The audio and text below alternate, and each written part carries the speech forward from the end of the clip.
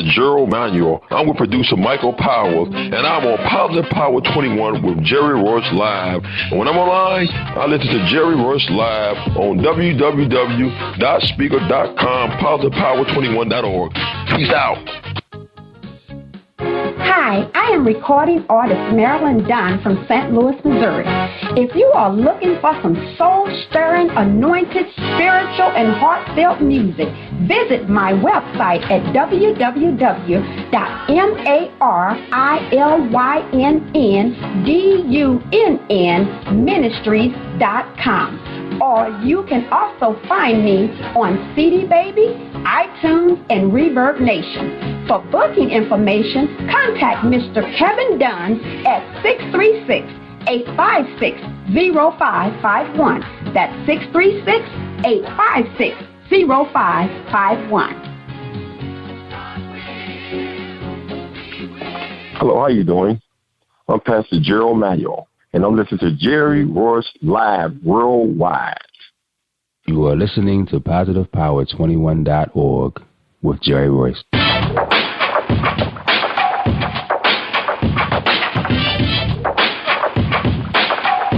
What up? It's your boy Kano Kingston. Hi, this is Angel Sessions. Hey, this is Pat. Hi, I'm Teresa Powell. Hi, Jerry. This is Ira Sandro Carter. Hi, this is Phil Powers. Hello, this is Teresa Bobby with Jerry Royce Live. Hi, I'm Philip Byrne. I'm live on the Jerry Royce Show. Hey, what it do? It's your boy Houston Saint. Peace, this is Dahlia the poet, spoken word artist. Hello, this is Ramon Marquis with Jerry Royce Live. All right, everyone. You got Robin Lynn, and I'm keeping it live right now on Jerry Royce Live. Hey, what's going on, everybody? What's up? This is a award-winning podcast with the greatest podcast on earth. Thank you for stopping by. I'm your host, Jerry Royce Live Worldwide on Internet Radio, where you get your positive on. So when it's all positive, it's all power. That's positive power. This is a worldwide podcast for growth, wealth, and success. Thank you.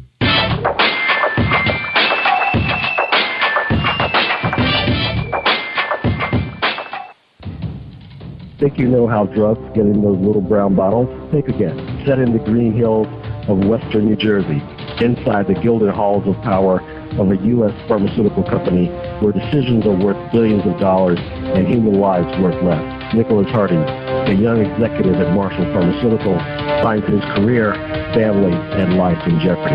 The Farmhouse, a suspense thriller novel by Bill Powers, published by Donna Inc. Publications, available at Amazon.com or DonnaInc.org. Go to Bill's webpage at www.author.BillPowers.com.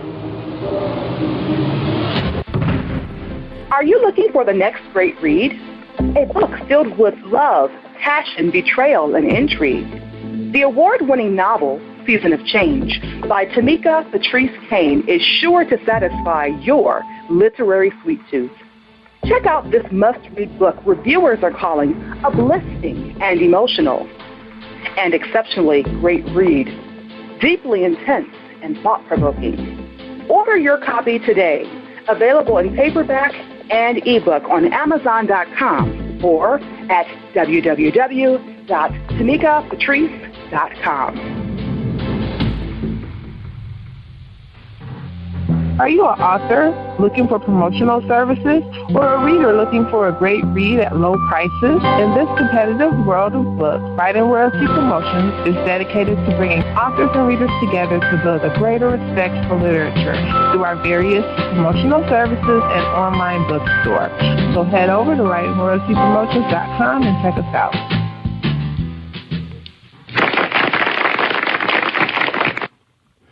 Thank you, everybody, for joining us, and welcome to PositivePower21.org. I am Jerry Royce Live, and you're listening to episode 316 with author Gerald Manuel. He's authoring a book called How to Identify Your Spiritual Soulmate. That's right. He wrote 16 chapters.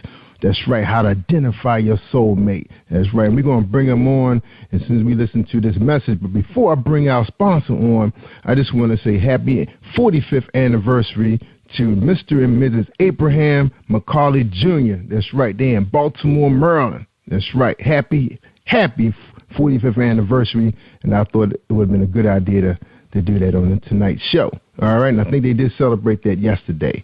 All right, so here's a word from our sponsor.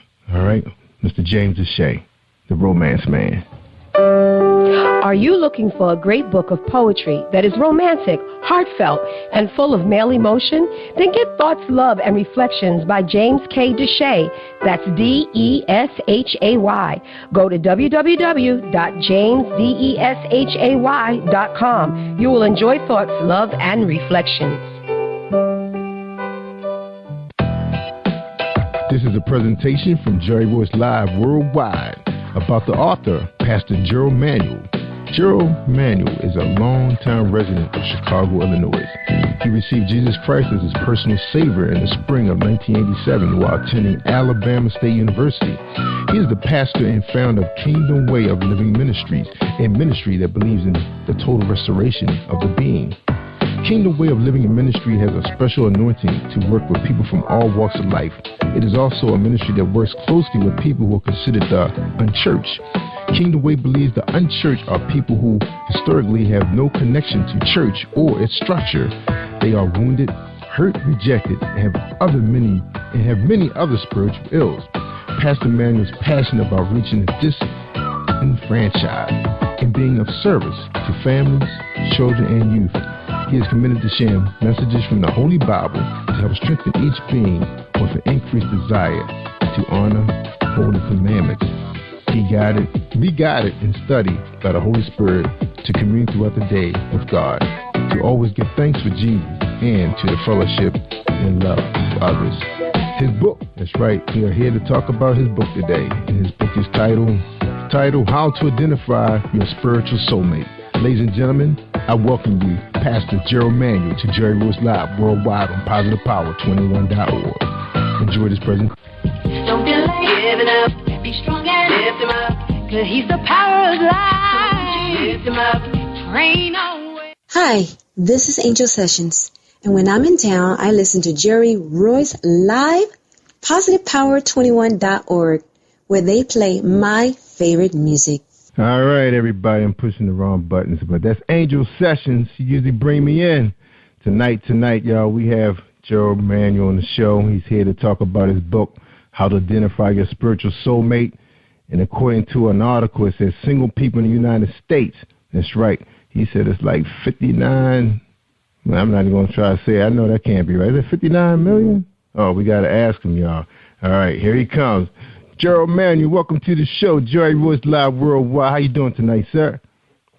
Hey, Mr. Jerry, how you doing? First of all, I'd like to say that it's an honor and a privilege to be on your show.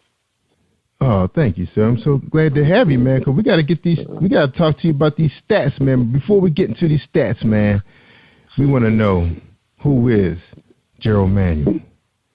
Well, Gerald Manuel is a pastor, out of Chicago, Illinois, from Kingdom Way of Living Ministry, a man that truly believes in the Lord, and believe in God's people in general. And my ministry has been reached out to everyone, but God gave me specific ministries of the unchurched people. The unchurched people is considered people who have been disenfranchised, the people on drugs and hurt and wounded and, rejected. In other words, all the kinds of people, that the people in the world don't want to be around. So those are kind of people that God has sent into the ministry. And I just love people in general. I love people in general. Amen. Yeah, you have to, man, to do the kind of work you set out to do, man. Oh, trust me. It's not easy. It consists of patience. Trust me. It consists of man. Lots of patience, Jerry. Trust me. I know, man. You guys are under attack by Satan himself every day in and day out. He's waiting on you. As soon as you wake up, he's ready for you. Man, what a job. Yeah, but the good thing about it is anytime you're under attack by Satan, right, that means you're doing something good. Because the devil does not bother people who's not on their assignment. So just for simple fact that the devil is out to get me, that means something that, I am a threat to him. So that's good. That's right. That is good. So you're a strong man. Now, I was looking at these stats, man. Is that 59 million single females? Is that right? Yeah. You know what? That's all that was recorded. It's an astronomical amount. It's more than 59 million. It's coming to total out to 110 million combined of females and males that are single. All right, but it's 59 million females and 53 million male. But that's only that was recorded. Trust me, it's a whole lot more than that. Yes, wow. That is true. So does that include divorcees or just people who just never been married? No, that's divorcee and everybody, right? That's, you calculate it out, that consists of, unmarried, people who divorce, people who never been married and all that kind of stuff. But hey, that's staggering because if you look at the population in the United States, it's like 300 million people. So if you go and say 110 million, that's like a third. So you got to look at that. That is, that's overwhelming. And I believe it went up since then. Yeah, it went up today. Some people were filing. I don't know how many people got married on a Wednesday, but I know how many papers were filed, divorces. Yeah, man, that is crazy, man. So your book should be a bestseller then. See the thing about it, if people would just see the thing about it is, my book is from a spiritual perspective, right? It's in the eyes of the Lord. So when you begin to read my book, right, you have to read it from a spiritual perspective. You have to read it because, it got some gold nuggets in there. Trust me. Yeah. It has a whole lot of gold nuggets in there. Because actually I did read a couple chapters and I was in the middle of a family, like a family gathering, so I really couldn't really get focused the way I wanted to. So I said, I'll pick this up when I got some alone time. But it was pretty deep, man. It was really deep. Everybody who picked it up can't put it down. I had to I literally wrestle the book out of people's hands. And every time I get books, they sell out instantly real quick. Yeah, I could tell, man. It was deep, man. All right. Now, before we get into the book, which, we're going to talk a lot about it when we take our break.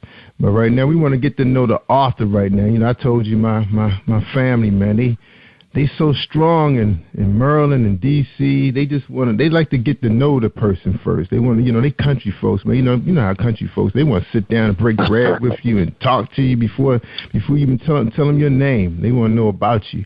So we want to know a little bit about your background, man. Where you come from, what school you go to, who were your friends, who your brothers and sisters. Let us have it. Okay. Well, from Chicago, Illinois, raised and born from Chicago, Illinois. I'm married to, I have a beautiful wife named Yolanda Manuel. I've been married for a couple of years. Graduated from South Shore Academy located in Chicago, Illinois. Went to Alabama State University. Gave my life to the Lord back in the spring of '87. And the way I gave my life to the Lord was kind of interesting because I was in the dormitory and I was praying. Because, I had a lot of friends, they were saying that God called them to be a prophet, God called them to be X, Y, Z, right? And I got kind of jealous because, I was baby in the Lord then, right? So I sought the Lord for myself. And it was in the spring of 1987. And it happened as if I could recall this as if it happened yesterday. I was praying. I was on my knees praying to the Lord all by myself. And God literally took me in the future. And he showed me and he told me that I have called you to be a pastor and a teacher.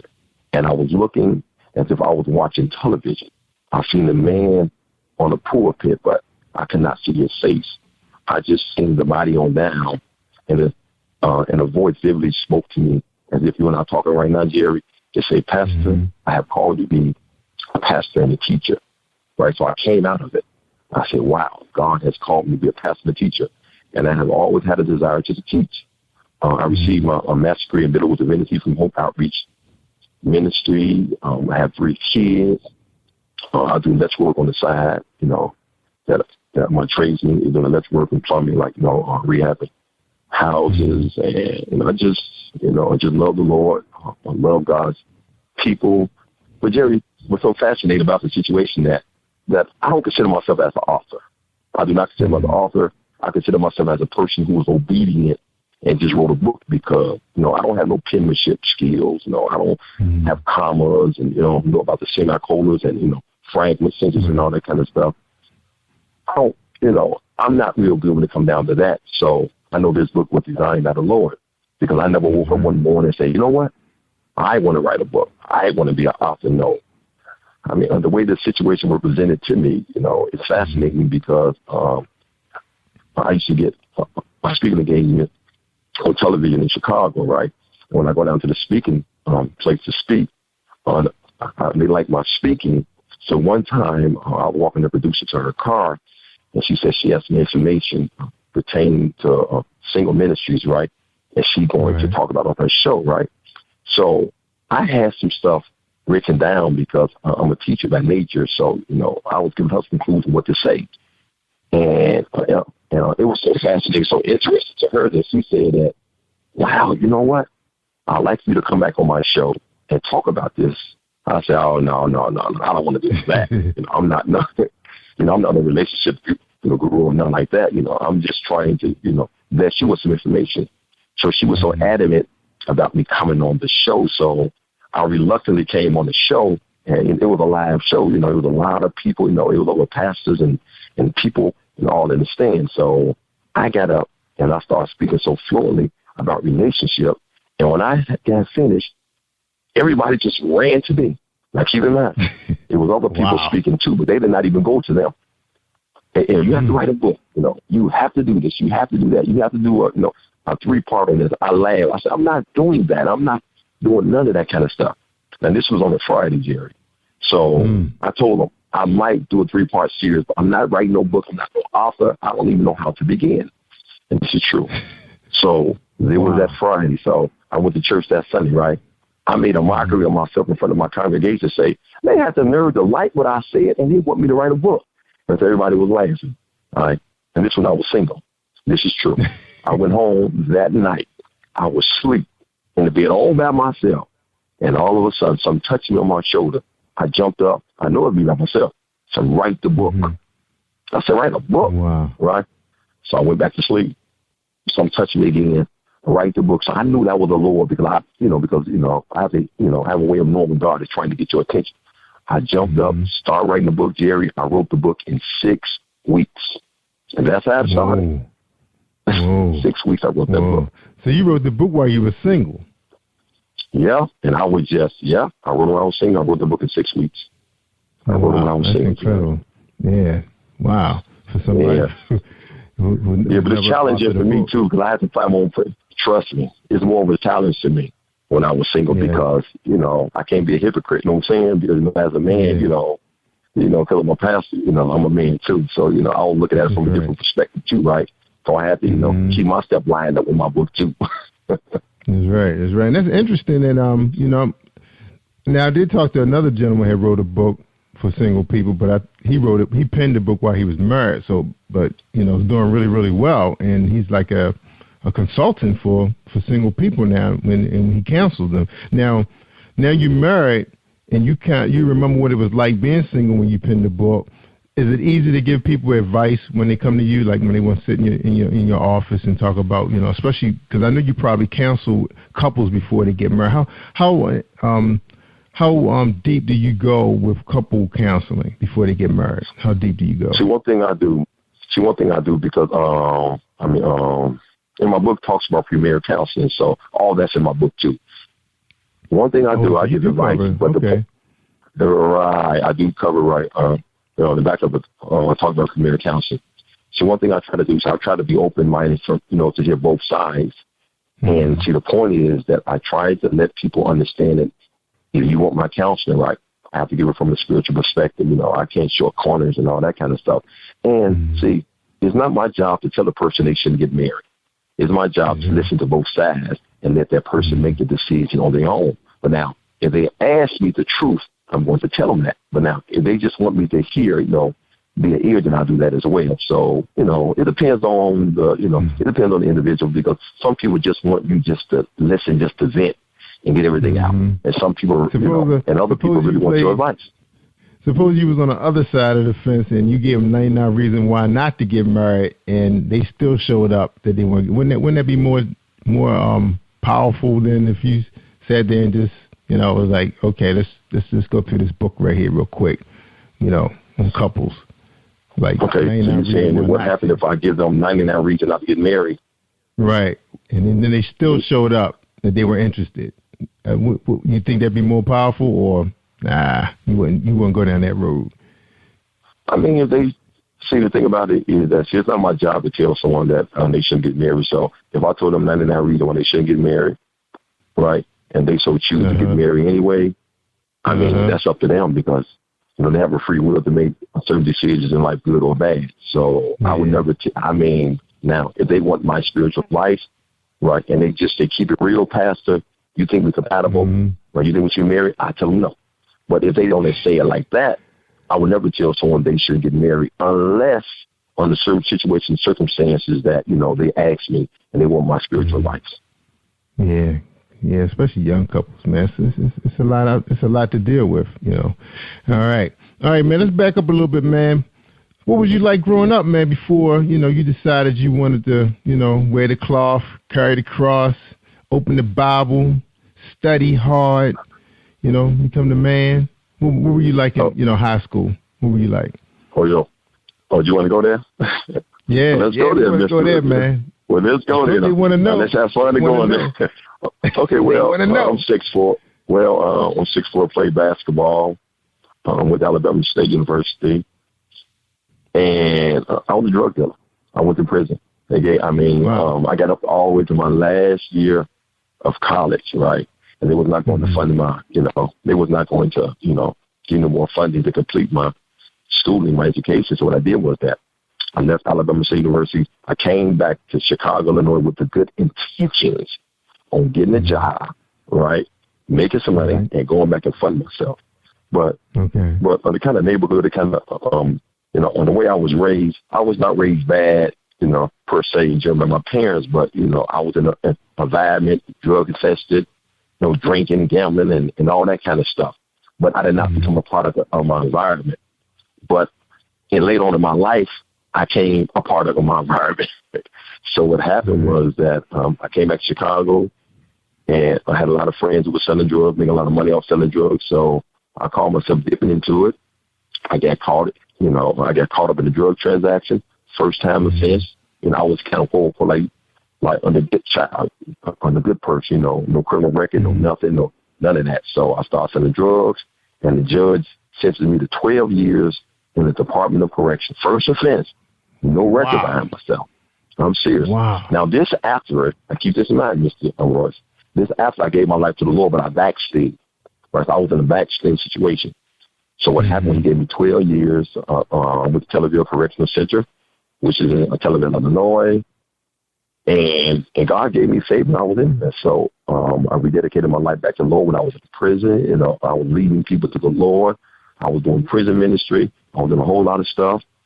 And then I became licensed to preach back in 1998, I believe so. And then after that, I got out, went to work police facility, and I came under Apostle Brinson. And then he licensed, ordained me back in 2006.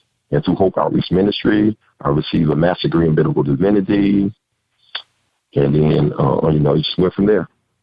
So that's based in a nutshell.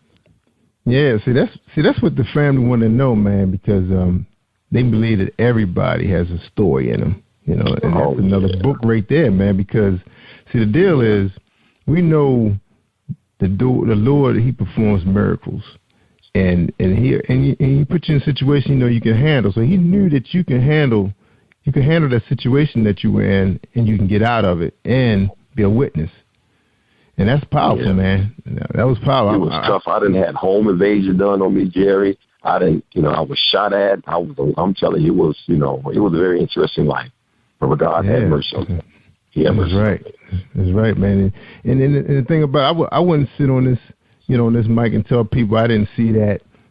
I came from, a really good home, 2-parent household, 2 cars. Everybody went to college, but, I had friends. We were interested in the streets, We wanted to see what was going on. We was curious, So sometimes you do run into situations. Sometimes it's because of your living situations. And in your case, because you wanted to get back in school, so you was trying to do a bad thing to do a good thing. Right. I was literally trying to do the right thing. Yeah, you were desperate, right? You were desperate, right? So you was just like some of the guys trying to feed their families. They desperate. Yeah. Yeah. All right, man. Good. Yeah. That was a good story, man. You did a really good job telling that story. All right, we're gonna take a quick break, man. And man, that was a blessing, man, because there's somebody out there listening right now who's probably trapped, who's in a corner, and they feel like there's no way out. And God is a God of second chances. People need to understand that God is a God of second chances. Amen. That's right. They will be blessed. All right, hold on. We're going to get a message from Dominique Wilkins. This is not Dominique Wilkins, the basketball player, like who I thought it was when they first called me. I was so excited. All right, hold tight, everybody.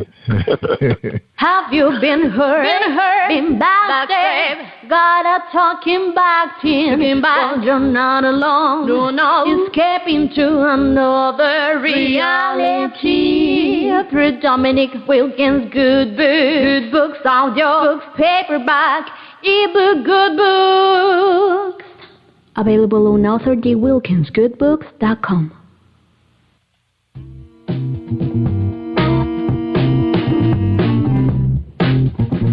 Are you an avid reader of urban fiction, looking for drama, suspense, and more? Read Thur Publishing is dedicated to bringing the world's best literature to our readers. Urban fiction, erotica, sci-fi, mainstream fiction, and children's literature are just some of the genres produced by our diversified family of authors. You can reach us on Facebook, Twitter, Instagram, and at our website, www.readthurpublishing.com.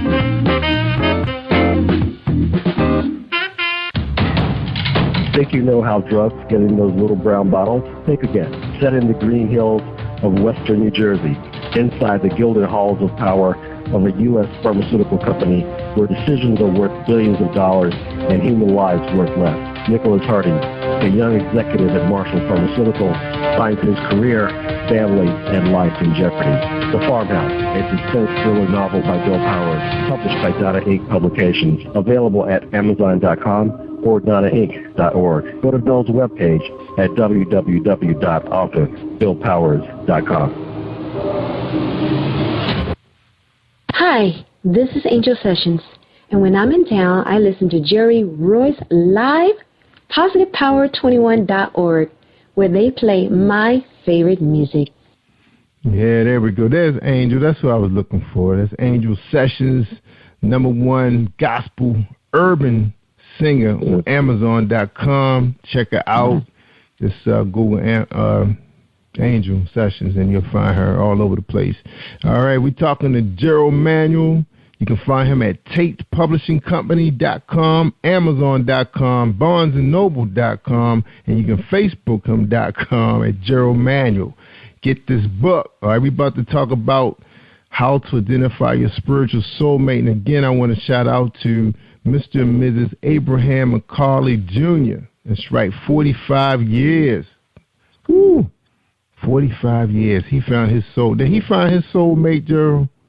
Did he? Hey, I guess so. 45 years, self-explanatory. Yeah, man. And it's funny, man, because my wife and I, we be celebrating, I believe, our 24th. I got to verify that. But, you talk about soulmates. A lot of people don't believe in soulmates, but anytime, you could be with somebody for so long and you still can't wait to see that person at the end of the day. You just can't wait. When that door opens, it's them, and you're just so happy. It's like, she's home safe. Or they say the same thing, oh, he's home safe. And you're talking about 20-plus years. Man, and they still get you excited. You can't wait to do things with them. Is that a soulmate?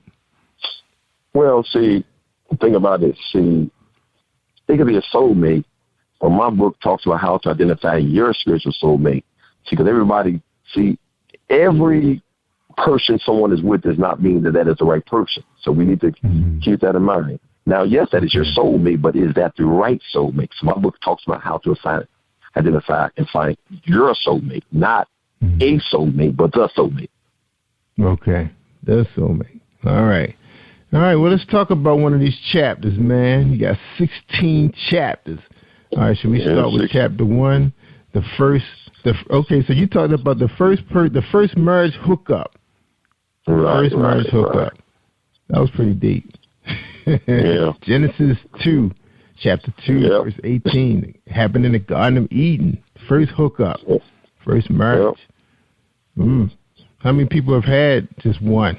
Some people in their second and third.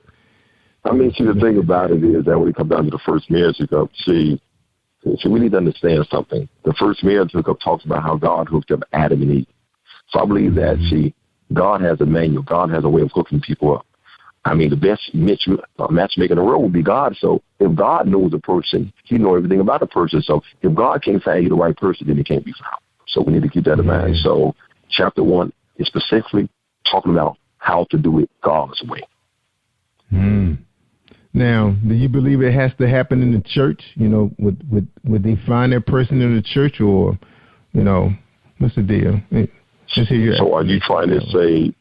So are you trying to say, does they have to be a Christian, or do you have to literally find the person in the church per se? So which one are you trying to say? Yeah, because the reason why I said it that way is because, well, it was just like a two-part question in the way. I'm glad you asked for explanation, because I was thinking about what my sister's always saying, and what other women always say. I'm gonna go to church because I could find me a Christian man. And sometimes my rebuttal will be back. My rebuttal will be, well, why you have to find him there? Suppose you can find him somewhere else, and because you have that part of you, he can become part of that. Because maybe he didn't grow up in a home that where it was Bible reading and Bible studying. Maybe his mom was working all the time, 7 days a week, so he don't know that. But he's still a good man that can follow your ways. Your ways.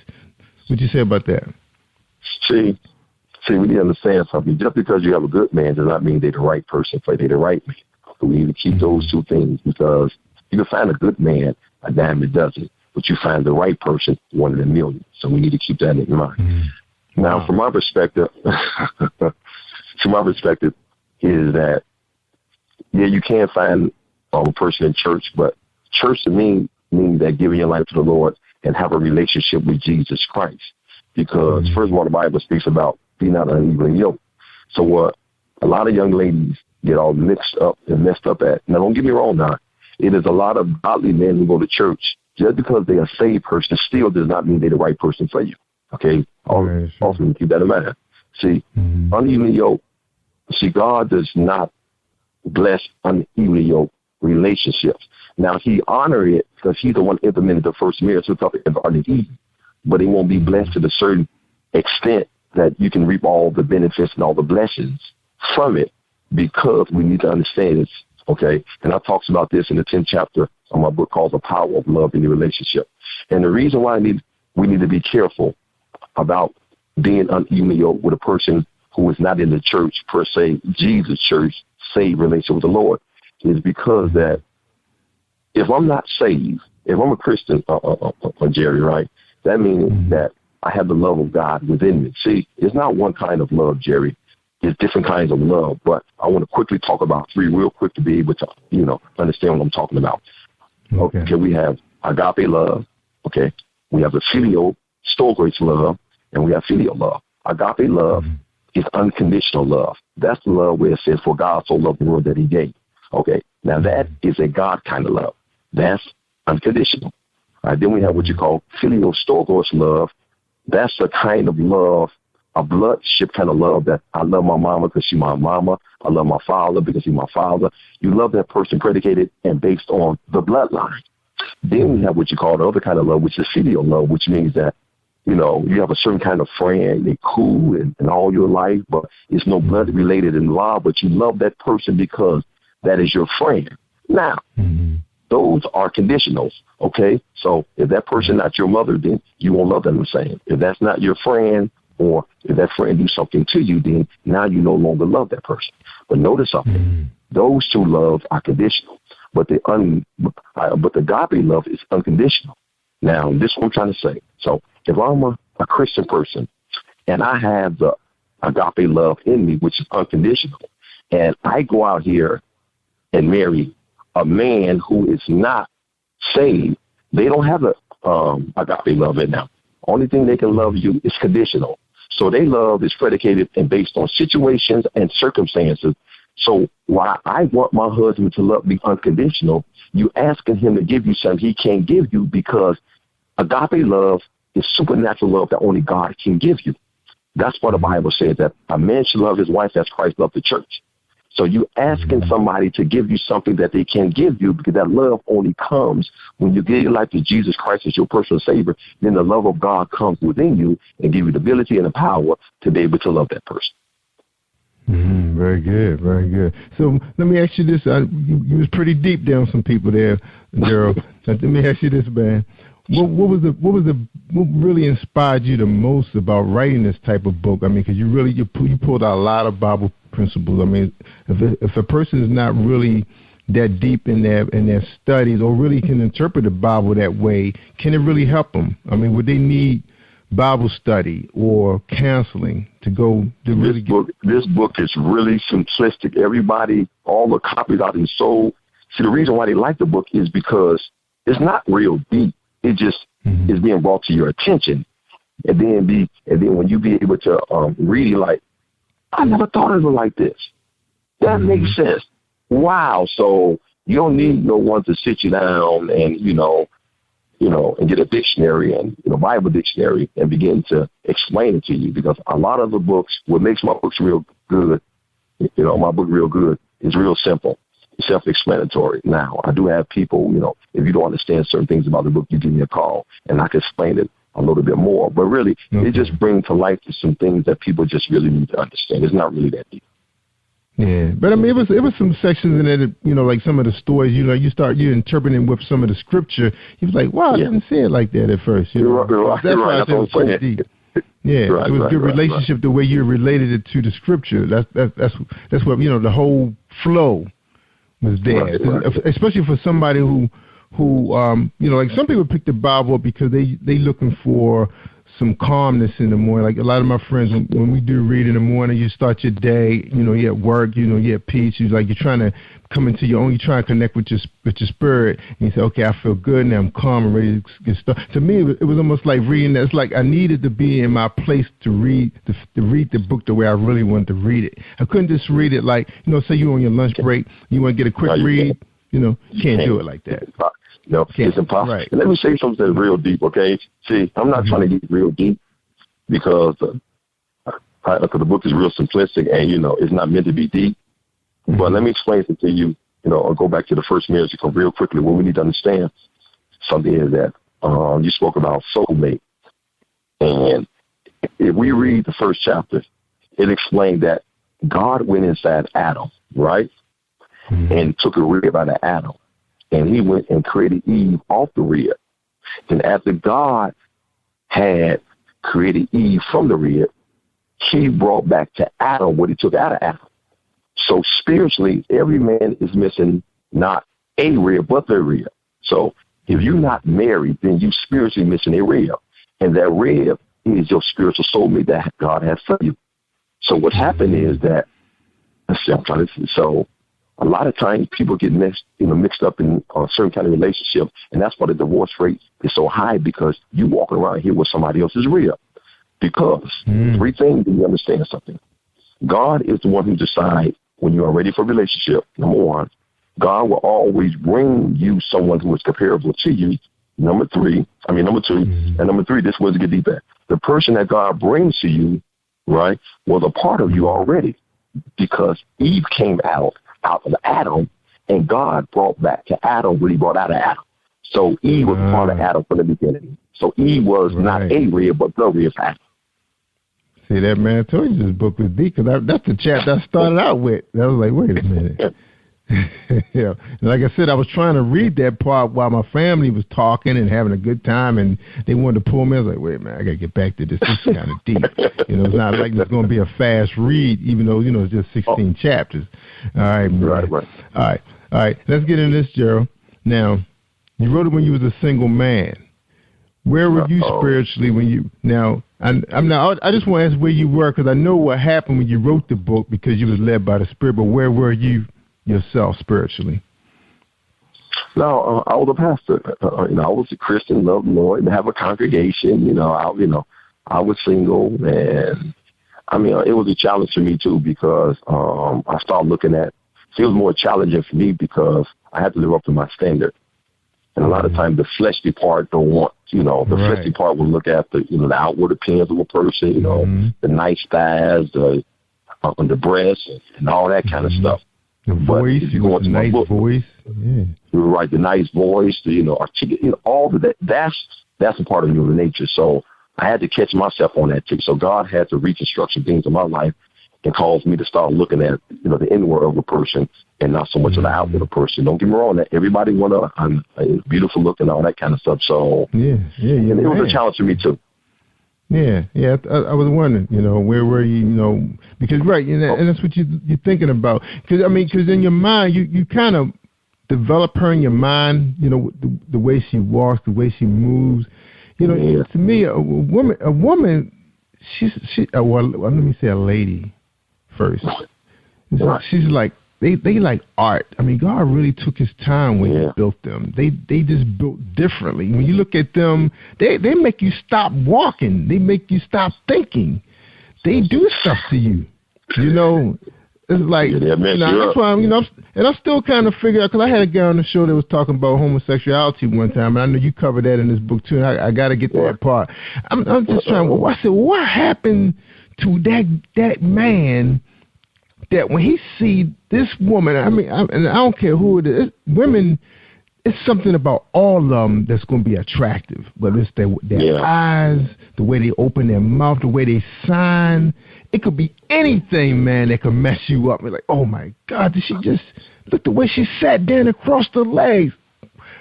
Some guys. The thing about it, and with the thing about it, and that's the 16th chapter of my book, women need to know their value. Women's the prize. They are the prize, and they do not know that. They don't. No, no. Some of them do. And some of them got to take advantage of it. That's the bad thing about it.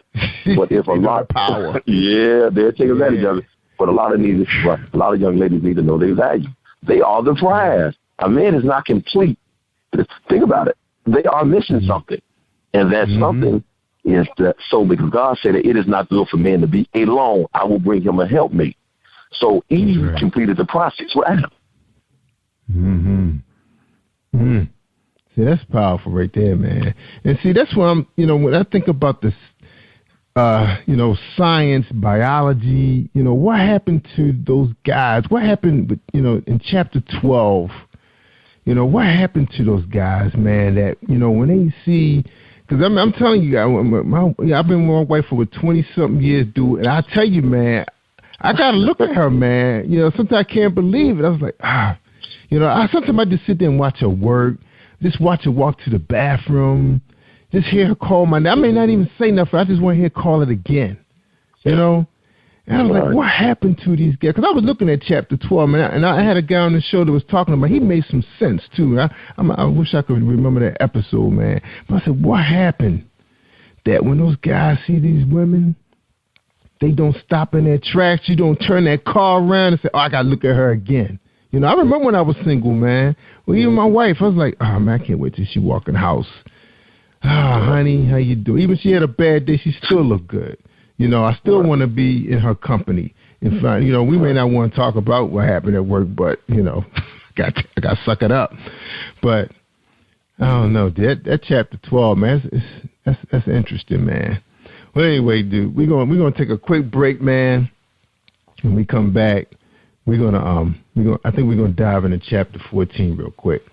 How does that? You going there? Okay, all right. All right, thank you. All right, man. Quick drop. Hey everyone, this is Tanika Gonzalez, spoken word poet. Whenever I'm online, I'm always listening to Jerry Royce live. Having the circulation. Are you looking for the next great read? A book filled with love, passion, betrayal, and intrigue. The award-winning novel, Season of Change, by Tamika Patrice Kane is sure to satisfy your literary sweet tooth. Check out this must-read book reviewers are calling uplifting and emotional, and exceptionally great read, deeply intense and thought-provoking. Order your copy today, available in paperback and ebook on Amazon.com or at www.tamikapatrice.com.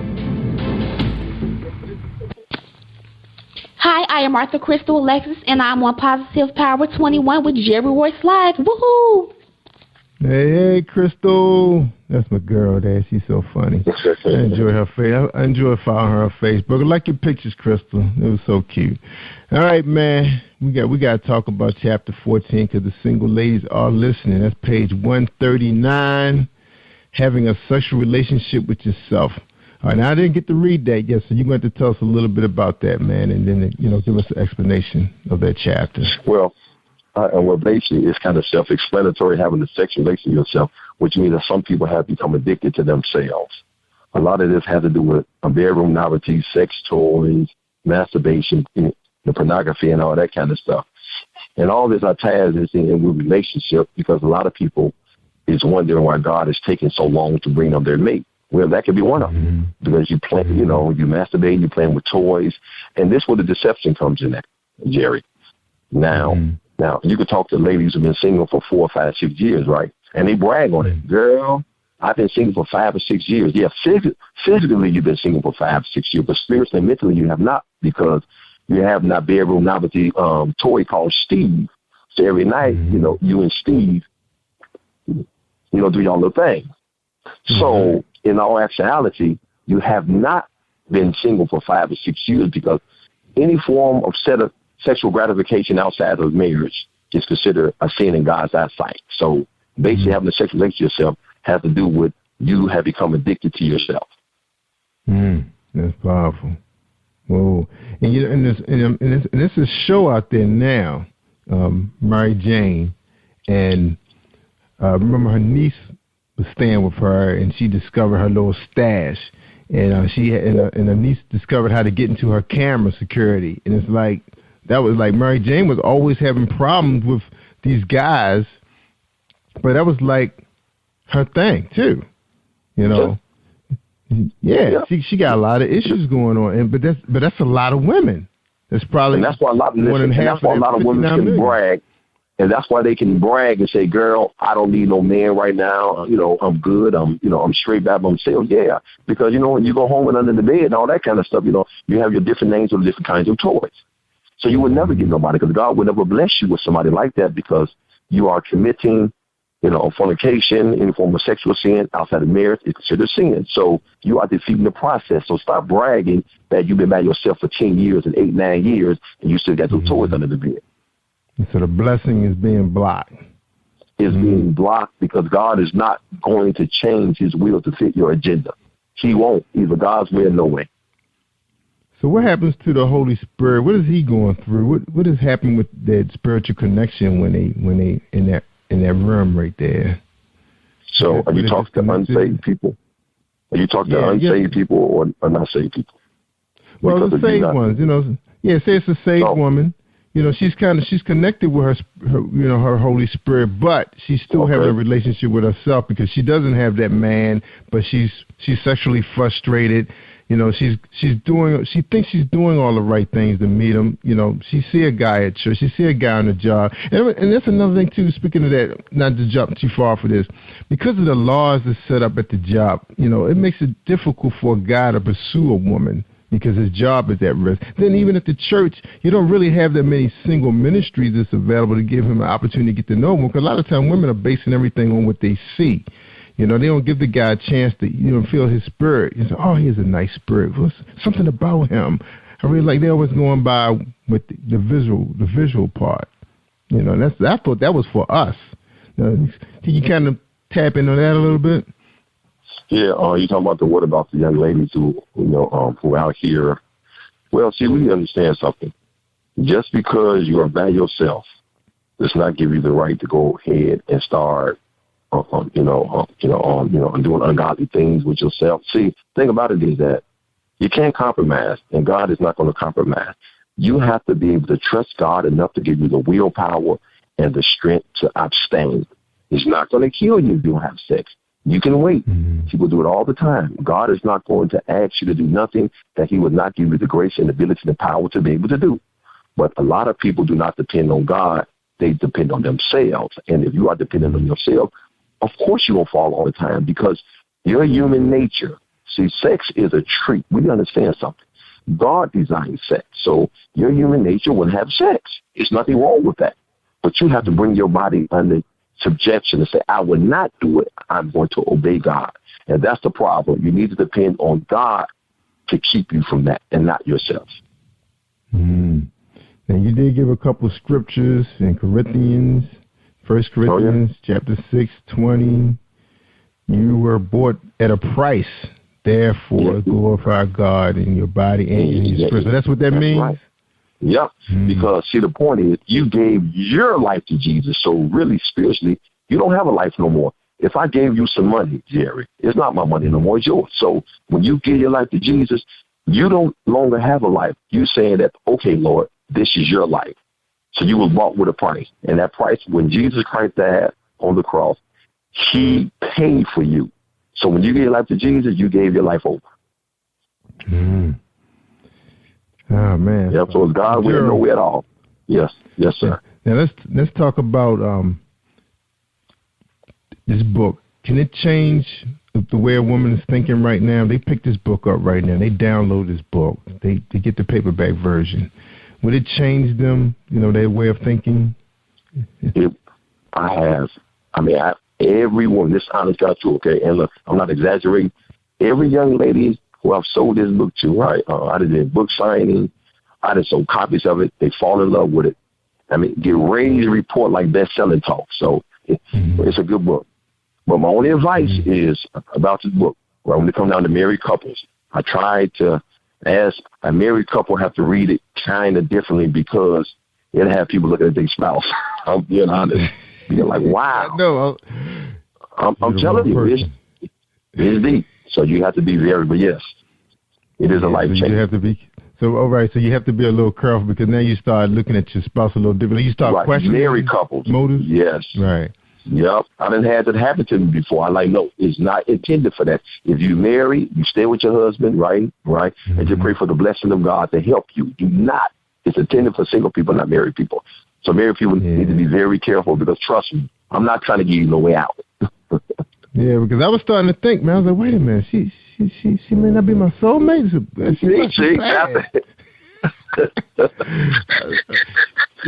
like, but I like everything about her. I love everything about her, I know it. Person on earth, hard worker, good mom, the love of my life. She's eye candy, she treat me well. She don't nag me. You're funny, Jerry. But like I say, Jerry, just because a person has a good thing does not mean they have the right thing because, so you know what? I wish we had more time because, it's so much I can talk about that, why it's important to have the right mate is another one of my chapters. Right. So man, we got to have you back, man. We got to have you back, man. We got to sign you back on for April, man, so we can get through some more of these chapters. Okay. Yeah, because we're going to have to take a quick break. And then we're going to have to come back, get your final thoughts on to our audience. Okay. It's deep, man. It's deep. I appreciate it. All right, brother. Hold on. We're going to listen to another message from Marilyn Dunn since she's my big-time sponsor. Hold tight, everybody. Marilyn Dunn and Kevin Dunn. I am recording artist Marilyn Dunn from St. Louis, Missouri. If you are looking for some soul-stirring, anointed, spiritual, and heartfelt music, visit my website at www.marilynnDunnMinistries.com. Or you can also find me on CD Baby, iTunes, and Reverb Nation. For booking information, contact Mr. Kevin Dunn at 636-856-0551. That's 636-856-0551. You are listening to Jerry Royce Live Worldwide Podcast. Hello, I'm Author Gerald Manuel. I'm with producer Michael Powers, and I'm on Positive Power 21 with Jerry Royce Live. And when I'm online, I listen to Jerry Royce Live on www.speaker.com, positivepower21.org. Peace out. Hey, you're talking to Gerald Manuel, how to identify your spiritual soulmate. Hey, Gerald, is anybody you want to, say hi to, man, before you give us your final thoughts, man? I mean, I'd like to just thank, I'd like to thank all the Jerry Royce listeners, first of all, for taking the time out to tune in on this one, on this wonderful, show about how to identify your spiritual soulmate, and I'd like to give a shout out to you, Jerry. Thanks, for taking the time for me to be able to talk about my book, because, a lot of people don't give a platform like this. I'd like to thank you, first of all. And also I'd like to thank my Lord and Savior, Jesus Christ. I give him, God, the glory, the honor, and the praises. And I'd like to thank my wonderful wife and my kids.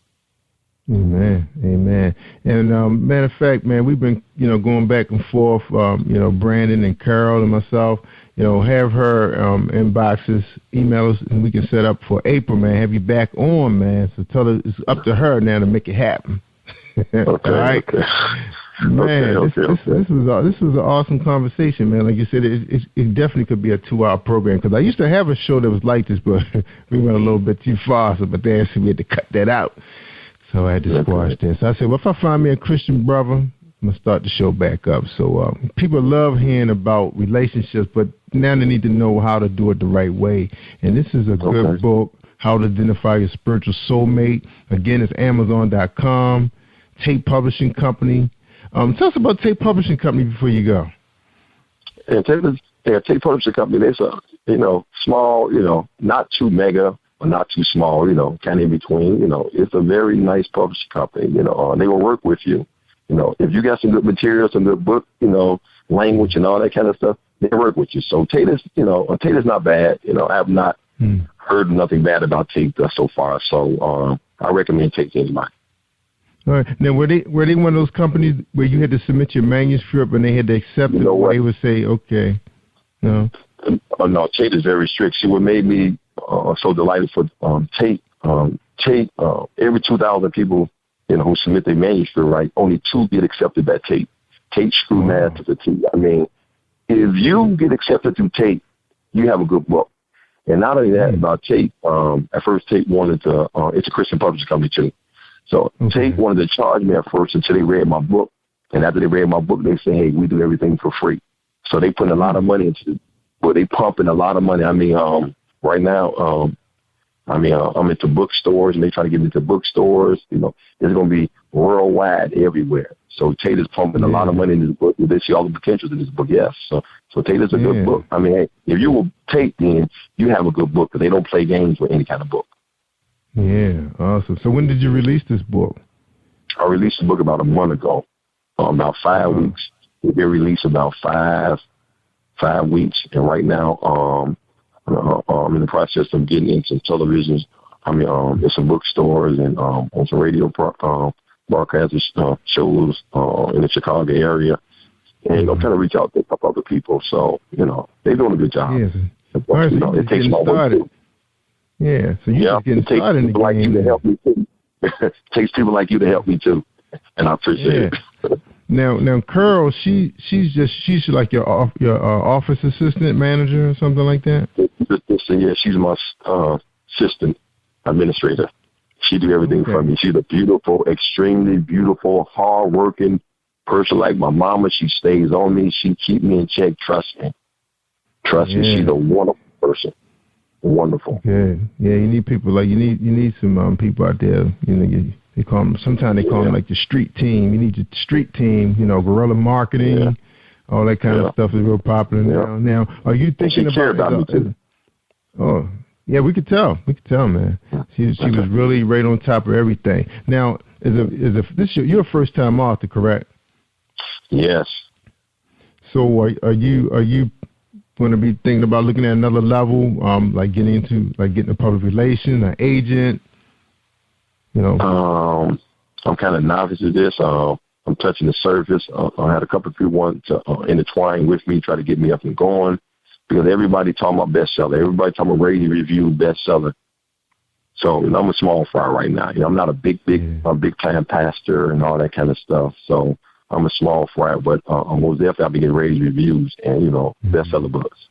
Yeah, that's what it takes, man. I mean, this is an excellent publication, much needed, man. I mean, I'm sure if God put your heart into this to write this book and made it happen like this, then it's going to be some people going to be guiding. You got Crystal in your corner. You know, she's been at it for a really long time. So, and there's some good people out there, man, that can really help make things fly. You know, they know the industry pretty well, but, you know, once God touches things, it's just going to happen.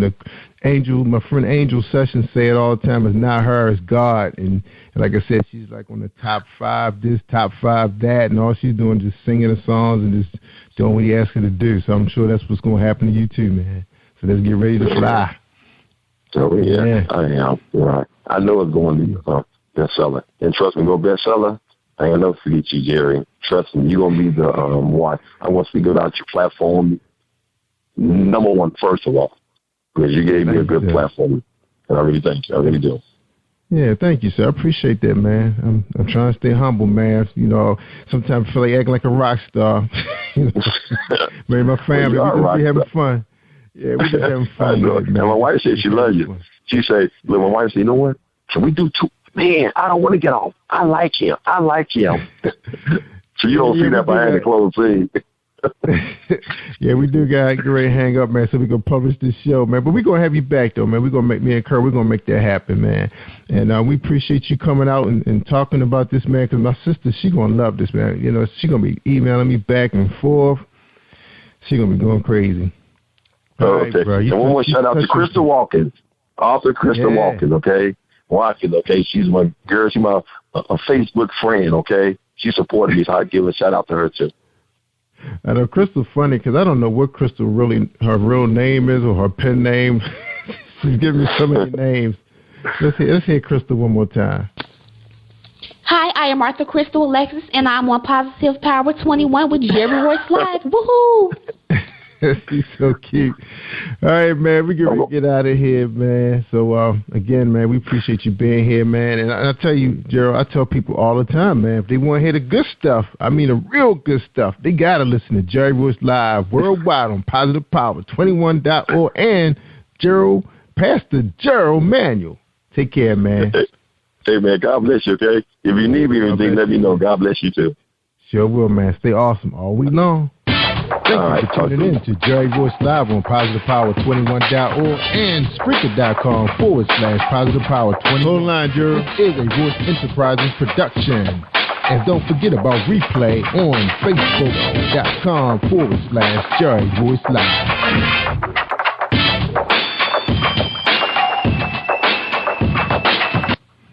All right, everybody, like I say, stay awesome all week long on Jerry Royce Live. Worldwide.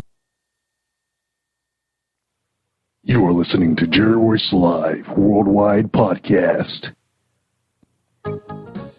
Hi, I am recording artist Marilyn Dunn from St. Louis, Missouri.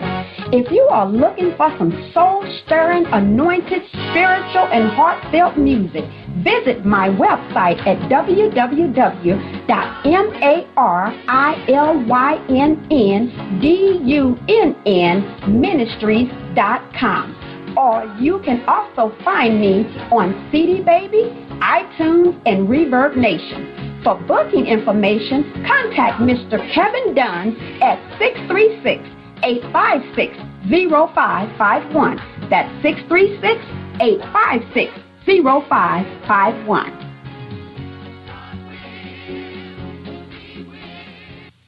Hi, this is Anita Jarrell Robertson on Jerry Royce Live Worldwide. Anita Jarrell Robertson on Jerry Royce Live Worldwide. You are listening to PositivePower21.org with Jerry Royce.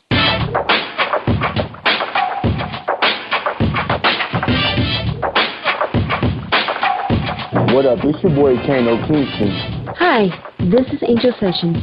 Hey, this is Pat. Hi, I'm Teresa Powell. Hi, Jerry. This is Iowa Sandra Carter. Hi, this is Phil Powers. Hello, this is Teresa Bobby with Jerry Royce Live. Hi, I'm Phil Livin. I'm live on the Jerry Royce Show. Hey, what it do? It's your boy Houston Saint. Peace, this is Dahlia the poet, spoken word artist. Hello, this is Mama Keith with Jerry Royce Live. All right, everyone. You got Robin Lynn, and I'm keeping it live right now on Jerry Royce Live. Hey, what's going on, everybody? What's up? This is a award-winning podcast with the greatest podcast on earth. Thank you for stopping by. I'm your host, Jerry Royce Live Worldwide on internet radio, where you get your positive on.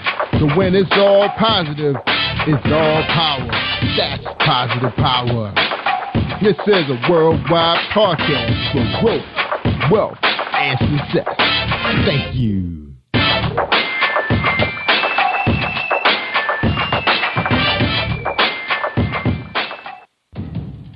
Think you know how drugs get in those little brown bottles? Think again. Set in the green hills of western New Jersey, inside the gilded halls of power of a U.S. pharmaceutical company where decisions are worth billions of dollars and human lives worth less.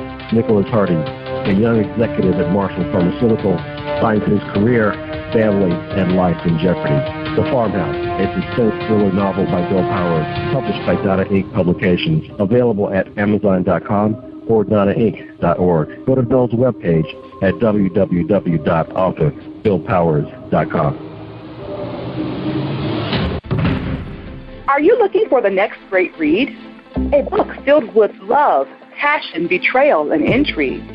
The award-winning novel, Season of Change, by Tamika Patrice Kane, is sure to satisfy your literary sweet tooth. Check out this must-read book reviewers are calling uplifting and emotional. And exceptionally great read, deeply intense and thought-provoking. Order your copy today, available in paperback and ebook on Amazon.com or at www.tamikapatrice.com. Are you an author looking for promotional services or a reader looking for a great read at low prices? In this competitive world of books, Fighting Royalty Promotions is dedicated to bringing authors and readers together to build a greater respect for literature through our various promotional services and online bookstore. So head over to WritingRoyaltyPromotions.com and check us out.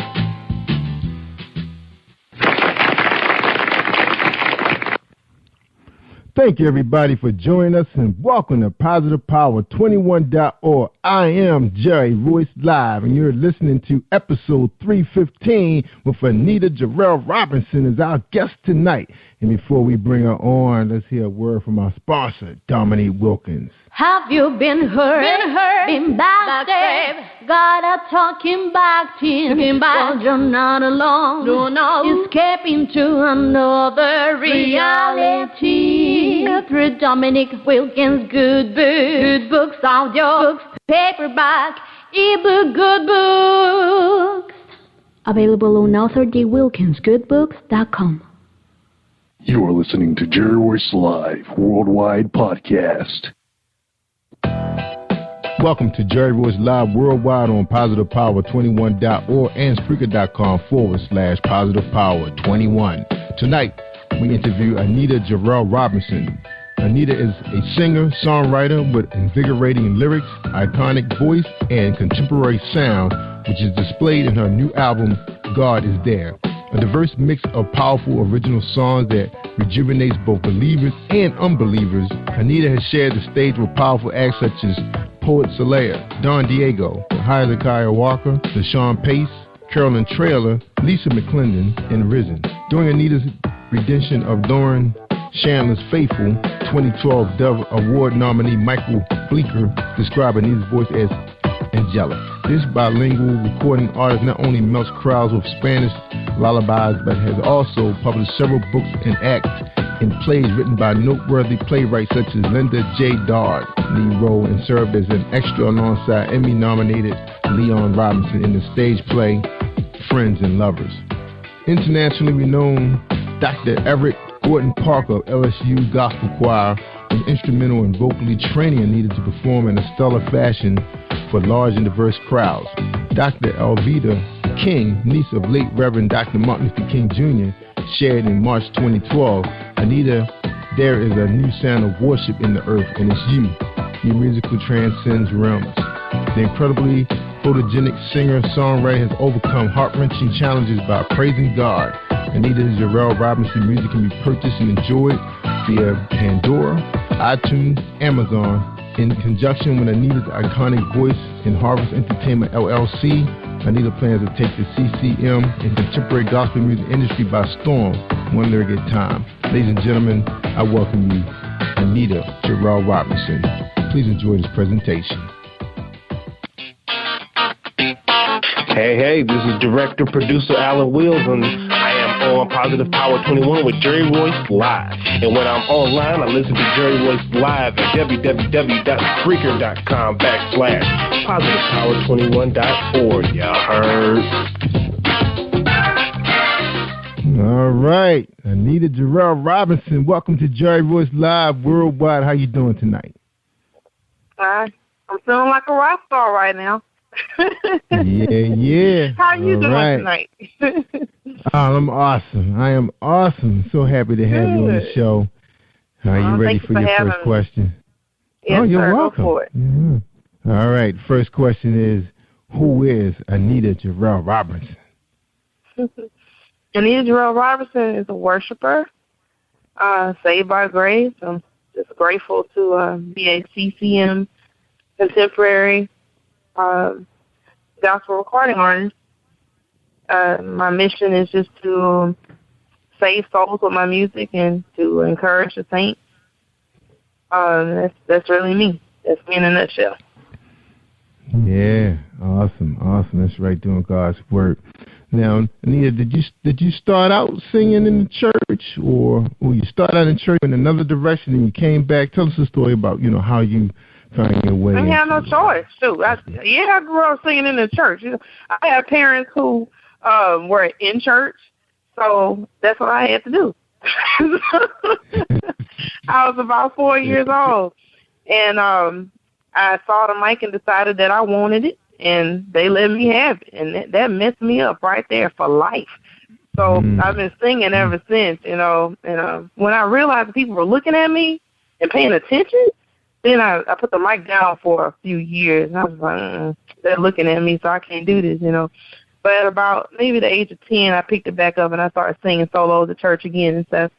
And then I don't know, I started going through a lot of battles within myself, just as some kids do, when they see their parents going through different things, and sometimes they don't understand that parents struggle too, and so I just doubted God in so many ways, and so I drifted and just didn't know who I was. I mean, I went through a whole lot of religions trying to figure out who in the world I was, which now I'm grateful for that. Oh, yeah, I tried a whole bunch of crazy stuff. Okay, but it helps for real. But it helps me relate to people, though, because I'm not as judgmental as some other people that have just known their faith and their faith alone.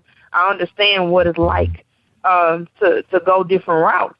So I understand why people's minds go there, and I'm able to share the gospel with people that ordinarily they're looked down upon or they're hurt by ignorant people that don't know any better.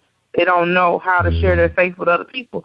So I have that advantage, in that I'm able to talk to atheists and Buddhists and all kind of other people, strange religions that some of y'all never really heard of, because I've been strange, myself. Yeah, you've been there. For real, it's crazy. But I tell you what's beautiful is, in one book I was reading while I was going through my search for myself, it was the history of religion. And it's a wonderful book. I advise everybody to read it. Read it because as I was reading through it, I was like, well, dang it, this religion, Christianity, is the only religion where a God gives himself for his people. And all these other religions, they just kind of want you to do all this stuff so you can attain this or attain that or whatever. And don't look like nobody really going to attain. So if I'm going to go with one, I want to go with one where the God is going to do it for me. And I settled. I settled on Christ. And that's where I'm going to be, because there is no other God that has proven himself to his people except my God. Amen. Sound like you were on a real, well, you got off the path. Yeah. moving for a little bit. So you mind sharing a little bit, what went on? What did you see that got you where you are today? Man, I saw a lot. I saw a whole lot. And when I was singing R&B, man, it was an interesting world out there. I actually at one point was tempted to just go be a stripper. I wanted to make some money. I was trying to come up. So my temptation was to go be a stripper, make some money, and fund myself. Okay, but I had a friend. I was gonna fund myself. I was about to get it. So I understand prostitutes too. I can minister to a lot of different people because I don't mind being honest about where I've been and about what I've done. And unfortunately, in the church, many times people that have actually been tempted to do something or have actually done it, they won't admit what their temptations have been or what their downfalls have been. So people that need help can't get it because they're in the way. But God will deal with them. I thank God for who I am and how he's built me because I don't have all that stuff tying me down, so I'm not tied down. And the favor that's on my life is because I don't mind being who I really am. I don't mind people knowing my dirt or whatever you want to call it because it's not me anymore. I'm renewed. I'm new. I'm made brand new. Like one of my songs on the God Is There CD. I'm new. I'm brand spanking new. So that old Anita that people thought they knew, well, they can talk about who they want because she's dead. I've been crucified with Christ. It's no longer I who live, but it's a Christ who lives within me. So because of that, it's easy for me to go through telling testimony and stuff because it's not my testimony. It's about Christ. So I want people to hear my music. I want them to hear it, but it's not because I want them to hear my voice. I want them to hear the voice of God because the same God who delivered me when I was on an abortion table, and he saved my soul there. That's where I got saved at, on an abortion table. He saved me from that kind of stuff. So because I've seen that kind of stuff, and now I'm not ashamed to share that Christ delivered me from dirt, there are people that I meet that are able to be delivered because I don't mind opening my mouth and sharing.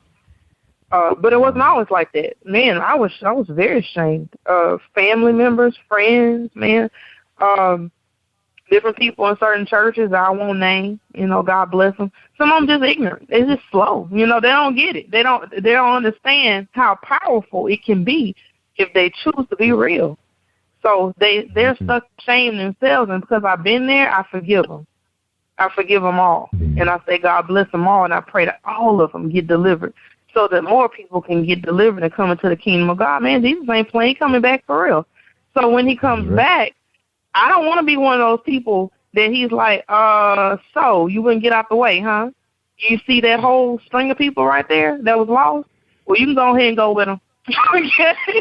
You were in their way. So you had an opportunity to share with them, but you wouldn't because you decided to be fearful, unbelieving, cowardly.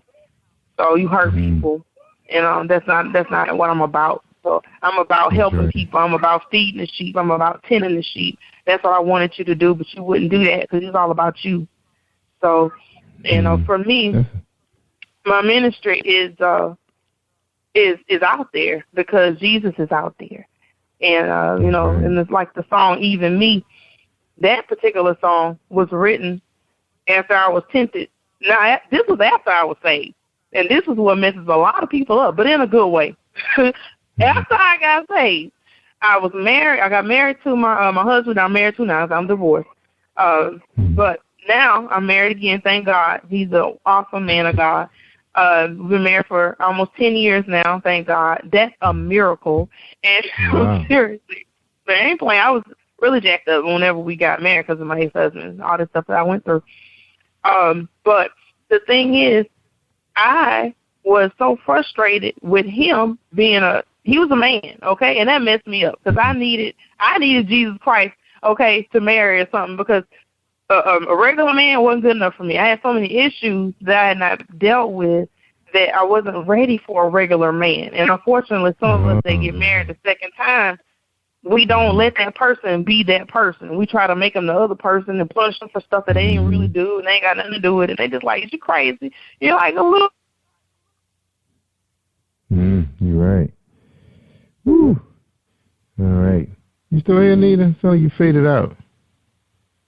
Oh, and sorry, Nita. There you go. You faded out a little bit.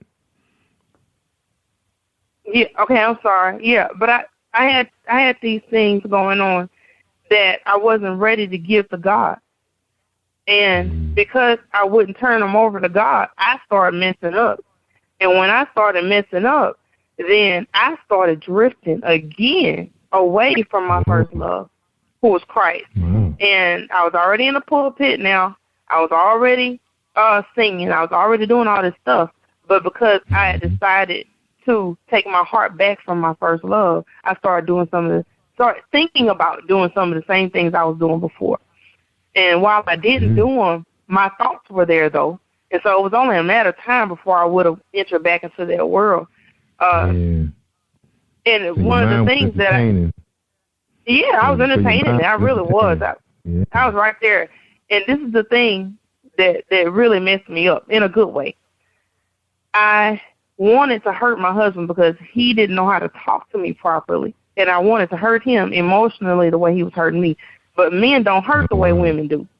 See? So women, ladies, look, I know I'm about to mess some of your game up a little bit, but I got to share. So this is the deal. When women get hurt, when we hurt inside and we want you to hurt inside, men, we're going to cheat on you because we know that's going to mess your head up because we know that you don't think we're going to do it. So we're going to do it so you can feel like a piece of dirt on the floor because we feel like a piece of dirt on the floor. That is not right, but that is the way we think. So that's a killer right we don't there, think like no man. We think like a woman. And that's more cruel. That's changed. Thanks to Steve Harvey, that all changed. Y'all know how to think like a man now. Yeah, but still, we still think like a woman. I ain't gonna lie, man. We do. We'll mess you up, So, but in Christ, we won't. In Christ, we'll turn to prayer. In Christ, we'll do things to help you. We'll do what we need to do to be beneficial toward you, and we won't do anything to harm you, even if you harm us. But that's only in Christ. And just because you're a Christian doesn't mean you're doing things in a Christ-like fashion. And that's always a choice, too. We have to make that choice. And I was forced to make that choice. I went into my prayer closet, and I told God what I was thinking about doing. And I told him that what I was thinking about doing was cheating on my husband, and that I needed him to just forgive me after I did it because I was about to do it. And he needed to hurt, and he wasn't helping him fast enough, and my little prayers apparently wasn't being answered, so I was about to just go ahead and do it. Now, I messed up, but I didn't mess up because that was the right place for me to tell God what I was really planning on doing. And when I opened my heart to God and I said, this is what's really inside of me, and I can't hold it back anymore, that prevented me from making a fatal mistake. That's why I'm able to have the platform I have right now. It's not because I'm so good, but because I dared to bring my dirt into the presence of God, and he healed me. Then he gave me a song. And honestly, I never planned on putting the song anywhere because I didn't want to tell this testimony. Shoot. Please, I wasn't trying to tell this testimony. Come on. But because I love God so much, I have seen so many pastors get delivered from this song. Pastors that will come up to us, come up to my husband and I after I would minister, because I usually tell the testimony before I sing the song. And they'll come up to me, and most of them, kind of quiet, like, and they'll say, hey, you know what, sister, that was me you singing about. I've been having an affair for such a time with secretary, and I ain't tell my wife yet, but I think I'm going to go ahead and try to deal with that. I'm like, go ahead, deal with that. If I can do it, I know you can. You can do this. Right. You can do it. Make it right. Cause eventually, which song was that? Anyway, do I have that song? Oh, yeah, you got that song. That's the number one song right there, Even Me, which is ironic because I wasn't planning on sharing that song with nobody. I was like, definitely ain't playing on no CD. You can play it. Can we play it? All right, let's play it. All right, everybody, we're listening to Anita Jarrell Robertson and her website. Let me give them your website. Your website is Anita Worships, AnitaWorships.com. All right, she got a lot of pictures out there looking pretty and everything. She's sporting a short haircut, her long hair, her pretty church outfits, and she's singing in the street. All right, here we go. Even me.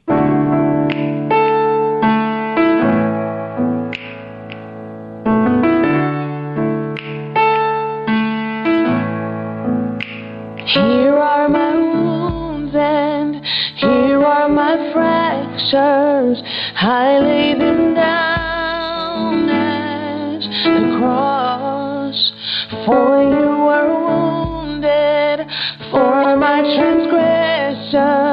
Your blood was shed for my loss. So I pour my soul out to you. And you pour your soul out to me. The exchange at the cross, I believe, is mighty to save. Even me, you were mighty to save. Even me, yeah, yeah.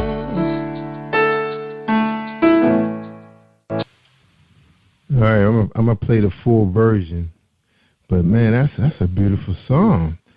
Thank you. You don't. Where are you from? Where are you from? I'm originally from Baton Rouge, Louisiana. Baton Rouge, Louisiana. It's about maybe 2 hours away from New Orleans. Right. Yeah, I'm familiar with that. Most people know New Orleans better, you know. Yeah. So where are you now? Now we actually reside in Dallas, Texas. Yeah, you sound like a Dallas. Oh man, don't say that too loud, man. My husband. Oh, don't tell nobody, y'all. But my husband don't like the Cowboys. But yeah, don't say that too loud. So is he from Louisiana? Yeah, he's from Baton Rouge. All right, so he roots for the Saints, the New Orleans Saints. Yeah, that's his team. Oh, you don't know. You know it's not the Cowboys. Because I'm not into football that much, you know, but go Saints because I'm from Louisiana. So, I mean, yeah. Yeah. Yeah, I don't really get into it with people about the Saints or the Cowboys. Yeah. That's right. Now, that is a beautiful, beautiful song. So tell us a little bit more about it then. You know, where were you? I know you were somewhere, you know, that you just mentioned earlier when you were telling the story. But, you know, when you were writing it, you know, when you was penning it, where was your mind at the time? Man, when I was writing that song, I was crying. I was crying because when I actually just wrote it because I heard the Lord singing it to me. He was singing it to me, and I wrote what I heard because I was too broken up to do anything else. I had been reading in Isaiah 53, and when I got to the part about him being wounded for our transgression, it's like I saw him all over again, and I realized that, dang, he loves me. He knows. I'm like plotting, you know. I'm not slipping. I'm not making a mistake. You know? I'm plotting to do something wrong, and he was crucified for this kind of stuff on purpose. He knew that we would do this kind of stuff, and so even me, dang, he would even die for me. He knew this ahead of time, and he died anyway. And it did something. It lit a flame inside of me about who I am in him. And I started rediscovering my Savior all over again. Yeah. You had to push start over, reset. Yeah. It caused a big renewal when that happened. So, you know, things really haven't been the same since that one song. Yeah, it's powerful. Now, did you do retreats? You ever been on a retreat? Yeah, I've been on retreats religions. Before. Yeah, I've been on retreats before. Usually, a whole lot of them when I was single. I went on retreats all the time. You know? Learned a whole lot of stuff. Shoot, it's helping me right now. So, Absolutely. All right, Neil, we're going to take a quick break, get our sponsors in real quick, and then we're going to come back. We're going to talk about your career. You know, where you are right now. You know, we got young people listening right now. We have some independents. We got some, professionals. A lot of people don't know how to deal with the social media. It's too big for them right now. We want to know how you win in this game. So hold tight.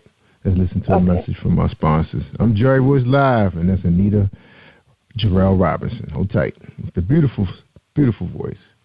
Have you been hurt, been backstabbed? God are talking back to him. But you're not alone. No. Escaping to another reality. Through Dominic Wilkins' good books, audio books, paperback, ebook, good books.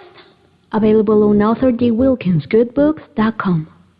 Are you looking for a great book of poetry that is romantic, heartfelt, and full of male emotion? Then get Thoughts, Love, and Reflections by James K. Deshay. That's D-E-S-H-A-Y. Go to www.jamesdeshay.com. You will enjoy Thoughts, Love, and Reflections. Positive Power 21.org. Internet radio. You are listening to PositivePower21.org with Jerry Royce. You are listening to Jerry Royce Live Worldwide Podcast. All right, y'all. We worldwide, and we listening to Anita Jarrell Robinson. That's right. She just finished telling us an awesome story.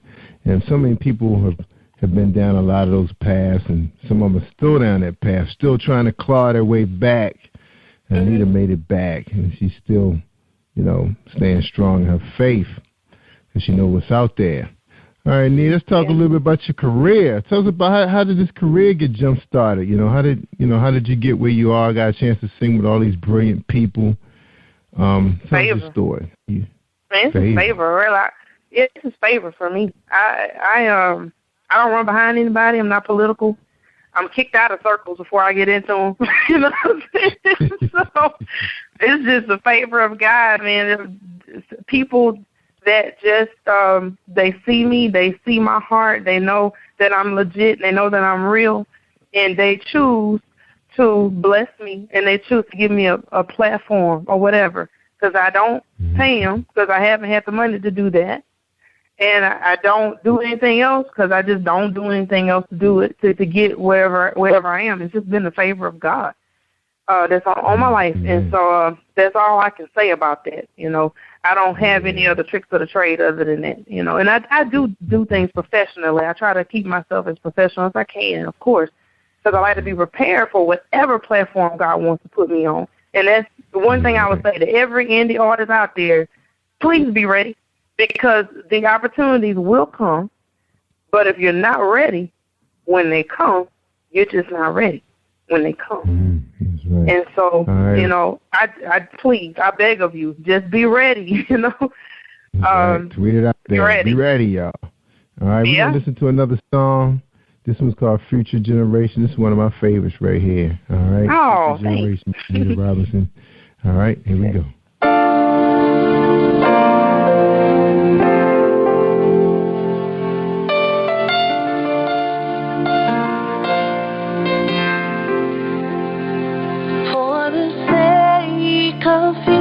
Generations, I am laying down my all for the sake of future generations. I accept the call. Many days have come and many days have gone since the day you loved me first.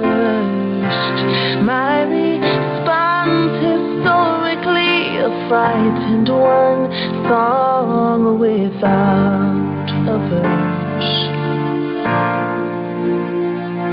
You have seen the very best and worst of them, and we do not measure up. Vain attempts to justly justify justify ourselves, but we keep messing up.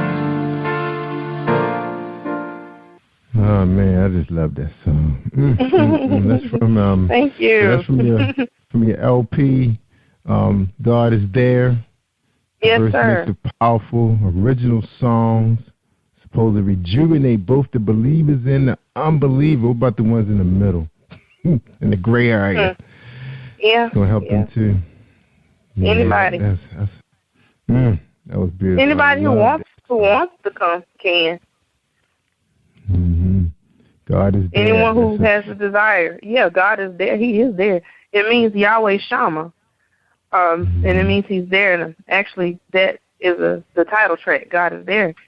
And that actually was written while my daughter was going through cancer treatment. We have a daughter who's 8 years old who has now been healed. And she is medically, medically she's been documented as a medical mystery. Because they stopped chemotherapy on her, and she was healed. And so actually we had a Jewish doctor that came to break the news to us, and she had seen us praying, and she's the one that broke the news to us. And she said, you know what, we don't know how your daughter doesn't have any more cancer in her body. All we know for sure is that it's gone, and it must have been Jesus because it wasn't us. And now to this day, every time my daughter goes up there for checkups or whatever, when this particular doctor sees her, she just breaks down and cries. She has no words. She just cries. And so that's another reason why I'm so adamant about what I'm doing, too. It's because of that experience as well. How old is she now? That one, she's 8.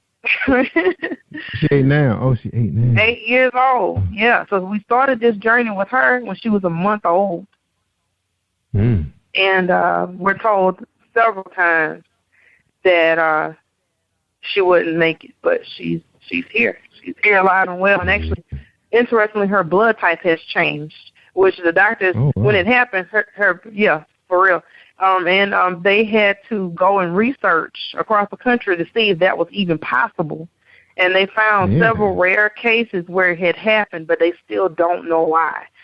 So I just say, well, why don't we just say it's God then? Because, I mean, there ain't nothing else. Alien didn't do that. I mean, thank God the internet was able to research it. Yeah, so they researched it using the internet and found that. And I mean, the internet has been incredible when it comes to medical technology. Cause I was actually working in the publishing industry with a medical publisher, and it was just fascinating, all the stuff that's out there, man. Yeah. Oh, you'd be surprised what's coming through these medical books. I was like, I just couldn't believe what I was reading half the time. And this was like up to date, information, from studies and research. So I almost make you feel like a doctor a little bit. Yeah, I've seen a lot. Yeah, and enough that I know that a lot of the stuff that's happening to people, is definitely, the touch of God, from prayer and people got to do what they got to do, save their loved one. Yeah, good for you guys. It's a blessing. It's a blessing. You got a chance to sing with some real powerful acts. You're talking about being a rock star now. How did you feel being up on the stage with Mr. Walker and Miss Pace? What was the feeling like? It was phenomenal. It was like it wasn't really happening. It was crazy. But I was just like, dang, for real? Okay, let me stop and sing my song. Right. You was hanging with him, too. So you was hanging with him? Yeah, of course. Of course. Yeah, of course I hang. That's what I do. Yeah. When I step on stage, it's going to happen. You know why? Because it's not really me singing. So I brag on my God. Because when I sing, every time I step on stage, I sing better than I sang the last time. And I don't say that myself, but I've heard people say that about me. But I attribute it to God, and I'm very proud of my God. I'm very happy to be his servant, and I'm just a vessel that he's using. So I'm grateful that every time he steps on stage and uses me to do it, I'm grateful that he sounds better and better and better to people. because I want them to hear him properly, and I want them to be delivered and saved even now in the name of Jesus. Every time they put the music on, I want it to sound better. That's right. Now, you had the opportunity to be trained by some internationally known people. So you mentioned in your bio, Dr. Everett Gordon Parker. Tell us a little bit about that experience. He is. I love you, Dr. Parker. That brother, he taught us a lot. LSU Gospel Choir, and a lot of beautiful voices came through there as well. But he blessed me. He allowed me to lead songs there, and by leading songs in a choir of that name. Sounds like you faded out again, Anita. All right. So that vocal training. You hear me? Sorry? Because you faded out. You faded out a little bit. Look, let's go ahead and play Lift Up My Hands, and I'll let you finish that story because you have faded out on that story. So hold tight. Okay, I'm not sure if it's your. Are you on a cell phone? I'm not sure if it's your cell phone fading out. Okay, all right, hold tight. We're gonna listen to Lift Up My Hands, Anita Terrell Robinson. All right, the songwriter. Hallelujah. Are you ready to lift up your hands to the Lord? God said He wants everyone everywhere to lift up holy hands without wrath and doubting. Yeah. Oh God, you are so faithful. You've been so good to me. I will ever give the praise and glory unto thee. You are my healer for all eternity.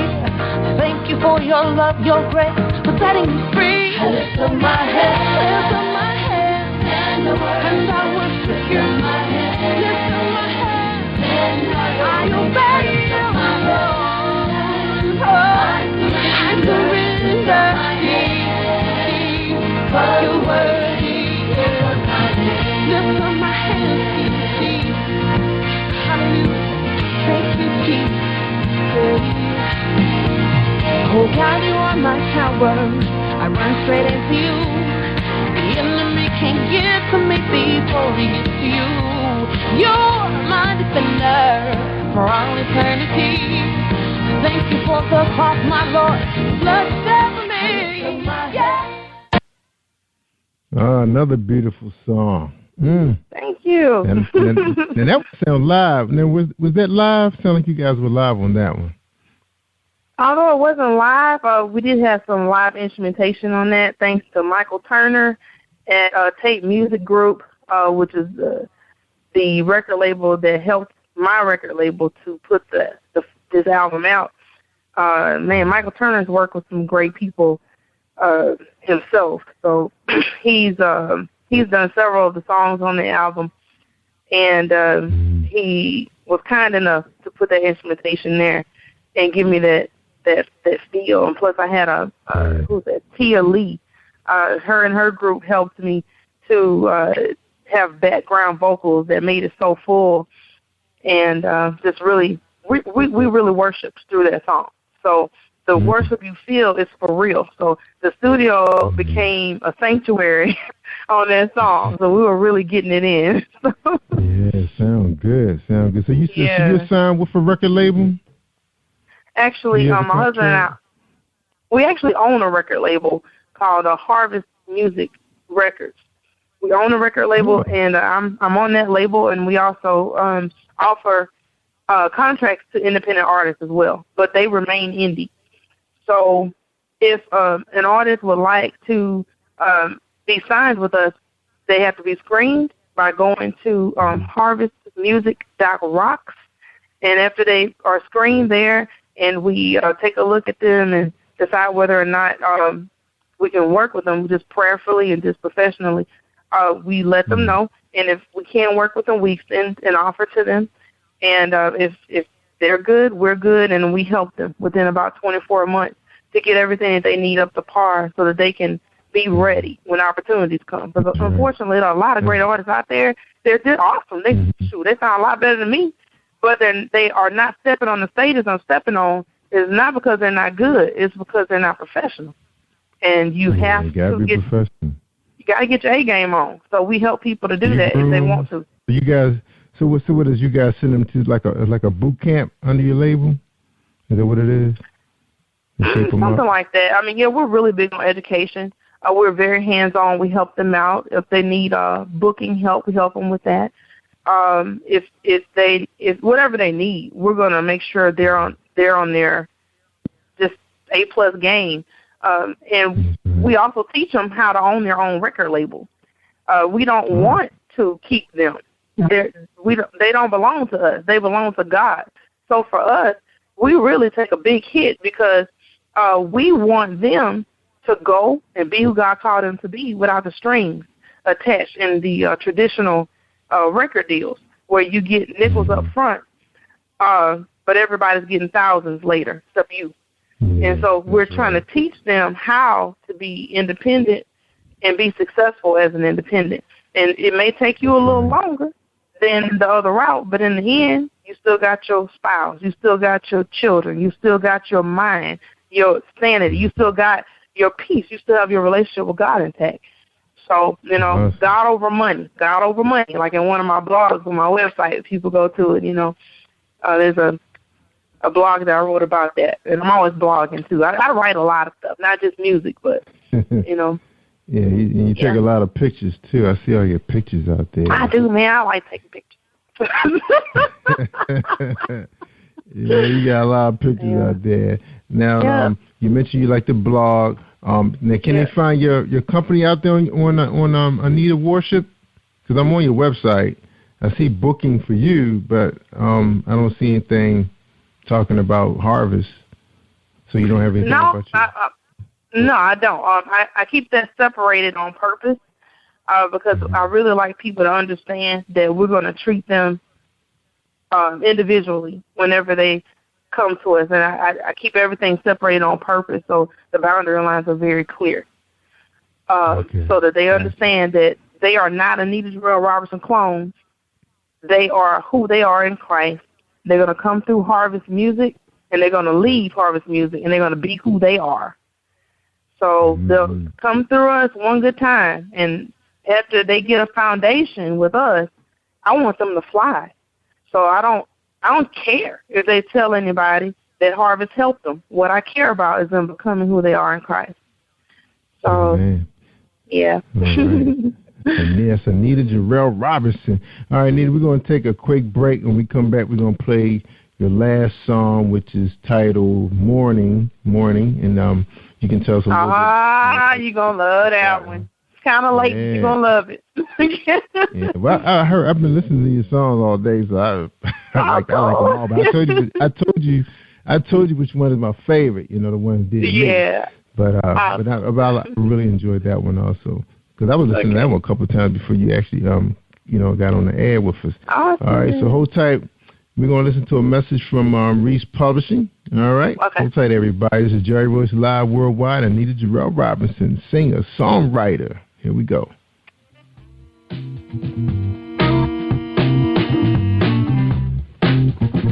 Are you an avid reader of urban fiction, looking for drama, suspense, and more? Reads World Publishing is dedicated to bringing the world's best literature to our readers. Urban fiction, erotica, sci-fi, mainstream fiction, and children's literature are just some of the genres produced by our diversified family of authors. You can reach us on Facebook, Twitter, Instagram, and at our website, www.reachworldpublishing.com.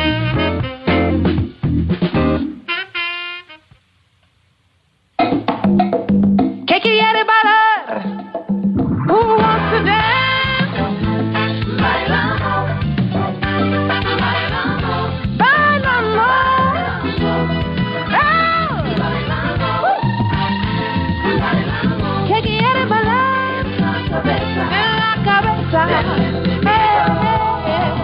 Those who go, we sing carrying seed. For sowing will return with songs of joy, carrying sheaves with them, singing songs of Zion. They will dance like David to enjoy the presence of the Lord. Hey,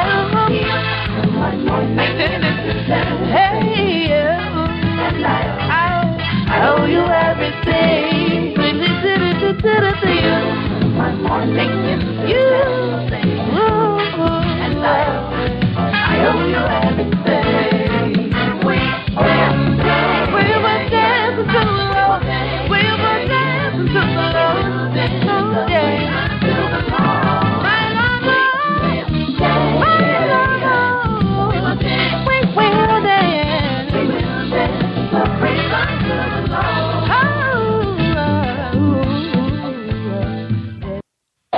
listening to Jerry Royce Live Worldwide Podcast.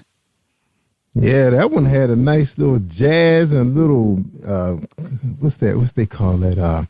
Yeah, a little blend of everything in that one. That was really, that was a real interesting blend. I love that. Thank love that. you.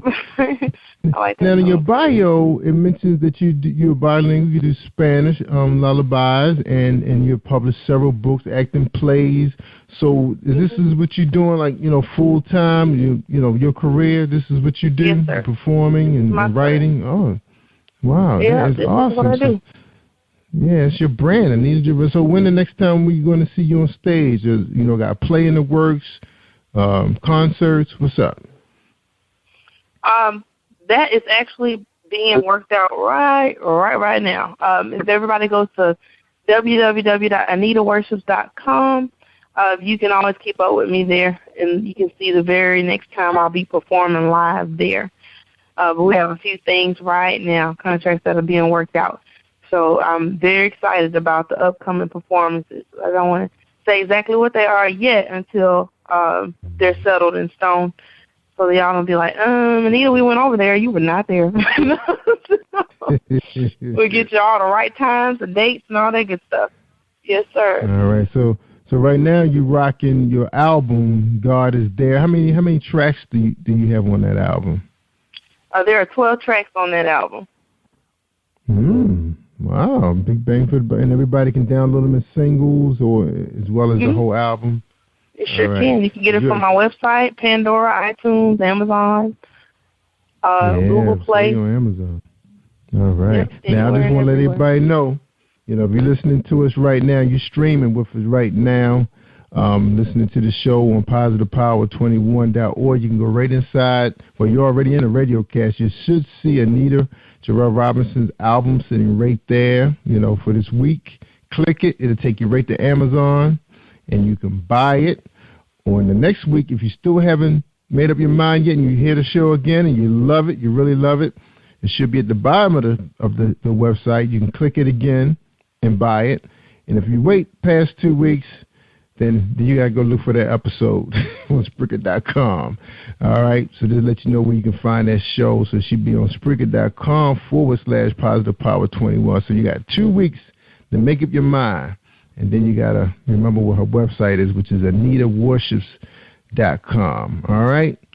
So check out. So you got 2 weeks to make up your mind, audience. And you heard the tracks. They're beautiful, beautiful songs, especially my favorite one. I'm glad you gave me that one free. So that's how I get free. That's how look, this show is I have benefits with this show. I get a chance to get free music. So future generation is mine. That's right. Listen to it on my tablet. All right, you're doing so much. I'm just so glad you've been delivering. You're back among, I guess, the Christian, the living, and saving souls and helping people who's in the church who have struggled. That's the most powerful thing. That was your message. When you gave the one message about that one song, even was that there are some people that's me that there's some people that's struggling that's in the church. In the church right now, speaking the word to us, and of course, a lot of us look at that man standing up in that pulpit. We look at him as probably the highest level, the guy that's closest to God that we could touch, but we got to realize he's just a man too, and the devil's going to go after him even harder than he goes after us, because he knows it's going to be hard to get to that guy, because he's been there before. A lot of times he's seen more than we have seen. That's why he's speaking the word, because he knows the darkness of the world. And why, Satan does not want you to see the light, because it's going to be beautiful, beautiful life for you. The treasures. Yeah. God's blessing, the gifts. It's right. All right, Anita. We're gonna take another quick little break, and when you come back, we want you to give us your final thoughts. All right. So we just do a quick radio drive. When we get back, you give us your final thoughts. All right. We appreciate you being on the show. All right. Thank you. On. Hey, this is director, producer Alan Wills, and I am on Positive Power 21 with Jerry Royce Live. And when I'm online, I listen to Jerry Royce Live at www.Spreaker.com/PositivePower21.org. Y'all heard? This is Brandon Royce, and you're listening to Jerry Royce Live Worldwide on PositivePower21.org. All right. Had to remind you guys because Anita just took over my show. Y'all probably forgot y'all listening to Jerry Royce Live. I thought it was Anita Jarrell Robinson show. Anita, we appreciate having you here. You were Thank so you awesome. so much, so man. Awesome. Thank you. Yeah, and thanks for sharing your music. Your music is so beautiful. I can't wait to go out on YouTube and check you out tomorrow. Thank you. Out. Please do that. Yeah, I appreciate it. Right. I do. I really appreciate it. Well, we definitely, because I've been so impressed with your ministry, you know, the way you minister to me and my audience tonight. I'm definitely going to have your YouTube footage on the site, so when they come into our radio cast, they have an opportunity to play your show, get a chance to see you do your thing. And again, everybody, you know, you got 2 weeks to make up your mind to buy that album. That's right. We'll download some singles or go out to AnitaWarships.com if you can remember that. But check her out. She's awesome, and we just loved what you shared with us tonight. So your final words for my audience worldwide now. Yes, sir. I have to say this. I was in Houston this weekend with Jerry P. Beasley at the Difference venue, and that was the most authentic experience I've had as a worshiper yet. I was with Prosperity 7, Rebecca Threadkill, Sharonda Sanders, Karen Rivers, Treva Jones, Yolanda Brown, Painkiller, Christopher McKinney, Jackie Hill, and a few other people. Soul Fruit. And I have to tell you, they're legit. And all of us, we're going to be across the nation sooner than later. Yeah, we're the real deal. And so I just want to share with all independent artists that are out there right now. Remember, things are changing in the industry. You can be on top. You can be on top, but don't forget that now. You just stay on top of your A game, improve where you need to improve, raise some money some kind of way so you can take care of your business. Yeah, because, you know, it does take money to make money, but, hey, stay focused on your goals. And whatever you do, don't take your eyes off Christ. He has something for you. He'll lead and guide you through this thing, and you don't have to compromise at all. Please don't do it. Awesome message. Yeah. Awesome. Stay in touch with me. Stay in touch with me. Facebook, Instagram, Pinterest, Tumblr, all that stuff. Twitter, at Anita Worships. So everything on me is at Anita Worships. If you forget, just Google me, and I would love to hear from you. That's right. And then see you around positivepower21.org also. All right. Oh, yeah. Again, the show is archived. Episode, I think it's episode 3. Did I say 314? What did I say today? You said 315. That's what you said. 315. All right. So you remember that. Episode 315. Yes, sir. All right, Nita. Appreciate having you here. I want you to hold on a second. I always tell everybody all the time, Anita, when they listen to this show, I said, man, you got to listen to Positive Power. You want to hear the good stuff. Just like tonight, you heard Anita Jarrell Robinson at AnitaWarships.com. If you're at Amazon, any place you can buy music, you can download her. And, again, check her out at our website, positivepower21.org. Anita, stay awesome, and we're definitely going to be following you and checking out, see where you headed at, okay? And we appreciate everything you shared with us. Yeah. Yes, sir. Thank you for what you shared. It was awesome. All right, everybody. Like I always say, stay awesome all week long. I'm Jerry Royce Live Worldwide. Thank you for tuning in to Jerry Royce Live on PositivePower21.org and Spreaker.com/PositivePower21. This is a Royce Enterprises production. And don't forget about replay on Facebook.com/Jerry Royce Live.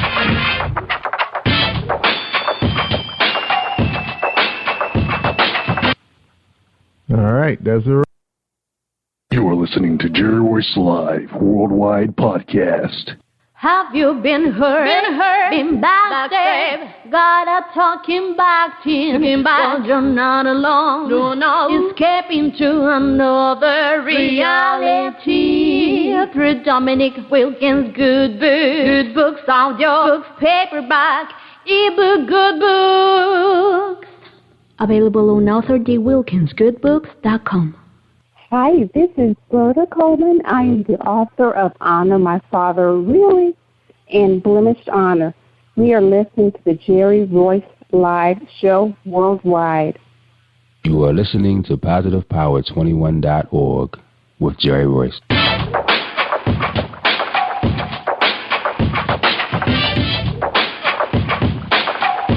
What up? It's your boy Kano Kingston. Hi, this is Angel Sessions. Hey, this is Pat. Hi, I'm Teresa Powell. Hi, Jerry. This is Ira Sandra Carter. Hi, this is Phil Powers. Hello, this is Teresa Bobby with Jerry Royce Live. Hi, I'm Thur. I'm live on the Jerry Royce Show. Hey, what it do? It's your boy Houston Saint. Peace, this is Dolly, the poet, spoken word artist. Hello, this is Mama Keith with Jerry Royce Live. All right, everyone. You got Robin in, and I'm keeping it live right now on Jerry Royce Live.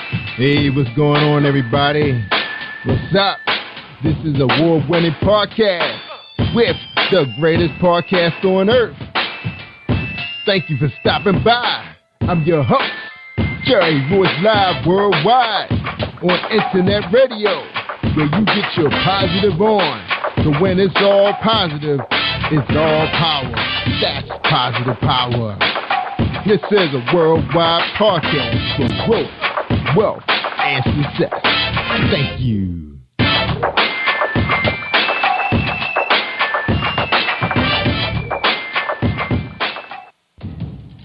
Think you know how drugs get in those little brown bottles? Think again. Set in the green hills of western New Jersey, inside the gilded halls of power of a U.S. pharmaceutical company where decisions are worth billions of dollars and human lives worth less. Nicholas Harding, a young executive at Marshall Pharmaceutical, finds his career, family, and life in jeopardy. The Farmhouse, a suspense thriller novel by Bill Powers, published by Donna Inc. Publications, available at Amazon.com or DonnaInc.org. Go to Bill's webpage at www.authorBillPowers.com. Are you looking for the next great read? A book filled with love, passion, betrayal, and intrigue. The award-winning novel, Season of Change, by Tamika Patrice Kane, is sure to satisfy your literary sweet tooth. Check out this must-read book reviewers are calling uplifting and emotional. And exceptionally great read, deeply intense and thought-provoking. Order your copy today. Available in paperback and ebook on Amazon.com or at www.tamikapatrice.com. Are you an author looking for promotional services or a reader looking for a great read at low prices? In this competitive world of books, Fighting Royalty Promotions is dedicated to bringing authors and readers together to build a greater respect for literature through our various promotional services and online bookstore. So head over to WritingRoyaltyPromotions.com and check us out.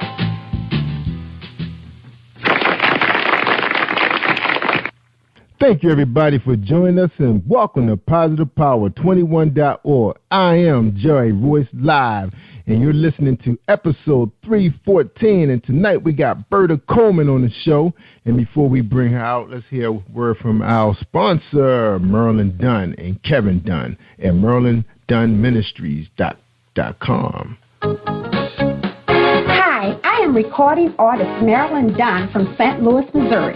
If you are looking for some soul-stirring, anointed, spiritual, and heartfelt music, visit my website at www.MarilynDunnMinistries.com.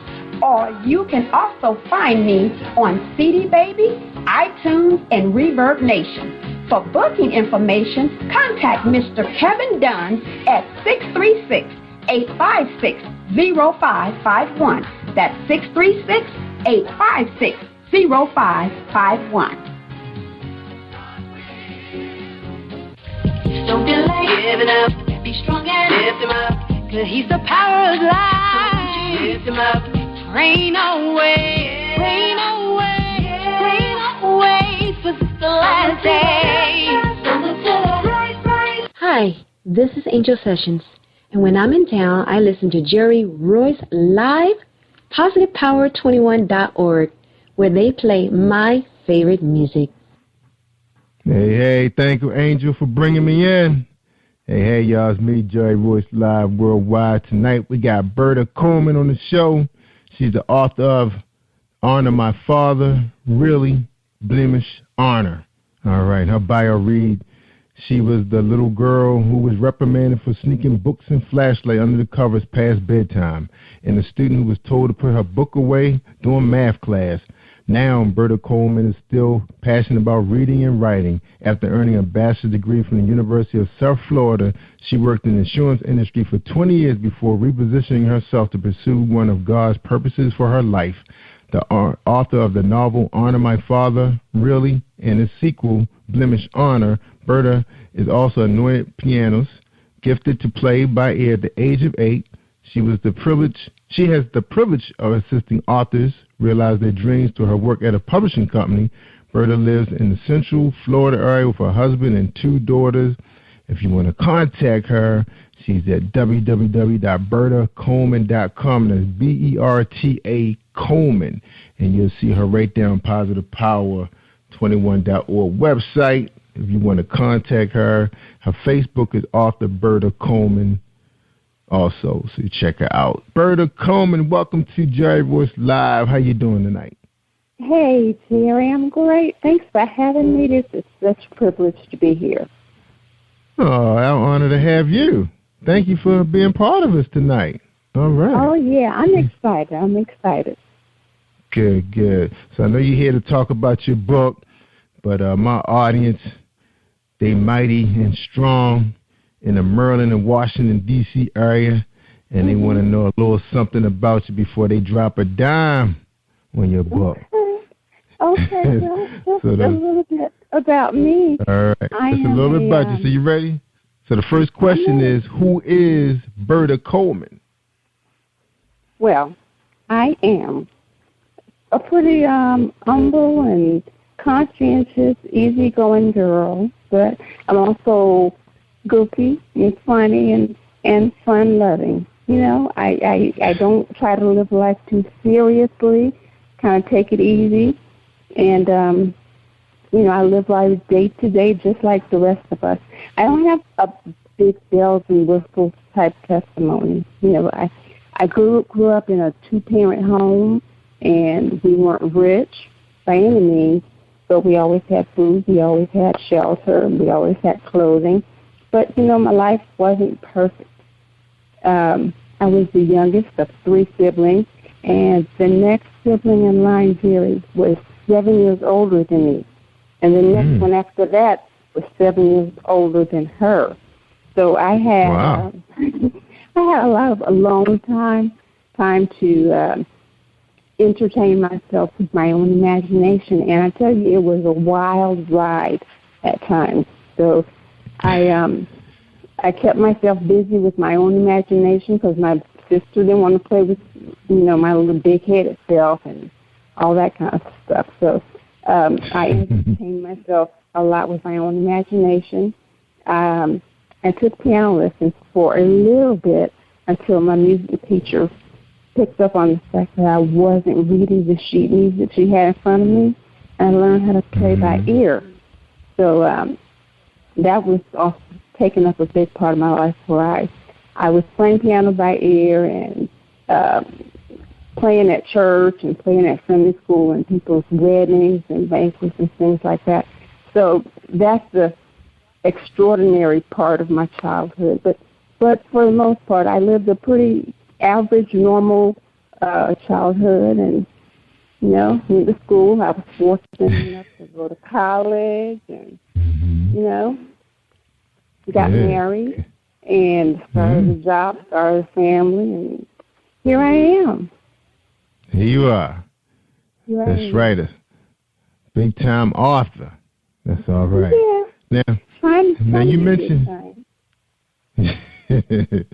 now you mentioned in your bio that you was in the insurance business for, what's that, like 20 years? You said 20 years? Yes, for 20 years. I didn't want to be there for 20 years. I didn't want to be there past a couple years, but it was something I was trained in. I got comfortable with the salary and the level of my skills. I got comfortable, and You know, it just worked out that I stayed and endured for that long. But after a while, you know, something else started nudging me, something that had been there all along. So I kind of got into something that I wanted to for the longest. I always wanted to write and become an author, but in school I decided to major in what made sense at the time. So I got a business degree, and I used it for insurance. That's right. Yeah, a lot of people did that. Yeah, you know. I remember a lot of people, yeah. Right. Major in business. That. Yeah, it was the thing to do at the time, and I kind of put my passion on hold for a while to do what I needed to do. But that passion kind of started knocking at my doors after a while. You know what I mean? Yeah. So you didn't do anything like write articles for local magazines or for your church. You know, you didn't keep your. Oh, okay. So you did do a little something. I majored in business, but I minored in technical writing. I couldn't find employment in the writing field with just a minor, but I wrote things for people. I wrote little plays. I wrote little things for my own personal enjoyment. I did like some things with the church newsletter. I wrote little articles, little chronicles of people in the church and their testimonies and stuff. I did things like that to kind of keep the passion burning. But what really happened was I picked up on a story that I had written when I was about 13, 14 years old. I wrote a story on notebook paper. If you can remember notebook paper. Yeah. I wrote it out on that notebook paper, and it was about, 50 pages. But I wrote it out, and those people in the stories I had written out stayed with me all through the years. My imagination never died down, so they were with me the whole time. When I was that young teenager writing it, I viewed the people that the books are about as a 13-year-old. But like I said, the people in the story stayed with me, and as I began to, raise my family and get that passion knocking at my door, I view the people in that story from an adult perspective. So it's the same people that have been in my mind for years. Wow. And now I'm an adult, I wrote about them from a different perspective. Yeah, that's right. They grew up in your mind. So by the time you was ready to pen them, they were all ready to go. They were ready. They've been trying for years. Now, being in an insurance company for 20 years, did you have an opportunity to get into management? I didn't want to get into management. I was in insurance claims.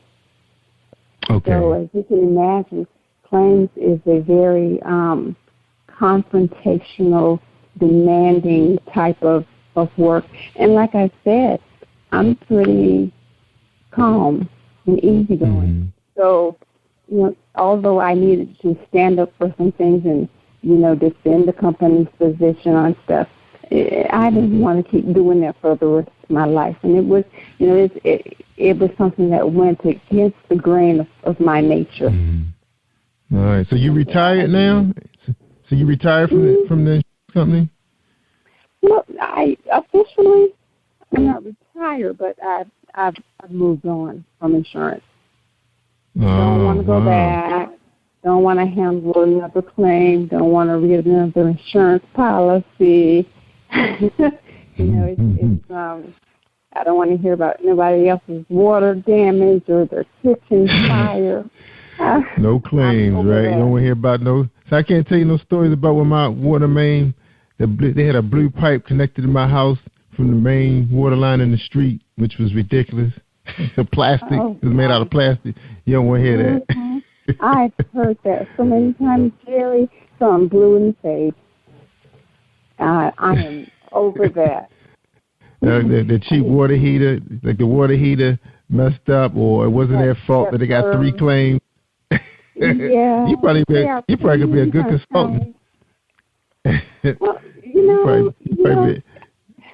I still have a lot of that knowledge, but it's not something I want to look back at. I want to, face a different direction and do something that more is in line with who I am, who I think I was created to be. That's right. So you're still working then. So I mean, are you a full-time author, or are you actually doing something entirely different than 9 to 5? A full-time author is my dream. That's what I would love to do, be a full-time author. But I'm very fortunate and very blessed that when I wrote the first book, Honor My Father, when I wrote that first book, I applied for a job at a Christian publishing company near where I live.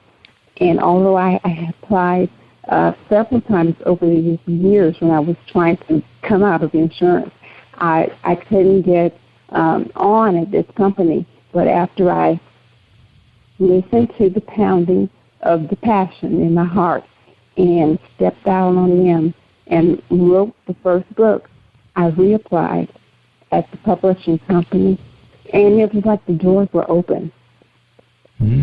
So my full-time job now is at a publishing company. Oh, wow. Good for you. So you actually go there physically, or you work from home? I go there physically every day. And what I do is called the production coordinator. And I'm helping authors, first time, second time, whatever, get their books published through the company that I work with. So I'm dealing with editors and sometimes designers and, people that help to get the book produced. I talk to authors and, everyone that has a hand in making a book a physical product. I'm helping to assist. And I absolutely love it because, like I said, it's one of my passions. Reading and writing is something I've always done. As a little girl, I used to read the back of cereal boxes just for entertainment. I was, like I said in my bio, I would get in trouble for reading the book when I was supposed to be doing math problems. And I remember my sister braiding my hair, and between every braid, I would go and get a different book and come back and get my hair wrapped because I wasn't in place when I was supposed to be. So I always love to read, always love to write. It's just been something that's been a part of me. Yeah, that's right. Now, why you didn't study that in college, writing or English journalism or reporting, that kind of thing? I wanted to, but I graduated from college in a time where business was the wisest choice. I was more marketable as a business major than an English major or a journalism major. And I wasn't wise enough to follow my heart at that point. Yeah. Because, I know, I'm not sure when you graduated, but I know when parents were making decisions for their kids to go to college, they thought about business management because they said, well, you can get a job managing a retail, a restaurant, this place, whatever. That's what they will be, become an accountant or a bookkeeper, whatever, because you got, they pretty much gave you everything you needed to become a manager, understanding IT, microcomputers and all that stuff was involved. So that was what parents chose for their kids to do. Because I know a lot of my friends end up going to Morgan, and that was a lot of their majors was business management. Yeah. And but I didn't push that. I majored in that. I hated my accounting classes. Had to take it twice, and I hated stats, and I hated all that stuff. The only one I liked was marketing because it had more of a creative flair to it. Yeah, I did too. I love marketing. I know, and it's fun. But, now marketing has a totally different face than it did back in 93 when I graduated from USF. Mm-hmm. So it's a totally different world for marketing right now. But that was the emphasis of my business major, the College of Business Administration, with emphasis in marketing. It was wiser for me at that time to go that route than to, try and survive on a teacher's salary, even though, I probably would have been a good teacher. I could have taught English. I would have loved to, help the little kids. Oh, yeah, you would have loved it. Entrances. Yeah, I would have loved it. Yes, especially since you love reading books, you could have helped the children understand that long lost craft of reading. Kids don't really read. Exactly. Exactly. See, I should have followed my passion long ago. That's right. But it's all good. It's all good. It's still you can always go back and teach English high school. It's not too late. If somebody hire when I retire, maybe that's what I'll do. Yeah, you can volunteer, and because I volunteer and go to the high schools, and I don't have a degree in teaching. My degree is in corporate communication, so I go into the schools and talk about following your dreams. All right, we're gonna take a quick break, and when we get back, we're gonna talk to Berta Coleman about marketing, her book, her characters, why she wrote this book. All right. So hold tight, everybody. We're gonna get 2 messages from our sponsors. Don't forget about us on positivepower21.org. The website is up and running. Well, at least I think it looks good. We got a little bit more tweaking to do, but the main thing is you guys understand that it's out there. You can listen to your favorite radio shows, and we're streaming 24/7 now, so you can just go right out to positivepower21.org and listen to our live broadcast, okay? So everybody hold tight. We got a message from James Deshay, the romance man, with his poetry book. Hold tight. Are you looking for a great book of poetry that is romantic, heartfelt, and full of male emotion? Then get Thoughts, Love, and Reflections by James K. Deshay. That's Deshay. Go to www.jamesdeshay.com. You will enjoy Thoughts, Love, and Reflections.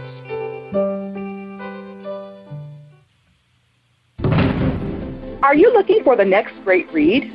A book filled with love, passion, betrayal, and intrigue. The award-winning novel, Season of Change, by Tamika Patrice Kane, is sure to satisfy your literary sweet tooth. Check out this must-read book reviewers are calling uplifting and emotional. An exceptionally great read, deeply intense and thought-provoking. Order your copy today. Available in paperback and ebook on Amazon.com or at www.tamikapatrice.com.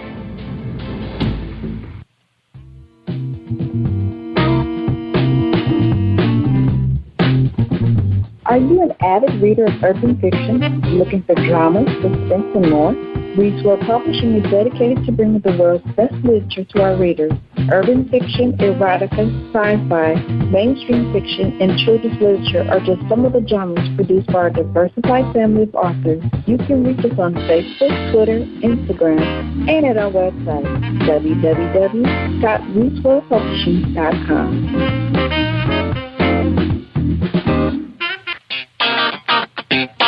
Hey, this is director-producer Alan Wills, and I am on Positive Power 21 with Jerry Royce Live. And when I'm online, I listen to Jerry Royce Live at www.spreaker.com/positivepower21.org. Y'all heard? All right, this is my man Alan out of Indianapolis. That's right, the city that stole my team, the Colts. But that's we got the Baltimore Ravens now, making things happening on the gridiron. All right, we're talking to Berta Coleman at bertacoleman.com, and you can get her Facebook at author Berta Coleman, and she's here to talk about Honor My Father. Really? All right. Really? All right, Berta, tell us about how you marketing this book. Let's talk a little bit about marketing, because one of the big things now that's going on Facebook is our huge community. Millions of people out there. Yeah. How are you reaching them? Tell us, how are you reaching these people? How are you getting them to buy your book? Well, the first option that I've been employing is Facebook. There are some other things that I try out every once in a while, but I tell you, the biggest help to me is the person that has teamed up with me to help me promote this book, who actually teamed me up with you, Jerry, because I'm a wife, a mom, working and have different aspects of my life that take up time. And like I said, marketing has changed from when I graduated back in '93. So there are lots of things I don't know, but I've got somebody on my team who's helping to put me out there. So we do things on Twitter and Facebook and different avenues and vehicles like that to get me out there. This coming weekend, I'm going to be doing a TV interview in Atlanta with ACC, Atlanta Live, Channel 57. And I've got some other things scheduled here in Florida with Preach the Word Worldwide Network.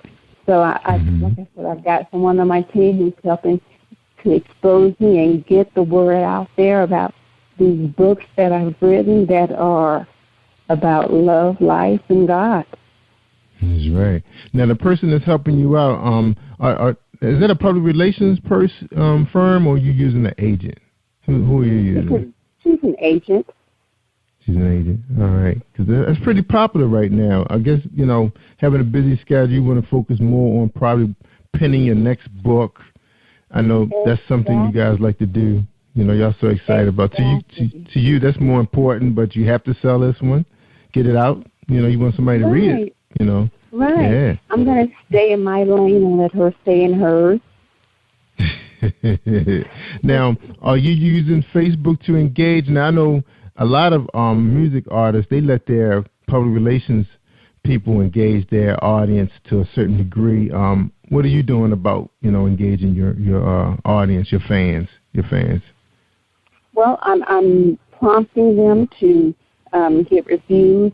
Sometimes I will do some excerpts to kind of pique some interest. And like I said, there are little things we do on Twitter as well. I'm still kind of new for marketing myself, but my agent is really helping with exposure in terms of radio and television. So we're praying and walking through doors as they open. That's right. All right. So this is your first book or your second book? Honor My Father really is the first book, and the sequel to that is called Blemished Honor. The first book came out in 2013, and the second book came out about 2 weeks ago. So she's kind of new. The second one is kind of new. Well, congratulations. Thank you so much. All right, so you have a little experience. So what did you learn about the first book that can help you with the second book when it comes to, marketing and promoting? I learned that the most important marketing tool is really the product itself. There are gimmicks you can try. There are different things you can try and hope that they work, and a lot of them do. I'm not discounting any things that I've used or any vehicle that other authors or artists are using. But my product speaks for itself. I've come to realize that the people are responding to me and the book with comments like, who knew there could be breakthrough on the pages of fiction? A lady has said to me, before I read your book, I was struggling with forgiveness of someone very close to me. And after reading the book, it just helped me to open my eyes and realize, that there is power in forgiveness. And I've started to rekindle the relationship with a loved one that I'd held in bondage with unforgiveness for many years. So if you've got a powerful product, I believe that along with the grace of God and the favor of God, is going to promote itself and get me, to places that I can only dream of right now. Mm-hmm.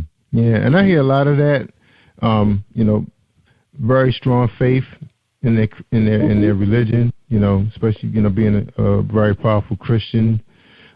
People really put their product, their music, everything in God's hand. It seems like He's just opening doors up, just guiding you in the right direction. But of course, you have to be, open for a lot of the stuff that's going to happen, and that's meeting people and talking with them. So, what's going to happen when you get to this talk show? And are they going to open the lines up that people can call you? Are you doing book signings where you're doing Q&A? What are you looking to do more of with this book that you didn't do with the first book? I'm being more open about things that may have made me uncomfortable. I wouldn't have ever thought about being on a radio show when I had done the first book. Like I said, I'm kind of easygoing, laid back, and with that comes a small sense of shyness. So it's something I wouldn't have ever thought of, but I realized that once doors open, you got to be ready to walk through them. So I got to, talk to Berta and tell her to get it on, get yourself together, girl, because the doors are opening is what you asked for. So what I want to do in terms of marketing this book is to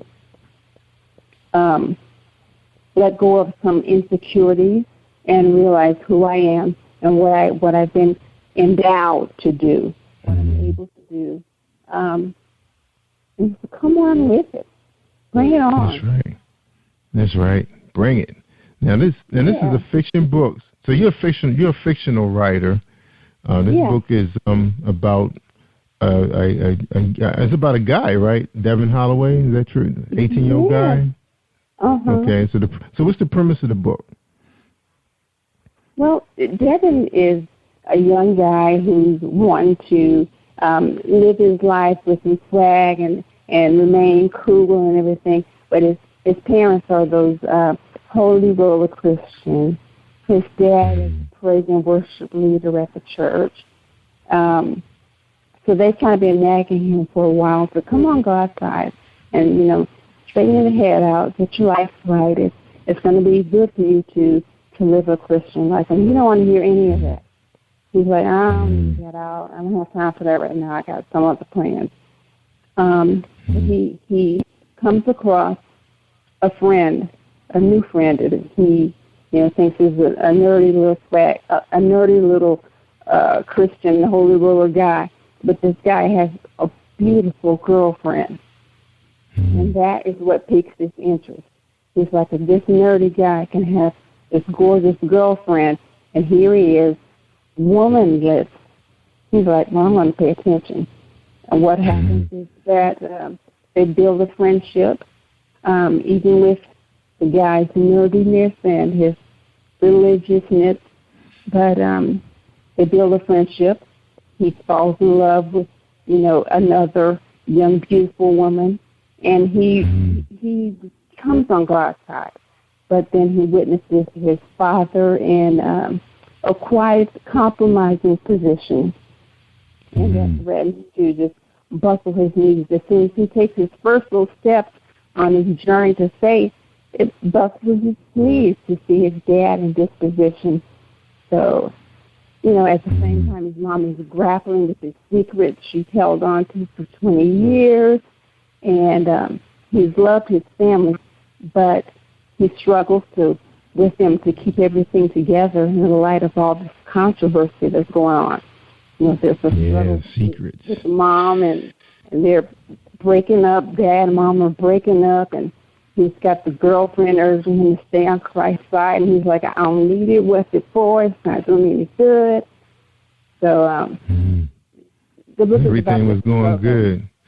So everything was going good for the family up until he caught Dad in a compromising position. His mom is hiding a secret. So basically, is that the page turner? Is that really what's really drawing people to find out what is going on with, what's the mom name? Rana? Rania? Is that her name? Yeah. Rania, yeah. So that's the big plot right there. What happened to Rana? What made her the person she is today? Yeah, trying to find out what her secret is and trying to find out what the compromising position is that Devin caught his father in, and what's going to happen to Devin and this beautiful young lady. And, when I wrote the book, I wrote it as I was glad to write it from back when I wrote it when I was a little girl. And I ended it where it needed to be stopped. But, at that point, I realized I think there's going to have to be a sequel. And the more I listened to the readers, they're like, oh, no, I got to find out what happened. You got to write some more. And it came. I wrote more. And then there was birth, the sequel, and which is called Blemished Honor. And it's about this family, and they're still trying to live honorably before God with their flaws and everything. They've got flaws. Michael, the dad, he's got issues. He's got past that keeps creeping up, and Rania has issues. She's introducing somebody to this family that she kept a secret, all her life, and, just issues, struggles. They're continuing to try to be honorable, and, they go in spite of their flaws. I think the lesson here is that, with togetherness and unity, husband and wife and family or whoever is in the family can get in there and it can be worked out. That's right. Bring God and you bring God into the picture. Now, Berta, what was the biggest challenge writing these two books, in your mind? What was the challenge? I think my challenge was one of the biggest challenges I had was trying to conform and make it Christian. There is one scene in particular in Blemished Honor where I went to my editor and I said, I'm going back and forth on this scene because Rania is cutting fool.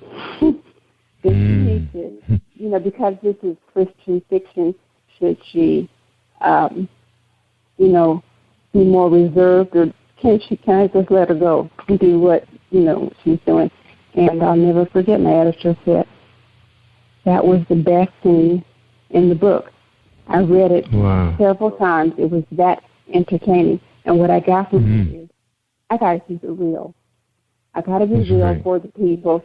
There are Christians out there, Christians that do things that are not so holy and not so spiritual, but they're still Christians.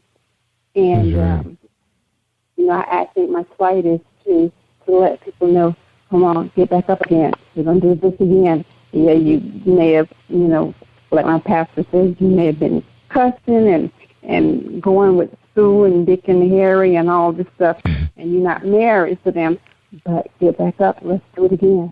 We're going to try again. There is forgiveness.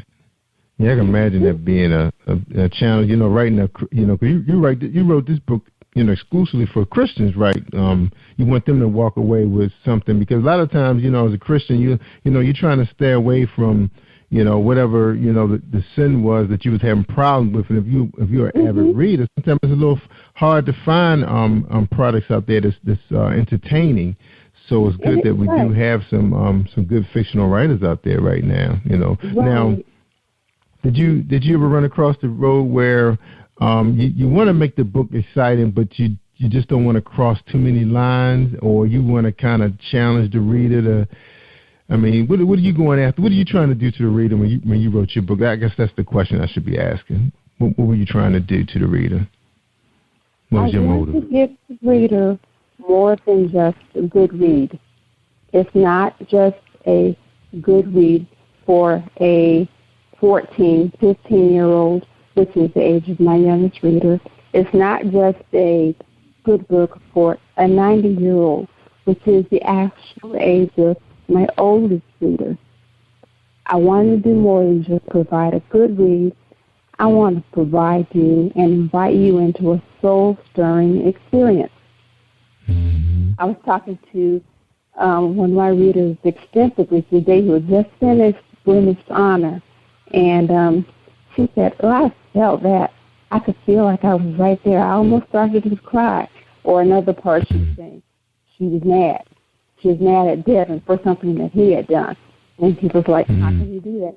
And my goal is to get the reader to experience exactly what's going on. Like they're right there in the midst watching everything that's going on with their eyes. I try to do that through the words, let them see it, with the word coming off the page. I try to, I get nosy for the reader so the reader can peek in. The reader can peek into what is really going on, like things at church where, instead of just describing a hand clapping service, I want to tell the reader exactly what this character was feeling, exactly what they did. I want to show that the tears were running down the face and there was something stirring inside their heart. And, it made their hands go up and it couldn't put them down. I want the reader, I want to get nosy and get right in the face of the character for the reader so the reader can get into the character's business. That's right. All right, we're going to take a quick break. We're talking to Berta Coleman. When we get back, we're going to get Berta's final thoughts to our audience that's listening, her fans, where they're tuning in. Anybody listening that's on the website at positivepower21.org. We got a new author, part of our family now. She just click on her icon and take you right to Amazon. It'll take you straight to the show if you want to listen to it again. Anybody out there looking to promote their book, positivepower21.org is here to brand you and promote you. All right, we're looking at some of Berta's reviews. We'd like you to come out and check them out. The readers are saying that it's captivating read. It's great. It's awesome. They really enjoyed the book. She got quite a few 5 stars out of all the reviews. And the people said they were very, very pleased. So check her book out. Again, you can come out to positivepower21.org. If you listen to this show on Spreaker.com/positivepower21, you can come out, click on her link, and it'll bring you right to either her Facebook page or bring you right to Amazon, and you can make that one-click purchase. All right, so let's take a break real quick, and we'll be right back with Honor My Father, Really, and we'll get her final thoughts. Hold tight. Think you know how drugs get in those little brown bottles? Think again. Set in the green hills of western New Jersey, inside the gilded halls of power of a U.S. pharmaceutical company where decisions are worth billions of dollars and human lives worth less. Nicholas Harding, a young executive at Marshall Pharmaceutical, finds his career, family, and life in jeopardy. The Farmhouse, a suspense thriller novel by Bill Powers, published by Donna Inc. Publications, available at Amazon.com or DonnaInc.org. Go to Bill's webpage at www.authorBillPowers.com. PositivePower21.org, Internet Radio. You are listening to PositivePower21.org with Jerry Royce. All right. Thank you, everybody, for sitting there and listening to this very good show with Berta Coleman, Honor My Father, Really, and Blemish Honor. That's right. She has 2 books out there on Amazon. Click. I think one of them going for $2.99. I'm gonna have to go. I think it was $3.99. It's Honor My Father, Really. So check it out. I guess they can read sample pages of it and enjoy a real good Christian read. All right. Awesome. And again, she's at BertaColeman.com. So, Berta, thank you so much for being on my show. Be ready for your final thoughts. And we'd like to have you back again when you drop your next book. and be part of Positive Power 21.org. Okay, you ready? Yeah. Well, I wanted to first of all say thank you, Jerry. Thank you, listeners. It's been a very positive experience. And the books that we discussed are not just for Christians. They are for people, married people, single people, males and females. Like I said, the youngest reader is 14. The oldest is 90. I've had black readers and white readers alike that enjoyed the book. It's a book for people. It helps to heal. It entertains. It makes you laugh. You can experience a range of emotions, and it's you gotta see for yourself. Yeah, that's right. They're gonna check it out. Oh, they're gonna check it out. All right, that's right. I think they're gonna check it out. That's right. And we made it easy for them too, so they have no excuse. They can just go right inside there and click on it and check your book out. All right. All right. Won't be disappointed. Yeah, check it out, y'all. Now, would they be able to read some sample pages before, really buying into what we're telling them that this is an awesome book? But they get a chance to read a couple pages. Yes, right, there's the Look Inside option on Amazon.com for both of those books, and you can get a sample and see what's really going on, and pique your interest, get a little literary appetizer. That's right. Good. All right, Bird, we got to get out of here, but I want you to hold tight while we end the show. All right? All right, everybody. I tell them all the time, Bird, I said they want to hear the good stuff, the real good stuff. I said, you got to listen to PositivePower21.org and Spreaker.com/PositivePower21. And don't forget on Sundays, y'all, breaking news. Let's say breaking news and great news. That's what I meant to say. The breaking news is we're going to be streaming our gospel radio on Sundays for at least about 10 hours, maybe 15. That's right. We just went in with a deal with Teresa and Keith Powell. So they have decided to allow PositivePower21.org to carry gospel artists, right? Because they got a bunch of them. So that make it easier on us. Let the expert take care of it. So that's breaking news for us. Independents. That's right. Independent radio station. We need y'all support by checking us out every day and check out these great authors that we have on here. All right. All right, everybody. I want y'all to stay awesome all week long. I'm Jerry Royce Live Worldwide. Thank you for tuning in to Jerry Royce Live on PositivePower21.org and Spreaker.com/PositivePower21. This is a Royce Enterprises production. And don't forget about replay on Facebook.com/Jerry Royce Live.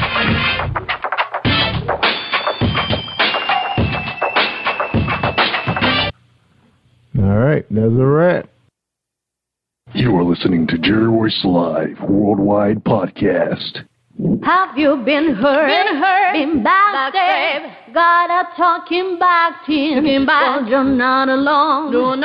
Escaping to another reality. Through Dominic Wilkins' good books, audio books, paperback, ebook, good books. Available on AuthorDWilkinsGoodBooks.com. Hi, I'm Tiffany Ryan Banks, inspiring actress from the DMV area, and you are listening to Jerry Royce Live Worldwide. Hey, this is QT Jenkins, actor and model, and you're listening to Jerry Royce Live Worldwide.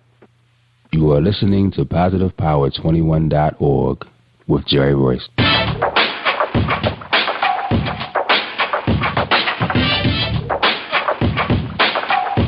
What up? It's your boy Kano Kingston. Hi, this is Angel Sessions. Hey, this is Pat. Hi, I'm Teresa Powell. Hi, Jerry. This is Ira Samuel Carter. Hi, this is Phil Powers. Hello, this is Teresa Bobby with Jerry Royce Live. Hi, I'm Thur. I'm live on the Jerry Royce Show. Hey, what it do? It's your boy Houston Saint. Peace, this is Dahlia the poet, spoken word artist. Hello, this is Mama Keith with Jerry Royce Live. All right, everyone. You got Robin Lynn, and I'm keeping it live right now on Jerry Royce Live. Hey, what's going on, everybody? What's up? This is a award-winning podcast with the greatest podcast on earth. Thank you for stopping by. I'm your host, Jerry Royce Live Worldwide on Internet Radio, where you get your positive on. So when it's all positive, it's all power. That's positive power. This is a worldwide podcast for growth, wealth, and success. Thank you.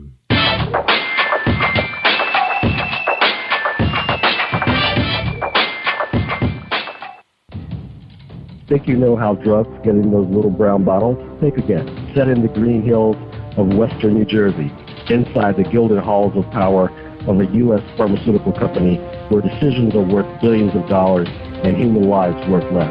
Nicholas Harding, a young executive at Marshall Pharmaceutical, finds his career, family, and life in jeopardy. The Farmhouse, a suspense thriller novel by Bill Powers, published by Donna Inc. Publications, available at Amazon.com or DonnaInc.org. Go to Bill's webpage at www.authorBillPowers.com.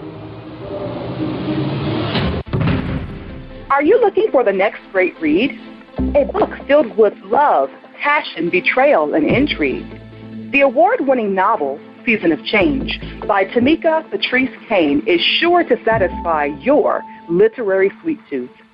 Check out this must-read book reviewers are calling uplifting and emotional, and exceptionally great read, deeply intense and thought-provoking.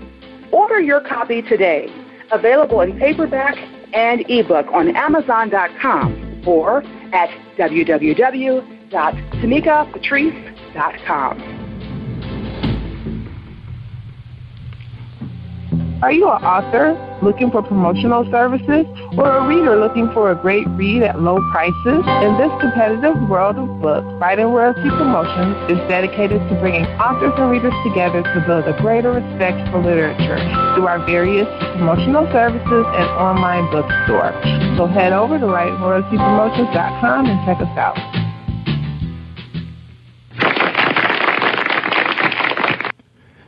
Thank you, everybody, for joining us, and welcome to Positive Power 21.org. You're listening to episode 313. All right.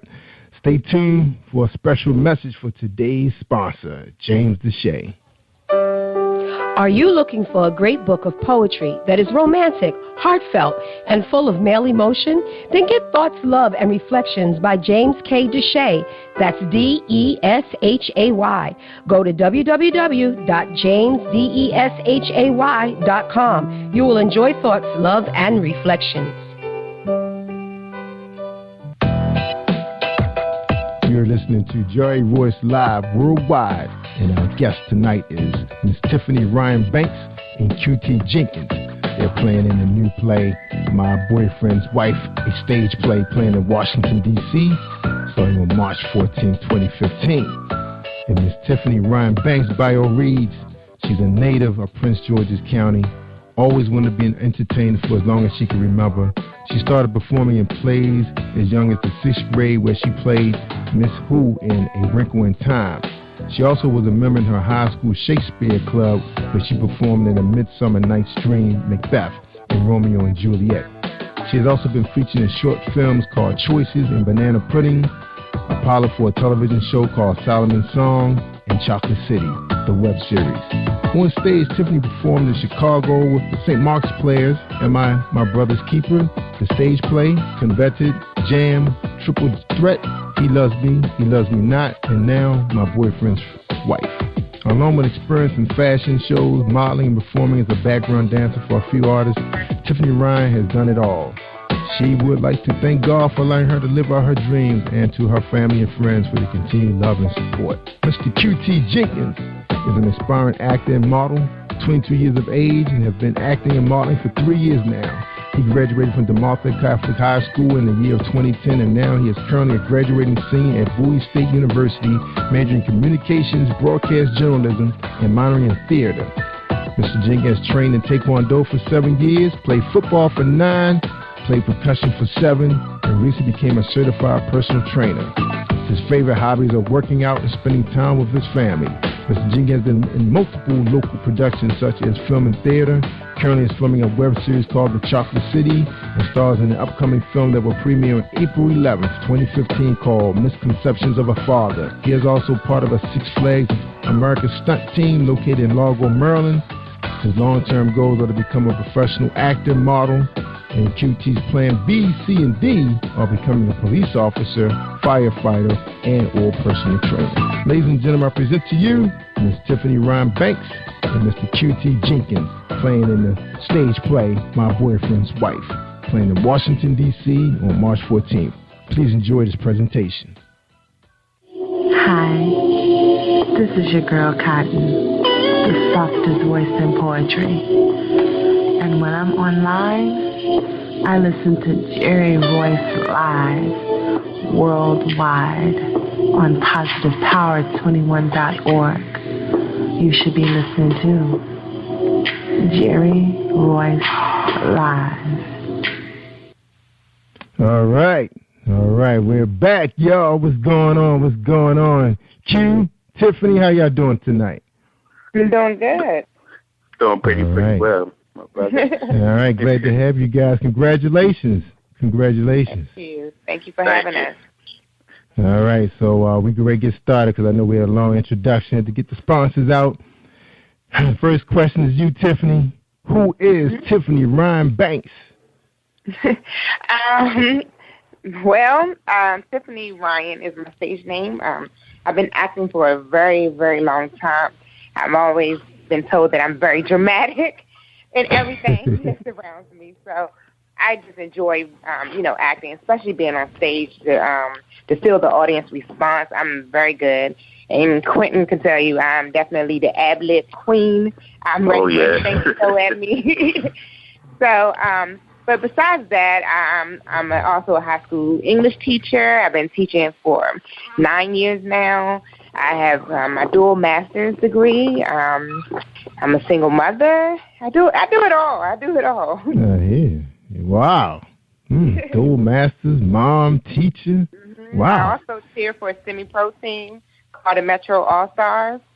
So I do a little bit of different dabbing. Wow. So what sport is that? It's basketball. Basketball? Okay, I thought you were going to say arena football. I said, I miss arena football around I've cheered that before. I've done that too. I cheered for that too. Yeah. All right. Good for you, Tiffany. Wow. That's a lot. And your stage name in the show is what, Ananda? Ananda, yes. All right. She's one of the main characters. One of Malcolm's many women. Yeah. Miss Sean told me the story about Tiffany, and she said there's never a dull moment on the stage.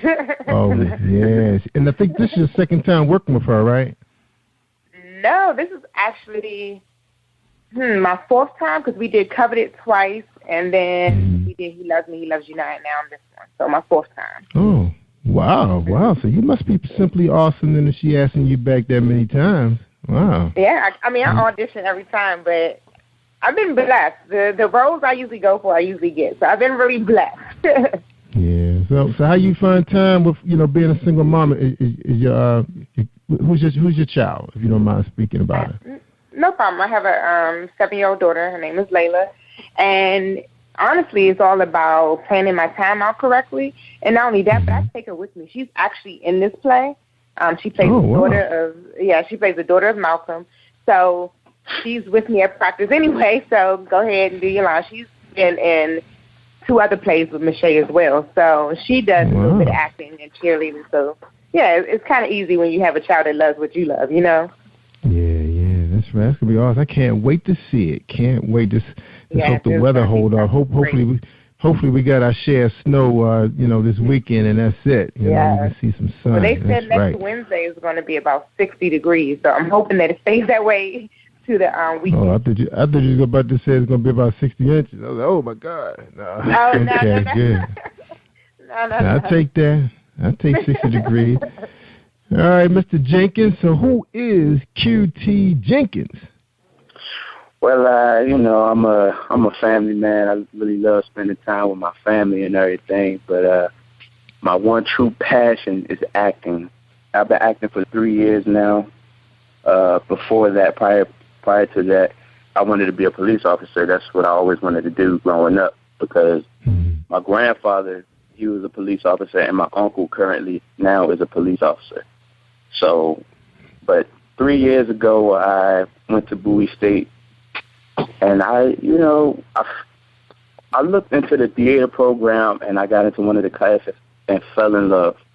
But when I was younger, I grew up, always watching movies, telling myself, oh, I'm that person, and I will always call myself that person. And ever since then, my family knew, I should be an actor. So it's going great for me now. Yeah, good for how many? So, is this your first one with Mache? Yeah, this is my first one. First one. All right, good for you, man. Now, on your bio reads 9 years of football.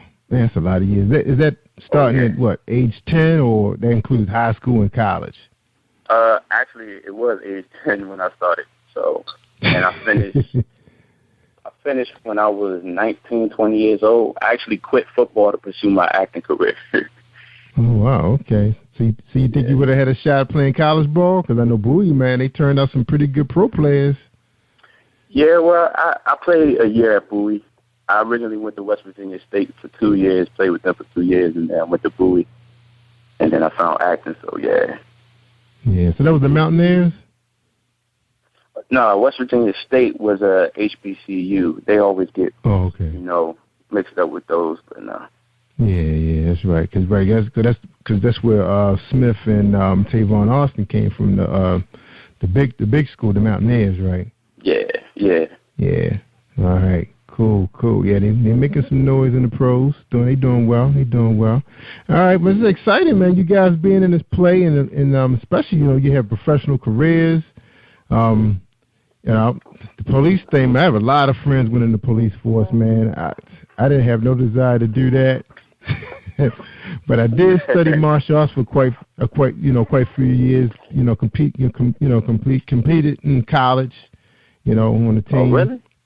Actually, currently, it was karate, but right now I'm actually cheering. Well, I have a program right now that I've been seeing for over 6 years. That's Taekwondo. My daughter's actually supposed to be working on her black belt this summer.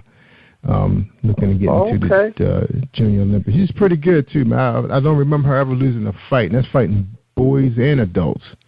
Yeah, wow! Good. What? Yeah, I want to come check her out. That's good.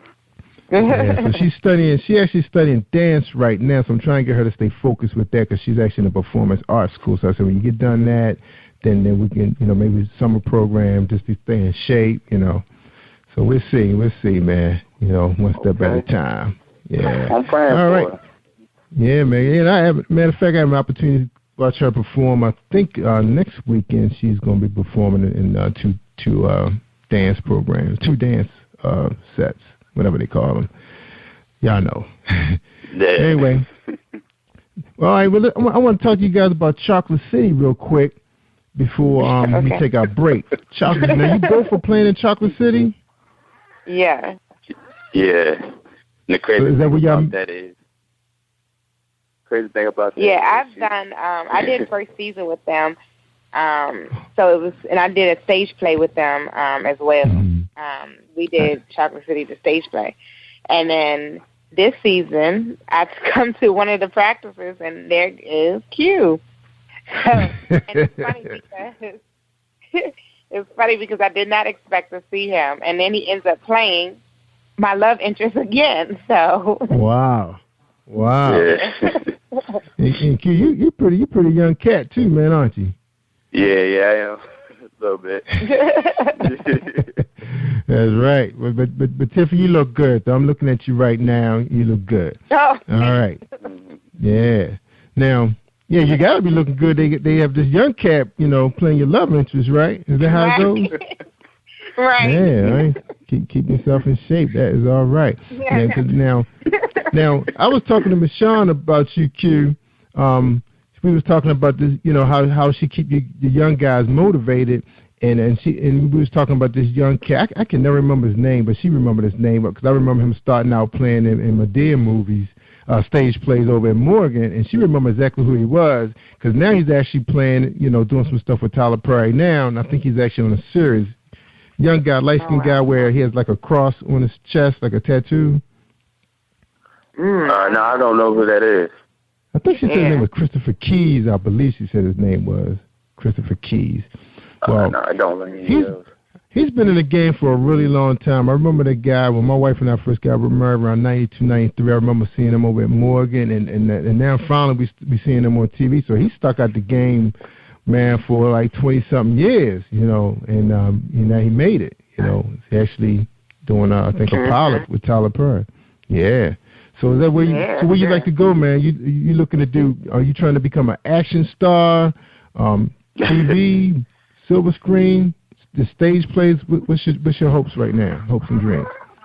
Honestly, my hopes and dreams is to be on a big screen and doing, you know, television shows. Of course, you know, I want to do action. I just was casted as one of the stunt people at Six Flags of America. So I'm definitely trying to get into action. And, you know, that is one of my dreams. I want to move down to Atlanta to try to, you know, see what I could get into, and then travel out to Cali a few times and, you know, just try to expand my brand, you know. That's right. Now, I'm hearing that everything is starting to happen in Atlanta, especially with the reality shows, but mostly a lot of the really good movies are starting to be cast in New Orleans. Have you thought about that, going to New Orleans? Really? Oh, I didn't hear that. I heard Atlanta, New York, and Cali. Nobody ever told me about New Orleans, but I'm definitely going to look that up. Yeah, man, because, matter of fact, I can turn you on to this young lady who I'm friends on Facebook. She's always being cast for something. She stays busy down there, man. I don't think she's left town yet to work, because if you think about some of your really good thrillers like Samuel Jackson, a few big-time actors, and even Denzel Washington, they played in some of your most successful dramas have come out of New Orleans, including True Blood. Remember that's cast there. Oh, yeah, and they did, plenty of season. Okay, I'm going to definitely look that up. Yeah, I was trying to think of the guy that played James Bond. I don't know why his name escapes me right now, but I remember it was like 2 or 3 really good movies came out of New Orleans. And like I said, True Blood. So you definitely got to check that out, because she said there's always work coming down there, always. So I'll turn you on. I'll forward her name to you, and then you can you know, talk to her and see what's going on. I appreciate it. All right. Yeah. Now we're gonna take a quick break, and we come back. We're gonna talk about the business of the stage play. What's going on behind scenes and all that good stuff. All right, y'all. Sound good? Yes, sir. Sounds great. All right, here we go. We're gonna listen to our Book Buzz commercial with Tamika Kane. Are you looking for the next great read? A book filled with love, passion, betrayal, and intrigue. The award-winning novel, Season of Change, by Tamika Patrice Kane, is sure to satisfy your literary sweet tooth. Check out this must-read book reviewers are calling uplifting and emotional. And exceptionally great read. Deeply intense and thought-provoking. Order your copy today. Available in paperback and ebook on Amazon.com or at www.tamikapatrice.com.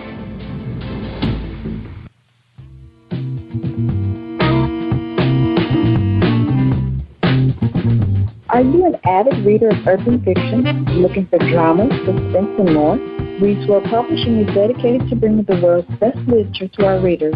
Urban fiction, erotica, sci-fi, mainstream fiction, and children's literature are just some of the genres produced by our diversified family of authors. You can reach us on Facebook, Twitter, Instagram, and at our website, www.reachworldpublishing.com. Positive Power 21.org Internet Radio. You are listening to PositivePower21.org with Jerry Royce. Yeah, that's my staff right there. That's my kids. All right, showing love for Positive Power. All right, we talking to Tiffany Ryan Banks and Mr. Q Jenkins. That's right, 2 aspiring actors and actresses. That's right, doing their thing. All right, so tell us, y'all, what is it like on the set, you know, rehearsing? Are you guys working every night now? It's coming down to the grind now. Yeah, pretty much now we're Yeah, starting to be every night. Before it was every weekend. Yeah.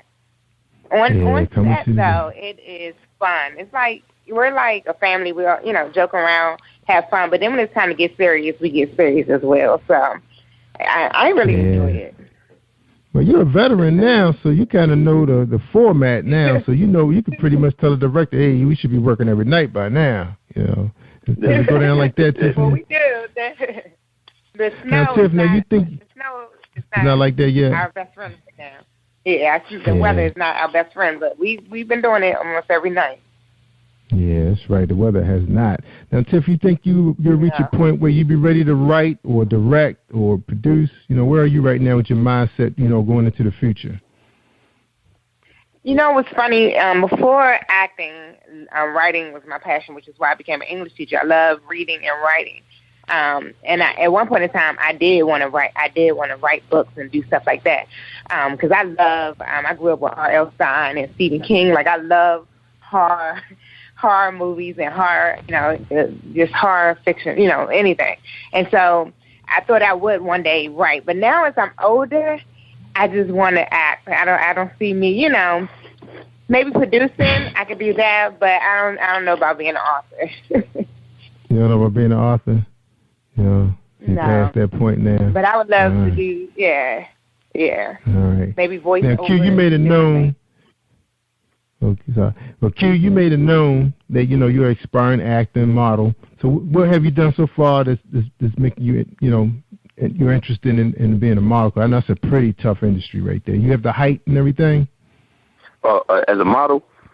Yeah, height and patience. For a guy, I don't know if I had the height for real. I mean, I am like 5'10", but I still can make things look pretty good.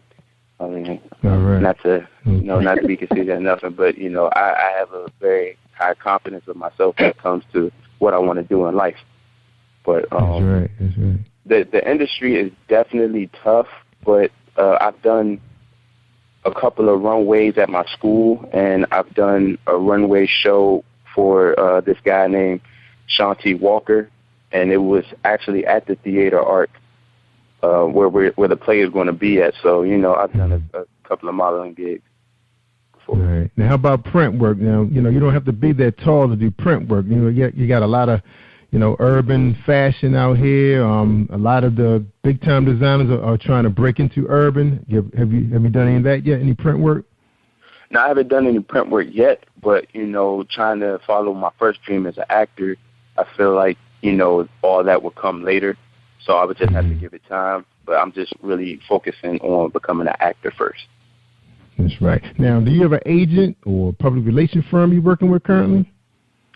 No, honestly, a good actor told me before that you really don't need an agent because all you need is yourself to promote yourself and to, get everything together yourself and do the research yourself. So you're paying an agent 15-20% of your money, which you can just keep yourself if you do everything yourself. So right now I'm not really looking into that. Yeah, but how much work can you get on yourself? That's the question. Well, once I graduate from Bowie State University and I'm done with the stunt team at Six Flags, I'm going full-time, researching every day and updating my resume, and I'm going out for it full-time as an actor. Yeah. So I just need to put everything in line first. That's right. Because I remember my brother, he was a professional model, and he was working on his own. And the jobs, they came in. But I remember I signed with a small agency in the Baltimore area, and my phone was ringing off the hook, man, for casts for movies, even small parts, man, no speaking lines, but it was like all the time, print work, modeling, trunk shows, you name it. It's like the phone is just, and we didn't even have cell phones back then, man, and it was always, landline was killing, man. And I missed a lot of stuff because I was on, I didn't have a cell phone, was no texting and all that good stuff. So I did miss some good opportunities. And I've seen some of those movies, playing well right now, So, it's what it is. you know, in different times now with technology. Now, Tiffany, now you have a career, you know, you're a school teacher, you know, when you stay at it a little long, you be able to get that retirement check soon. Now, what's going to happen if the silver screen start to call or Tyler Perry ring the phone? Would you walk away? Because I know you're off during the summer, so you can do whatever you want during the summer, but what about now? Right. To be honest, acting is my passion. That's my dream. So if it did come knocking, I would probably have to walk away. You know, I would come visit my students, but I love you guys, but I got to go chase my dreams, just like I want them to go chase their dreams, you know. Yeah. So I definitely would go. Mm-hmm. Now, I've been following a model on Facebook, and I really had a chance to really spend some time on her page because she's so much like she treats it like a diary. And going through her Facebook, found out that her daughter is actually the big star in the family. You know, beautiful family, you know, sisters, brother, all of them, mother, all of them gorgeous. But the daughter is the one that's getting all the work. What's going to happen if things break for your daughter? Are you willing to pack up and head to California or New York or wherever? Yes, definitely. She likes acting.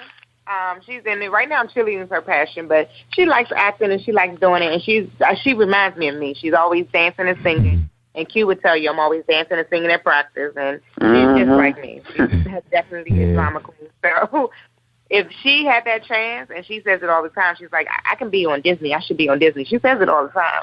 And so if she definitely has that opportunity, I will pack up and go.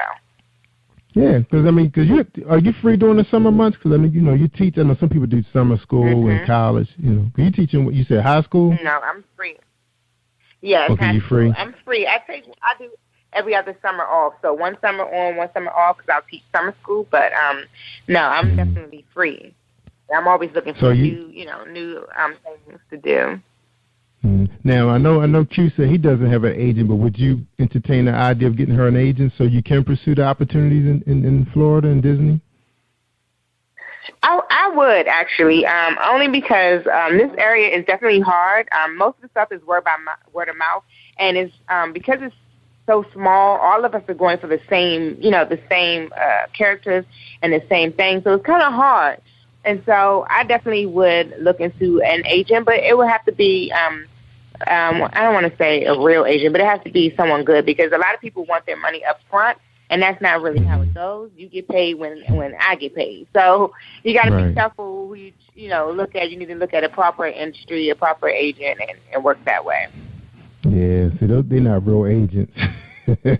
They're really good agents. They know that they get you to work.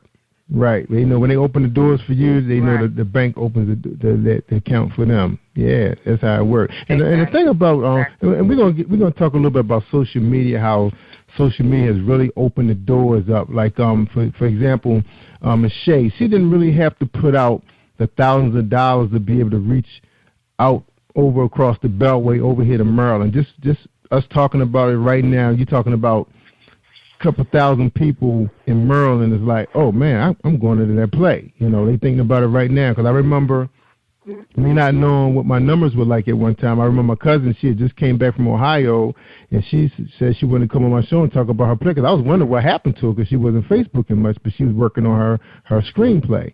And she was ready. She was ready. Everybody was cast. You know, the rehearsals were done. She came on the show a week before the play. Show up. It was at a community center because, you know, it was small time to her. Would you believe the line was wrapped around the building? Everybody was staying in line was like her Facebook friend. And my Facebook friend. It was like, how you find out about it? You told us about it. She was on your show. It's like, what? You were listening? There was 10 people. So, you know, how Facebook is reaching out to people like Michelle? How is it reaching out to people like you, your daughter, and Q? You know, for having opportunities? I think social network does help to a certain extent. I think a lot of nowadays, especially like Facebook, they have like pages for actors and actors. You go on and they actually list auditions and stuff on there. So that really helps. And just getting the word out. But especially for the play, whenever I post something, I have people commenting saying, hey, I need a ticket, or texting me, I need a ticket. Can I get a ticket? So it definitely helps. I think. Heck yeah. Right, because you're talking about your friends and Q's friend, every actor and actress in the play friend. You know, back in the day, I remember when people used to have like little fashion shows, you know, at the community center of the church, and you say, if you got 50, 60 models, you know, pretty much the producer kind of know they're going to get their money back and make some money, you know, and put out some money, you know, for food or whatever. They know that they can count on each of the actors, the models and their parents to sell at least 5, 10 tickets so their friends and family can come see them. And you kind of look at that the same way for a play. You say, okay, they're going to sell tickets for their family and friends. I can break even. Now you don't even know. You know, you talk about how many people cast for this play. You have any ideas the number of people? It's 5 of us. It's 5 of you guys. Right. Yeah. So if 5 of you guys, I'm not sure how many Facebook friends each of you have, but mostly everybody have pretty much over 1,000. That's a lot of people right there, if you think about it. Yeah. So it could be a phenomenal thing, you know. And I think this might be the reason why Michelle is so successful right now, because she has a huge following on Facebook when it comes to her books, you know. And then people have an opportunity to see the characters come to life. You know, how powerful is that? You know, is that blowing your way, Q? How you feel about that? Social media? Oh, yeah, I'm definitely excited. You know, the social media thing, I think it's a wonderful idea of getting everything out. Because yesterday I was just posting that, you know, the tickets are due soon and it's the last time, you know, the last call for people that want tickets. And I got about, you know, more than 5 people hitting my phone saying, what's going on with the tickets? I need a ticket. Where can we meet? So, you know, it's definitely going around fast. And I know one of my friends at school, I didn't even know, you know, he knew about it. He talking about he saw it on social media. And, you know, I'm like, hey, okay, it's getting around. Nice. That's right. That's right. It's powerful, man. It's so powerful. And an example, too, of how powerful social media is for you, Jenkins, is the fact that I'm going to turn you into somebody who's already working, you know, in New Orleans as an actress and being successful. I mean, she's working on these movies are actually going to Netflix, the Redbox, and theaters. You know, and look, just think, if you connect with her, you may have an opportunity of getting a legitimate agent. It's just so much networking that could be done that can save you a whole lot of, like, getting a plane ticket, flying down there to meet with her. You know, a lot of you guys can do right online, and then you can just follow her diary, because pretty much Facebook is almost like a diary. You can follow the person all the way down to when they first logged into Facebook and see how their career has prospered and moved forward. You know, then you can say, oh, wow, this person is doing pretty well. Because she posts pictures of, like, really successful actors and actresses that we see all the time. And she's on there with them, you know, behind the scenes or on the set. She shoots all those things, you know. She does a lot of selfies. So just an idea. And even for you, Tiffany, you know, saying, hey, you know, I'm free doing something. I can head to New Orleans. You don't got nothing holding you back, right? Same thing.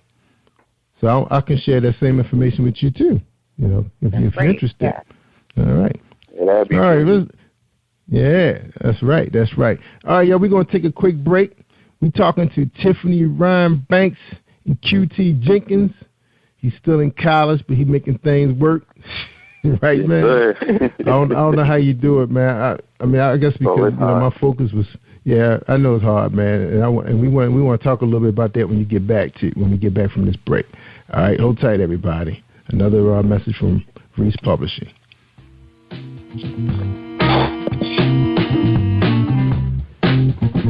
Are you an avid reader of urban fiction, looking for drama, suspense, and more? Reese World Publishing is dedicated to bringing the world's best literature to our readers. Urban fiction, erotica, sci-fi, mainstream fiction, and children's literature are just some of the genres produced by our diversified family of authors. You can reach us on Facebook, Twitter, Instagram, and at our website, www.reeseworldpublishing.com.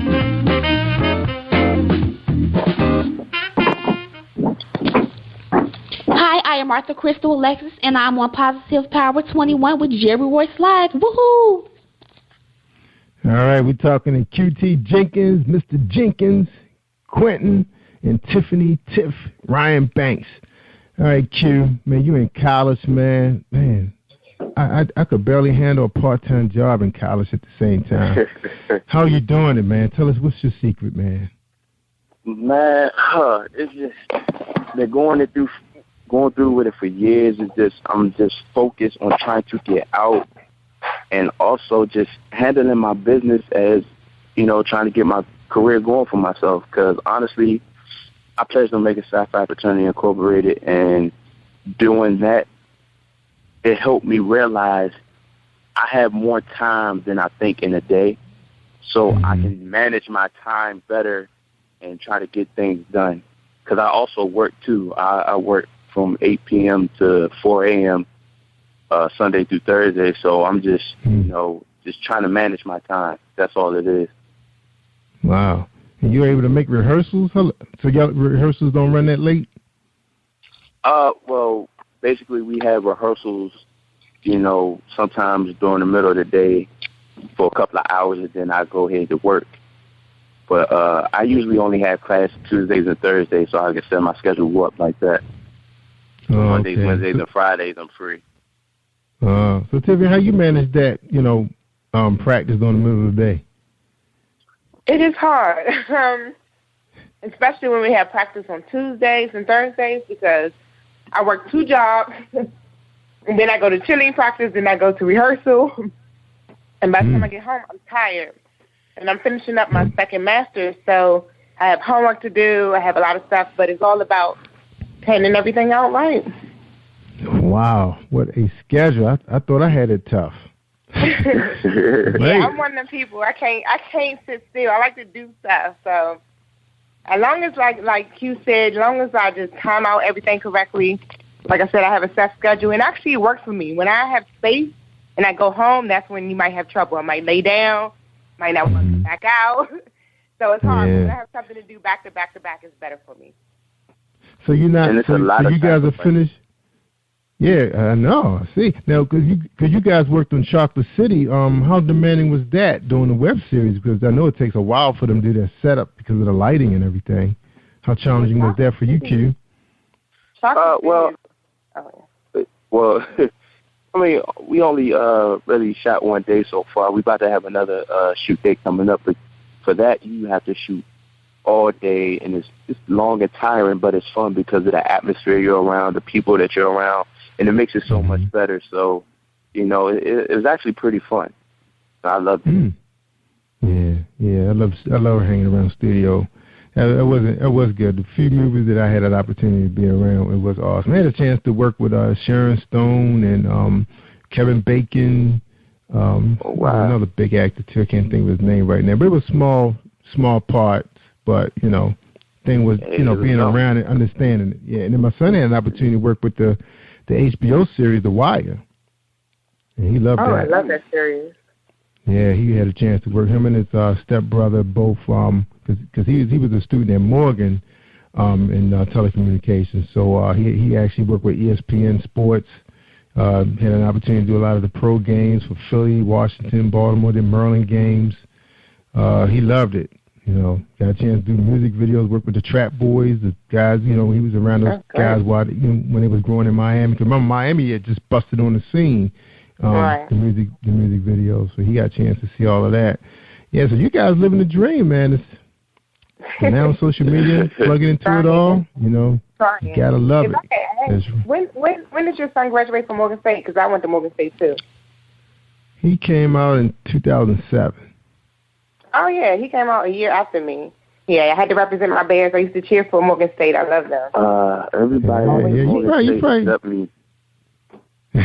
I was up there. I didn't go there, Q, but I did. They got my money. Oh, really? Yeah, my whole family went there, and that's the school I wanted to go to. But yeah, my sisters go there now. Yep. Oh, really? Wow. Yeah. Yeah, good program. Yeah, program. All my friends, well, they didn't graduate, but they did attend.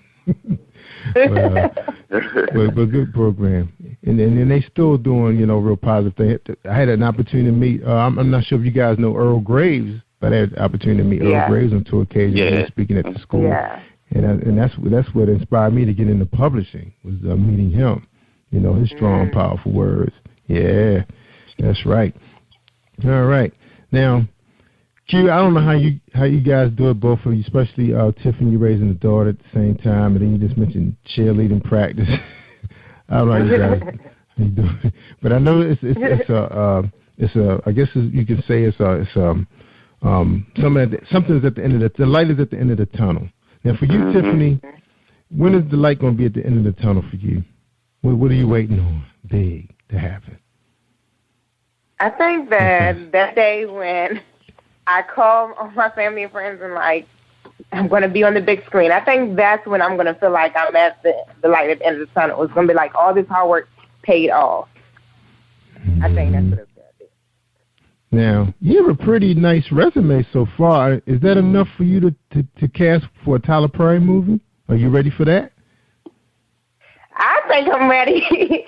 I've done a little bit different of that, but I think I am ready. I've done a little bit of everything, stage play. I've done film. I've done, so I would love that to happen. And, I have family that live in Atlanta. My dad lives in Atlanta, and they always say, to move down here, you can probably find more opportunities here, but I don't want to give up on D.C. either. We have opportunities here. We're going to make it, But, yeah, one day.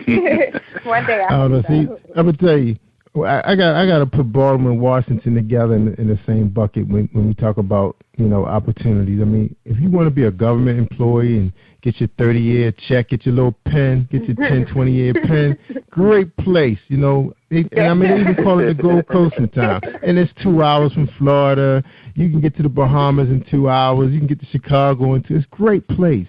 But I think when it comes to the entertainment community, this can be your home base, but you can't make it the only base. Can't make it the only thing, right? Yeah, you gotta circle third. So that means you gotta go to Atlanta because that is where things are happening at. Because one, I think and this is my opinion, and you guys can correct me. I think Atlanta's working out for our people because one, it's easy for the film crews to get down there and make things happen because, they don't have the problems with the traffic and stuff like they do in bigger cities. Two, people are starting to find that their entertainment money stretches a lot further in the South. I mean, they're beautiful homes, yes. The communities are being developed.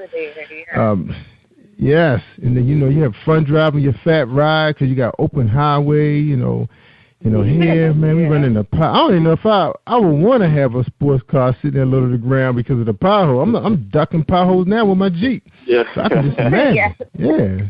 Trying to have some nice rims. So, so Atlanta does sound like, if you got that opportunity, your father saying, hey, I would make the move. Now, you're a teacher. You could get a job there really easy, right? Isn't that possible? Yeah, you could teach anywhere. Atlanta is a little bit different. They do get paid less, but that's because the cost of living is less. But teachers in that area in Atlanta, Jonesboro, where my dad is, they only get paid once a month. So you get paid a lump sum, and you got to just make it last for the whole month. I'm already checked into it. I've been doing my research. You hear that, Q? She ready to abandon DC. Because, I'm looking at your resume. You've done web series. You're on film. You have footage. People can see how you look on camera, how you communicate with the audience, how they connect with you. You got it all, So what are you really waiting for? What's the real excuse? I just need to take that leap. That's what I need to do. Yeah, you got the connection. Now, Q, we understand your situation. You waiting to graduate, and after that, you off to the races, right? You gone. Oh, yes, sir. I can't wait. In November, that's the last day for the sixth last day, and I'm full time. Yeah. Now, Q. Now, my question for you, Q, is, and my brother and I, we was in the same situation when we was pursuing modeling and all that stuff. Of course, the opportunities are not, out there like it is now because you have so many independents doing real professional work right now. Just look at Miss Shay. She was an indie author. How long are you going to give it, man, if nothing happens? What's your time frame before you say, okay, let me go ahead and sign up for the police academy or become a firefighter or open up my own gym? And, I keep thinking about that. I really haven't got an answer, to be honest with you. But I honestly, something's telling me in my heart that something big is about to happen soon. I don't know if it's within a year or two, but something soon is going to come for me, and I have complete faith in that. So now, how about other things like having a family? Is that in the cards? Oh yeah, definitely. I'm currently with my girlfriend now. We've been talking about the future, and I definitely want a wife, and I did want 6 kids, but I bumped that down to 4. But I definitely want a family. I'm very strong on family, so yeah. Yeah. All right. Now tell us a little bit about your family background. You have brothers and sisters? Well, I have 2 sisters on my father's side, and on my mother's side, I'm the only child. But I grew up with a lot of cousins, so they were actually like my siblings to me because I used to see them like all the time and had to, stay with them and babysit them and everything. But I have a lot of aunts and an uncle. My uncle was basically like my big brother to me, and he was my role model growing up, and he's the one that's a police officer. So, I love my family. Yeah, that's awesome. How about you, Tiffany? Big family? Yes, I do have a big family. I have 3 sisters and 2 brothers. 2 sisters that live here in the DMV area, and then my sister and my 2 brothers that live in Atlanta, Georgia. Then I call them my sister cousin friends or my brother cousin friends, and I have they're really close to me. They're my cousins, but we grew up together. We actually just went on Family Feud earlier this year together. Wow. So, wow. Yeah, we're really close, and we just love doing stuff together. I'm really big on family. So is there going to be any room in the theater on the 14th? Is there going to be any room? Or your family going to take it up? If we keep it up in the way we are, there might not be no room. Yeah, but she got to say, but I had to inbox her today to win my ticket because I'm seeing all this chatter out there. I want to know I got my ticket. Yeah. So is it so far? Is it just going to be the one date, or has it moved to a second date? It's just the one date. We're doing 2 shows, 3 and 6 p.m. But just the one date so far. If we were to sell it out, then she was thinking about doing another date. If we sold out both shows. Yeah, because she's making a lot of noise out there. I've been hearing her out there on social media. I know she's been on my Girl Be Swinging show. I didn't get a chance to hear you guys the whole show. I kept saying I was going to tune back into it. And because as a matter of fact, B's supposed to come out here to Baltimore and do a show with me on my set. And I hope I'm gonna get a chance to see it before she get here, so we have something to chat about. Yeah. All She's right. so funny. Yeah. She is. Yeah, I had a chance to do a conference for her, which was a lot of fun. Yeah. All right. You guys sound like you guys got dreams, man. And it's about to happen. Things about to explode. Yeah. Man. Oh yeah, definitely. So Tiffany, being so close to all of that, I mean, how do you? I mean, what are you thinking about sometime? When you lay your head down, what's that feeling like? Being so close to this big time. When I lay down, my mind is going a mile a minute. I feel like my mind is never at rest. But I think about it all the time, and I can't wait. Like I said, Q would tell you I'm always singing and dancing. I'm ready. Yeah. I'm ready, and I'm always trying to turn something into a musical. And Michelle's like, "Sit down, Tiffany." But it's all fun, and it's what I love to do. So, honestly, if I can do this for the rest of my life, I would truly be happy. So. Yeah, because I'm thinking right now you kind of taking some love away from the world, not being on either a sitcom or the big screen. We missing something right now, and that's probably you. So you got to get down to Atlanta, make it happen. Exactly.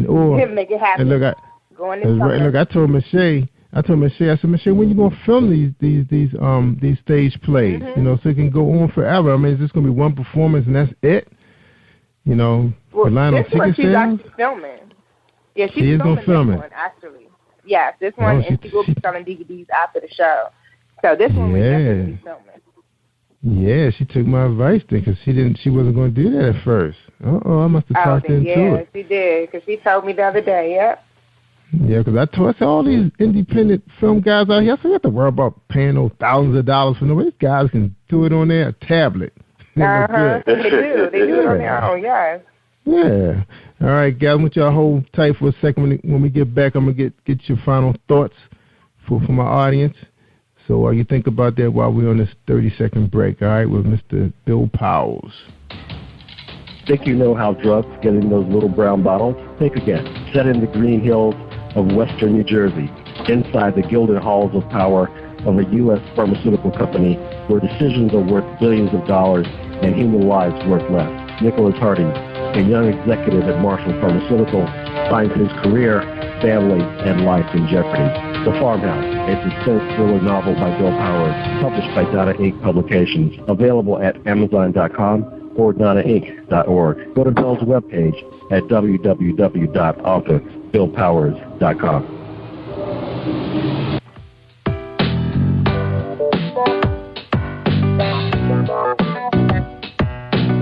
Hey everyone, this is Tanika Gonzalez, spoken word poet. Whenever I'm online, I'm always listening to Jerry Royce Live. You can find Jerry on www.speaker.com. Positive Power 21.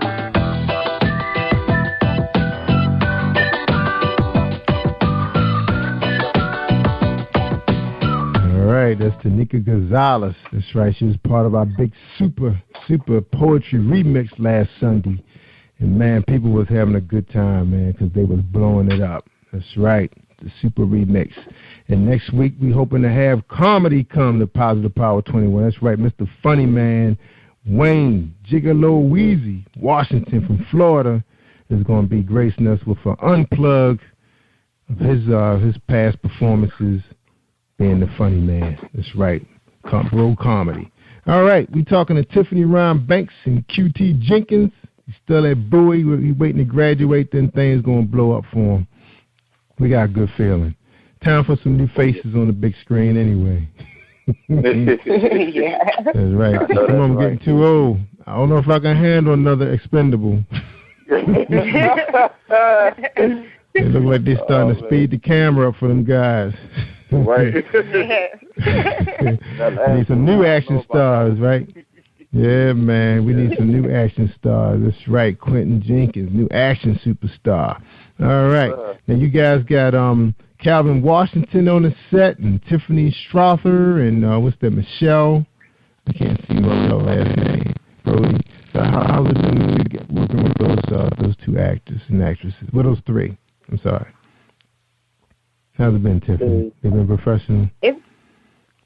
Yeah, I mean, it's great. Again, like I said, it's kind of like having your own family. You get used to them because you see them so often, so you kind of, they help you make practice easier. At one point in time, I forget that it's practice and I forget that it's work because I'm enjoying myself so much. So it's really like a big family when we walk through that door. So it's really it's like a wonderful atmosphere. Yeah, to be fair, and it's just like being in a fashion show. You practice and rehearsing for 2-3 weeks, and then when the show is over, it's all over. Everybody go back home. That's the sad part. But at least you guys gonna have a DVD, to look at the performance, right? Mm-hmm. Yeah. And then the network stays strong, gets stronger. The network gets stronger. All right, Ms. Tiffany, you up first. Your final thoughts for my audience. Remember, they worldwide now. They're in 15 countries. They want to know what they need to do to become famous like you. I guess my final thought would be anything that you want to do or anything that you're dreaming about doing, don't be afraid. Just go out there and do it. I mean, you might get a no and you might get some closed doors, but God always will open another door for you. So just go after what you want, because even when you're at the point where you feel like you're going to give up, there's going to be a breakthrough coming right around the corner. So don't give up. Keep doing what you got to do, and it's going to happen for you. Man, all right. Nicely put. All right, Mr. Q, your final thoughts, sir. Remember, man, the ladies are listening, man. They need a new action star. What's up? Well, my final thoughts are definitely, keep your faith in God, because He will make a way for you. No matter what it is, whatever you want to do, it's possible. Just put all your work ethic into it. I promise you it will be yours one day. That's right. The funny thing about God, man, He knows how to keep you on that straight and narrow path. I mean, sometimes you kind of try to step off the path and go your own way, and then somebody just puts you right back on it. Isn't that funny how He works? Yeah. It is. I can tell you some stories about that, boy. But I was waiting for another show.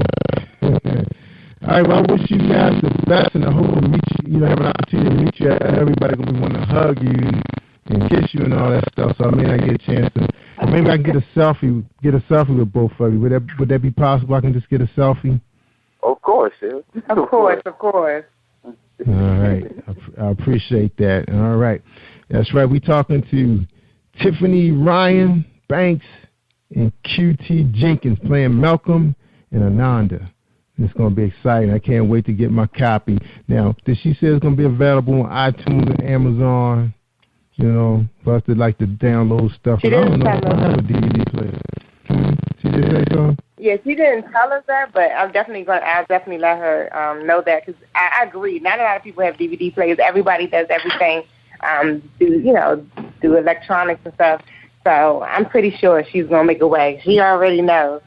Everybody was excited about buying your tickets, because now you can go on your iPassport. You don't need to have real tickets to come to the show. So we definitely making upgrades and doing everything technology-wise. But yes, definitely. That's right. We're going to make Mache a millionaire. Yeah. That's right. So she can be the next Tyler Perry and be producing, some big, well, you don't have to worry about the big screen anymore. Everybody like to stay home. Well, I don't even want, I'm scared to go to the movie. I'm afraid the Batman will show up.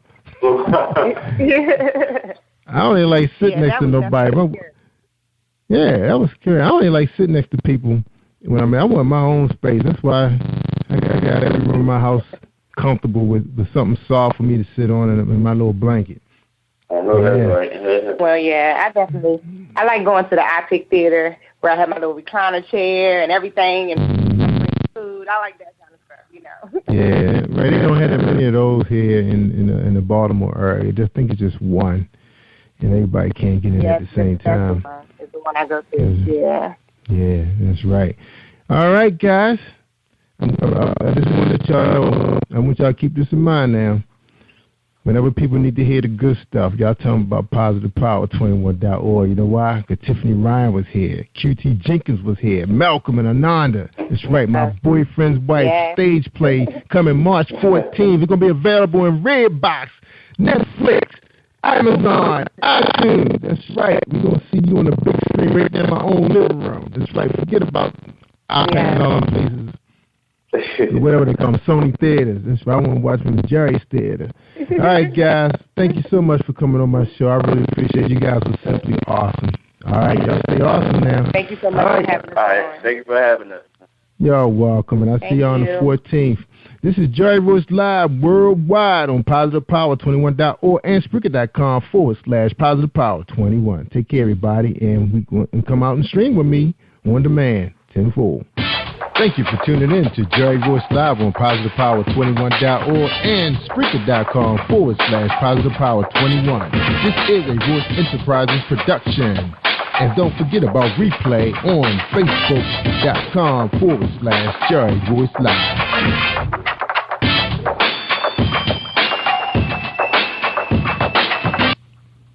All right. Have you been hurt? Been backstabbed? God are talking back to him. Well, you're not alone. Escaping to another reality. Through Dominic Wilkins' good books, audio books, paperback, ebook, good books. Available on AuthorDWilkinsGoodBooks.com.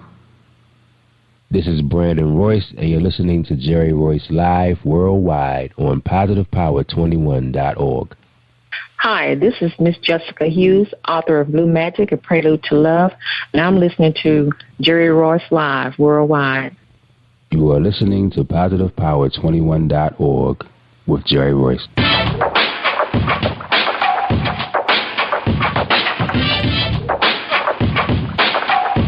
What up? It's your boy Kano Kingston. Hi, this is Angel Sessions. Hey, this is Pat. Hi, I'm Teresa Powell. Hi, Jerry. This is Ira Sandro Carter. Hi, this is Phil Powers. Hello, this is Teresa Bobby with Jerry Royce Live. Hi, I'm Thur I'm live on the Jerry Royce Show. Hey, what it do? It's your boy Houston Saint. Peace, this is Dolly, the poet, spoken word artist. Hello, this is Lamar Marquis with Jerry Royce Live. All right, everyone. You got Robin Lynn, and I'm keeping it live right now on Jerry Royce Live. Hey, what's going on, everybody? What's up? This is award-winning podcast with the greatest podcast on earth. Thank you for stopping by. I'm your host, Jerry Royce Live Worldwide on Internet Radio, where you get your positive on. So when it's all positive, it's all power. That's positive power. This is a worldwide podcast for growth, wealth, and success. Thank you.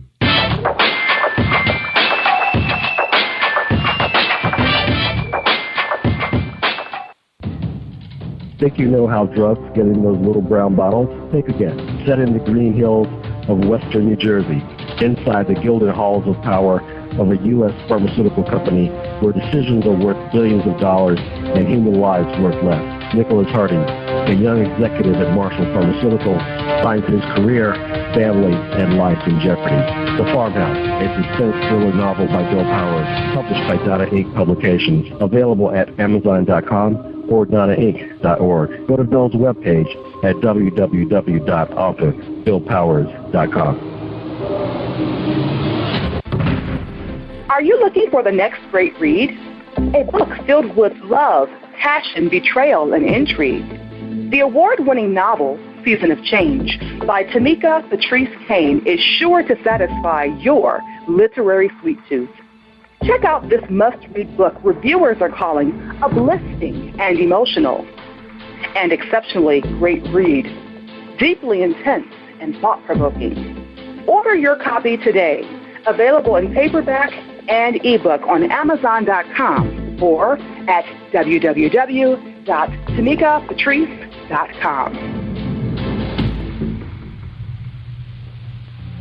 Are you an author looking for promotional services or a reader looking for a great read at low prices? In this competitive world of books, Writing Royalty Promotions is dedicated to bringing authors and readers together to build a greater respect for literature through our various promotional services and online bookstore. So head over to WritingRoyaltyPromotions.com and check us out.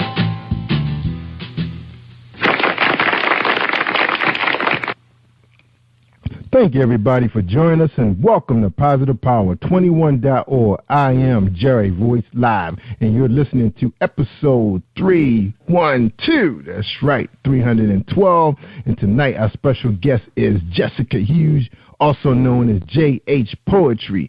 All right, and we're going to have her on as soon as we hear from our sponsor, James Deshay, the Romance Man. Are you looking for a great book of poetry that is romantic, heartfelt, and full of male emotion? Then get Thoughts, Love, and Reflections by James K. Deshay. That's D-E-S-H-A-Y. Go to www.jamesdeshay.com. You will enjoy Thoughts, Love, and Reflections. Hi, this is Angel Sessions.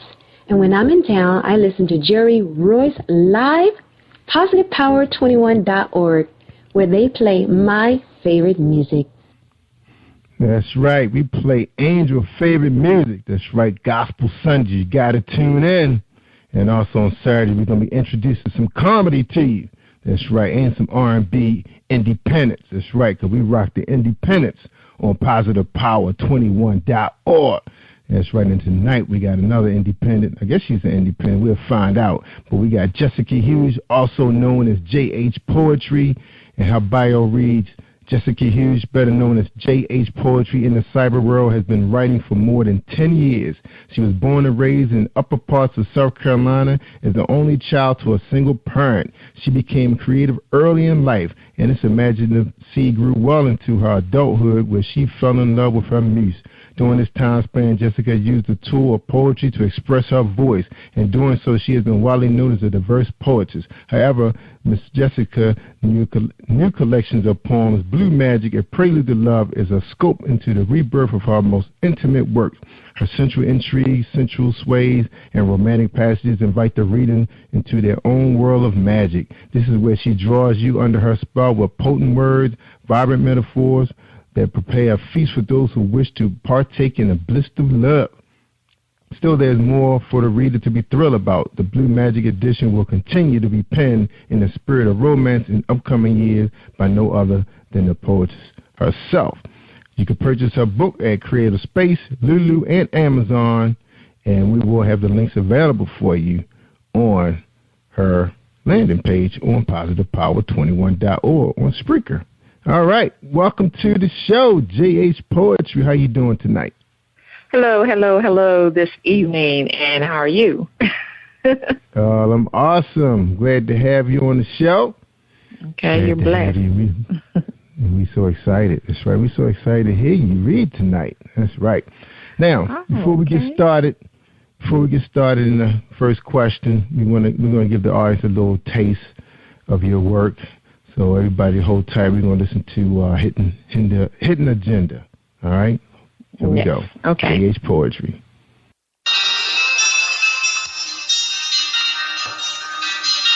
Most of my life I have found refuge in my own prison. Even when my home was plagued by many faces, they came to reside like serpents for a short while until their mission was complete. And I welcomed them with an open mind in hopes they would come clean. How can a viper be a true friend to me? I got nothing besides headaches, pain, and unfulfilled pleasure. These orders will sink my home with this hidden agenda. I ignored all the warning signals, zooming past stop signs, yellow caution lights, and failing to yield the right of way. I was a needle in a haystack, the teen under the influence at the frat party. I gave of myself freely, too freely, until I started to become unglued, bit by bit by bit. They did not care about me. They did not ask of my needs. They sarcastically laughed at me under my roof, the roof that eventually crumbled around my head. I was losing it. When my soul was almost taken, my heart broken to the meat, I began to consider my feelings. You know, it's a cruel punishment I would not place upon my worst enemies to be mistreated by the one who gave you life. It's all right. I have accepted that through my Father's help. However, some nights I just can't help myself from crying and wondering what did I do so wrong besides being born. And then anger would arise in a romantic song, taunting me to strike back like a cobra. I often wish myself someone else, or catch myself in a deep net of daydreams. Still, I had to confront my worst fears. There was no one to hold my hand, at least not on earth. I've always heard everyone needs somebody to love.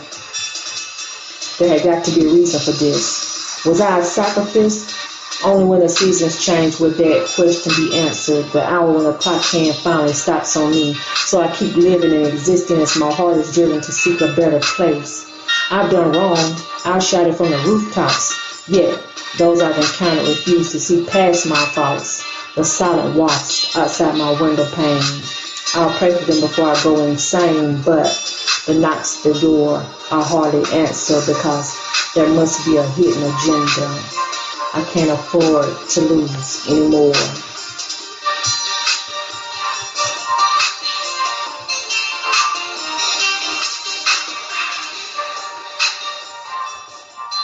Hidden agenda. Woo. Bringing the fire, right? Yeah, I hear you. All right. So, and then we got a lot of questions for you, but the first question is going to be, who is J.H. Poetry? That's a good question, Jerry.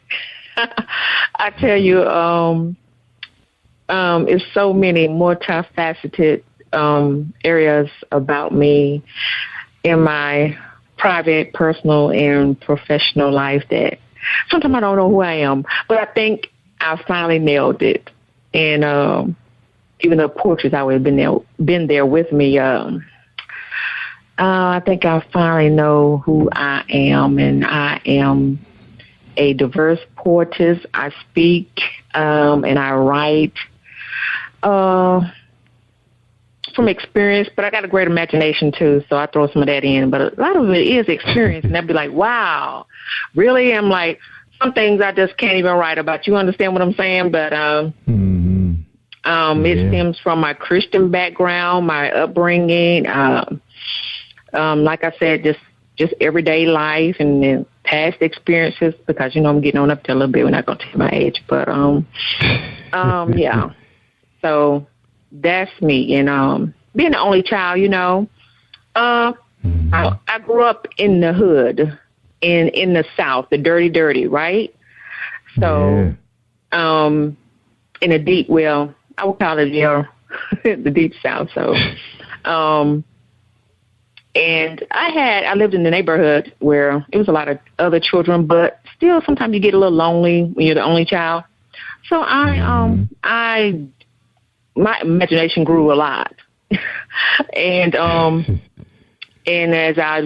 when I grew up and got my 20s, I only had one son. And, I only have one child. I'm the only child, and he's the only child. And so, with him, his experiences, growing up, I often try to teach him how to, enjoy self, and with that, and how I learned to, people sometimes don't know how to get along with themselves and enjoy themselves. And in doing so, I kind of found that my joy writing, when I couldn't have a sister or a brother to talk to, and I learned to write out my feelings and express my frustrations and my hopes and dreams. So that's where it stemmed from, and then it grew into this beautiful monster, I would like to call it. So, it can be so crazy at times, just manic. But I love it, I can't do without it. Yeah. I hear you. That's hot. Now, your son, how old is your son now? He's 21. Yeah. 21. So he's 21. Yeah. He's still a baby, and he is trying to get into the rap industry, which I don't really particularly support. But if that's what he wants to do, go for it. But I'm not a big rap fan. I like some hip hop, but the rap I ain't too much into. But a lot of people say a lot of people say that rap and poetry is kind of connected in a way. Well, and I thought about that. And I was like, oh, you finally got this from your mom. That's I was right. like, He just put his own spin on it. Right. So I thought about that too. I was like, well, you know what? He might flip that one day and sing, because people don't know things about JH or Jessica Hughes, that I also was a singer before I started wriing. I actually wrote lyrics to songs. Yes, I have demos, and where I was singing, I was an R&B singer, or aspiring R&B singer. And because of certain things in my life, I did not pursue that career further. But I never stopped writing. I wrote my own songs, and I have copyrights to 6 of them. So that's something people don't know about me. So a lot of times I have a lot of musical or musicians who are my Facebook friends. I bet people wonder why, but that's the reason why, because I love music too. That's another passion of mine. But of course, you kind of took over. You think Positive Power will get an opportunity to hear your music? Well, I mean, I like to put good product out there. and I would put it that way. So we're not going to do Positive Power like that until it's ready. Okay. All right. So now you're ready to pursue music again. Is that what you're saying? I know. I think I'm gonna let my son take over with that. Let's see where he goes with it. I'm gonna stick with my poetry. I know I stick with that. I'm comfortable with it. We got this cozy relationship, so yeah. Yeah, I like it. I mean, I like what's going on with spoken word. Now people, they land some really good tracks. You have some great producers out there that's, working under their own independent, labels. And, it's affordable. You got the equipment now. You can produce some really good stuff. You're right. You might talk me back into it, Jerry. You might talk me back into it. I thought about it, and I was like, this is sounding good. I have listened to a lot of spoken word artists, and they are good. but I'm not, I'm not really, I'm not experienced in spoken word, so I listen and I'm trying to also learn from them. But I can see where the music and stuff is coming in. They just like spitting it with the beat, and I'm like enjoying it also. Yeah. I love it. I've been enjoying pretty much everybody has their own flow, which, it takes time to find your style. Because, of course, you're going to listen to some people. Because, like, right now, I'm following a spoken word artist now. She just got started, just coming out of the gates. But I love her style. And, and I remember her saying she's been listening to people on YouTube. But she found herself already, which is, I guess, is pretty unusual, in the arts. You find your style, pretty fast. Right. So, right. Yeah. Because I'm as in my bio, I'm a diverse person. I would like to say it use another word, flexible. So, I write from dark to light, and with this book, Blue Magic, A Prelude to Love, I'm actually sticking, and I'm so proud of myself, I'm sticking to one subject, and I want to carry on a second edition with this book because it's something that I really, I enjoy writing all types of poetry. But with this one, I'm kind of sticking with the love and romance, and I don't know, maybe I'm leading up to something. What you think, Jerry? But I'm sticking with this, and I'm moving towards, because I used to write very dark, if you didn't know that.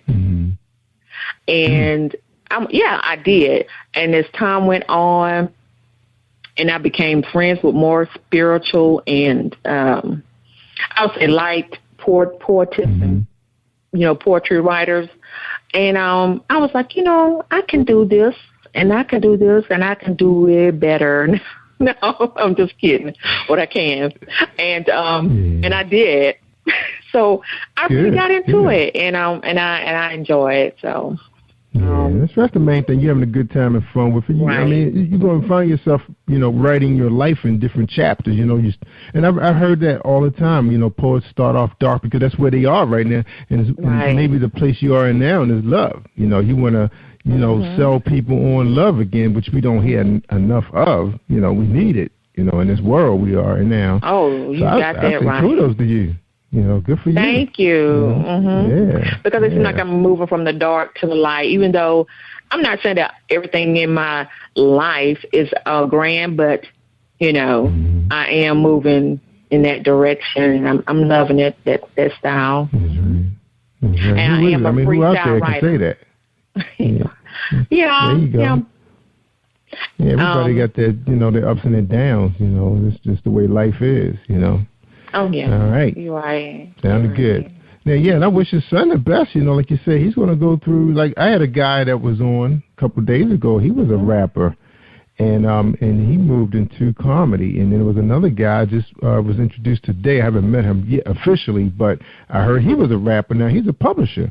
So you just never know, where he goes, starting out young, that's what he know right now. That's his game. And remember I was telling you that piece you heard when we opened up, when we were talking, that guy was a rapper I was telling you about. Now he's a preacher and has a gospel group that does rap. And a few of them are really successful at it that's in the gospel arena that's doing rap. Because the young kids need something, they need something too. Oh, yeah, but... They want some beats. They want to be able to dance, jump up and down and praise the Lord, All right. Okay, well, we're ready to take our break. When we come back, we're going to listen to J.H. Poetry lay us some live stuff. She's going to go live. We had another recording, but we elected not to play it. But she's going to go live and maybe give us some more stuff later on, right? True that. That's right. Okay. Because I'm not sure if you heard the Super Poetry remix that we had last Sunday, and man, people have been excited about it, and we've been playing that around the clock, so we might play it again tomorrow night. All right, Friday night, Super Remix Poetry, 12 poets. So we hope to include you with that group. Okay. I want to be there. All right. Okay. All right, y'all. We're going to listen to a piece from Marilyn Dunn, her music buzz for today's show. Here we go, Marilyn Dunn and her husband, Kevin. Hi, I am recording artist Marilyn Dunn from St. Louis, Missouri. If you are looking for some soul-stirring, anointed, spiritual, and heartfelt music, visit my website at www.marilynndunnministries.com. Or you can also find me on CD Baby, iTunes, and Reverb Nation. For booking information, contact Mr. Kevin Dunn at 636-856-0551. That's 636-856-0551.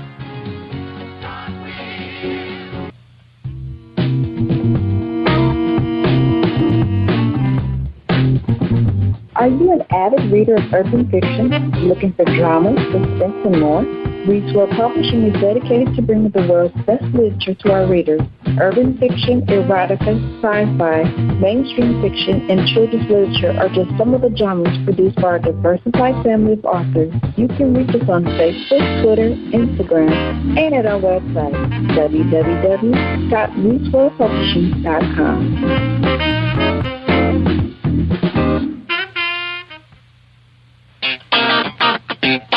Hey, this is director-producer Alan Wills, and I am on Positive Power 21 with Jerry Royce Live. And when I'm online, I listen to Jerry Royce Live at www.spreaker.com/positivepower21.org. Y'all heard? All right. That's my boy, Big Alan, the short film director, making things happen. All right. In Indianapolis, that's right. I got to drop them, my man from Indianapolis. All right, we back with J.H. Poetry. She just laid down her life in 15 minutes. You're so the only crazy. child, had her only child, raising a rapper. And right now we're ready to talk about her book, Blue Magic, A Prelude to Love. And I'm just so glad somebody's writing about love, so now I have something to listen to. Now, J.H., now we know you have this paperback. Any chance of you working the audio version so the fellas can just put our headphones on, just sit back and enjoy your soothing voice? Any chance of that happening?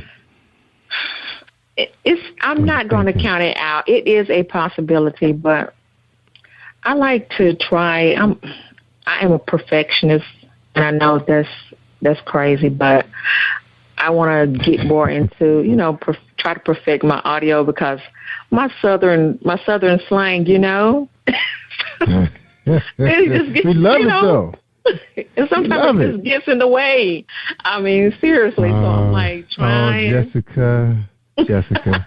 Don't you know the Northerners? We just love some Southern Belle. We love to hear your voice. Hey, That's don't worry right. about Ain't nothing like the Southern Belle. Because I'm going to tell you, every morning, well, it hasn't been every morning lately, but when I first started working in this new office I'm in now, it was a young lady from Dallas. And I used to love to hear her come in and say, "Good morning, y'all. Good morning, Jerry." And she's only worked one day a week now, so I don't get to see her like I used to. Plus, she moved her off her cubicle. And I saw her the other day. I just love hearing her speak. So just to tell you all of that, give it a shot. See what happens. Okay. Doesn't hurt trying. Cause believe me, for those of us that's kind of unfamiliar with the world of poetry, I love poetry, but I can't read it. I don't get the same out of it, like I do when I listen to it. It'd be just like me trying to sing Michael Jackson's song, but it just won't happen. I want to hear him sing. Right. Just like you go to them concerts, right, and you hear somebody singing a Rihanna song, you trying to hear Rihanna sing. You don't want to hear them singing, right? Right. Same thing. Yeah. So come on now. Make it happen. All right. Well, let's talk about this book. Well, are you ready to read something and we can start talking about it? You want to do that? I'm sure I can do a piece. It's entitled Lying Here. All right. Okay. So I allude back to my luminous morning. He was the one who inspired me to slow dance with poetry. At first, I reveled rebelled against my feelings. The thought of I am poetry engaged in such an act left to pondering. For poetry is a universal language, only the rarest of the rare can transcend. But as he spilled from his soul, my closed heart began to open. My pen began to wiggle into the deepness of this divine expression, and then he left like a fleeting ghost. This is when I became the lonely poet. Days could go by, and I would visualize his orchard lips that caress my insecure inkwell. In the noonday, I'd spend hours feeding on the substance I held dearly. Warm sunrises, my sounding pulse, and dwelling on his enticing words. Every day my pen would feather. Every day I would become fonder of the man who freed these lips of mine. Nowadays, the wind blows a little softer under my chin. Intimacy a little longer as I girdle my love story. The tassel upon my brow awakens the goddess of writing, and he pianos right beside me as I lose myself within the illicit light of poetry. Lying here in peace. Beautiful. See, I like that. Yeah, and I've been laughing too much, and so my voice is very, you know. But anyway. You sound good. You sound good. And, take my word and plus, for it. it's getting late, you know. It's getting a little late. And my voice is stronger in the morning. I mean, you got to hit the studio early then when you right. drop it. See, I'm a former singer, so I know that. I'm like, oh, my gosh, my voice is a little weak. But anyway, I think I did all right. Yeah, I enjoyed it, Billy. And I think the other guys out there, I think I could speak for the other gentlemen out there that's listening. Mm-hmm. Yeah, that's right. Listening. Well, thank you. Worldwide now. Yeah, I love it. All right, let's talk about it now. Mm-hmm. What was that piece about? Well, it goes way back. Actually, it was another poet. He was a male poet when I first started writing, and I would post my poetry in groups. And he's, you know, it's funny how one thing leads to another, but he said something that wasn't nice. I'll put it that way about my poetry.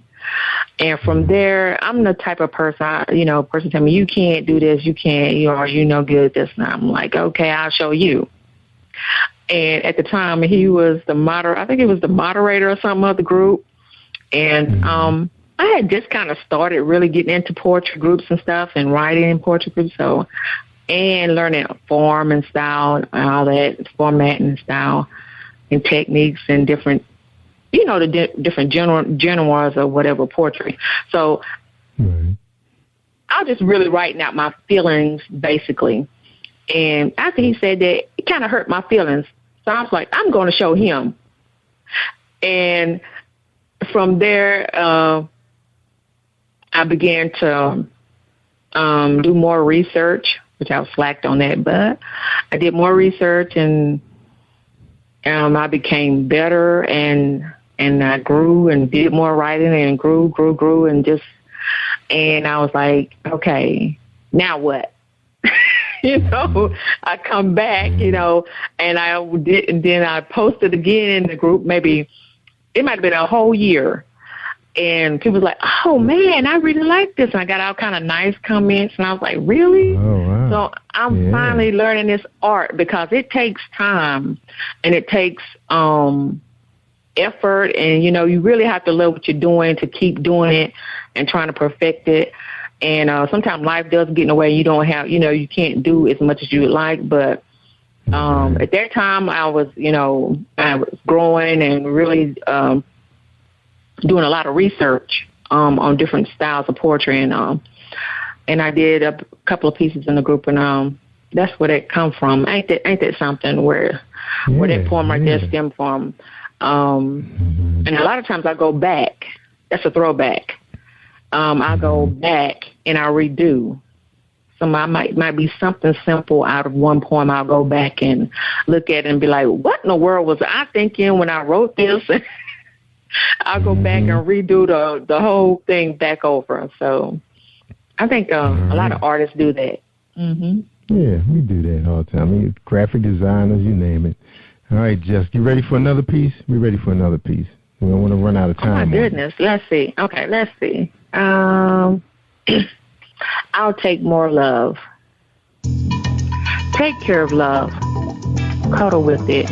Coo its lullaby. Trace it in the sky among the tender night air. Be love.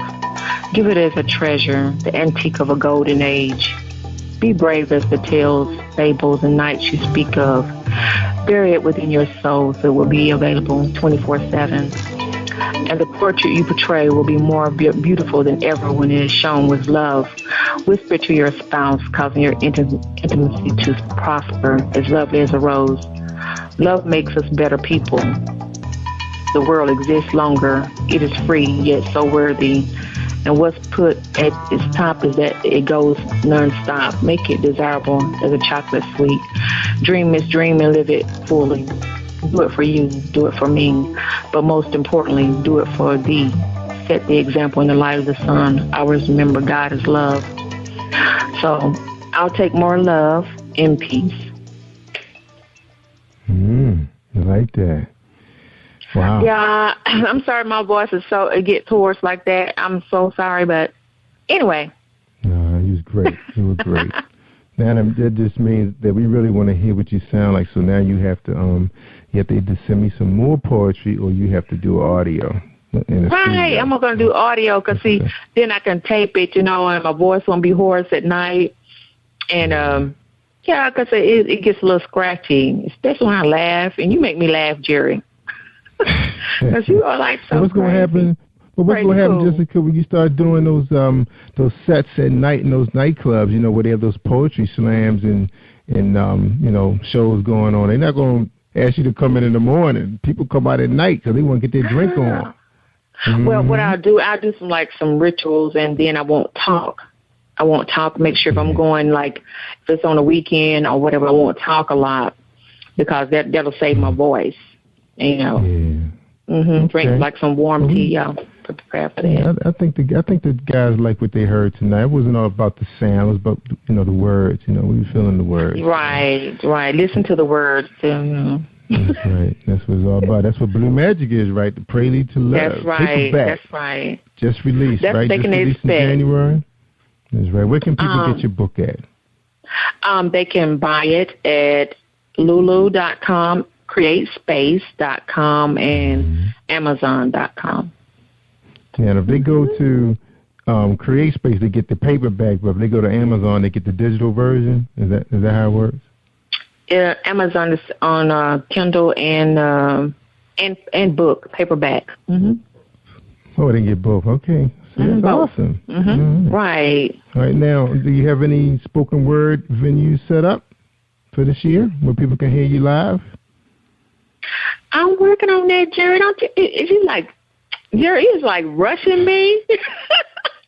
You stop rushing me. Oh, okay. Well, you did. Yeah, okay. Well, you just dropped your book in January. I was just wondering. Right. I mean, a lot of people, they get agents now. They get public relations. These people were setting up shows and programs, and because we just came through Black History Month. You want to sell books, right? You gotta get out there. I know you pushing. You need to be my agent. My you need to be my mentor. Yeah, I'm gonna be your, right. You in the family now, so that's what I was saying. You gotta listen to these shows, man. These people are grinding. They are working hard. I know. Competition out there, I know. Look, your son 21. What you doing all day when you get home? Your son 21. It's time to work. What you mean? I have things to do.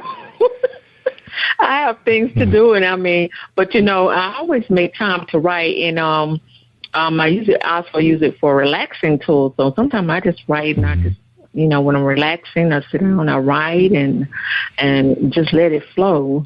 But I did one SoundCloud, and it's called In the Still, and it's a little racy and erotic, a little sensual, because I'm known for that also. So right. Yeah. People like this stuff. I'm starting. Okay, so Well, I appreciate the, radio friendly, piece. Well, look, Jessica, we're going to take a quick break. So when you come back, we're running out of time. Okay. When you come back, we want to get your final thoughts. So hold tight. Okay. We're going to listen to another episode of Book Buzz, all right? With Tanika Kane. Sure. Did I say Tanika Kane? Tamika Kane, I'm sorry. And I didn't even have her queued up yet. All right. Here we go. Are you looking for the next great read? A book filled with love, passion, betrayal, and intrigue. The award-winning novel, Season of Change, by Tamika Patrice Kane is sure to satisfy your literary sweet tooth. Check out this must-read book reviewers are calling uplifting and emotional. And exceptionally great read, deeply intense and thought-provoking. Order your copy today. Available in paperback and ebook on Amazon.com or at www.tamikapatrice.com.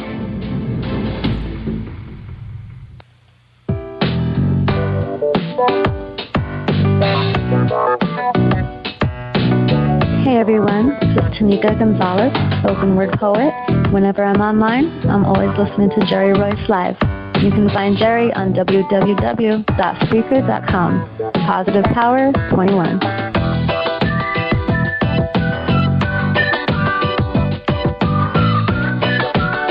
All right, that's Tanika Gonzalez out of Florida, spoken word artist. She had her first show during Black History Month, and she tore it up. She was on YouTube.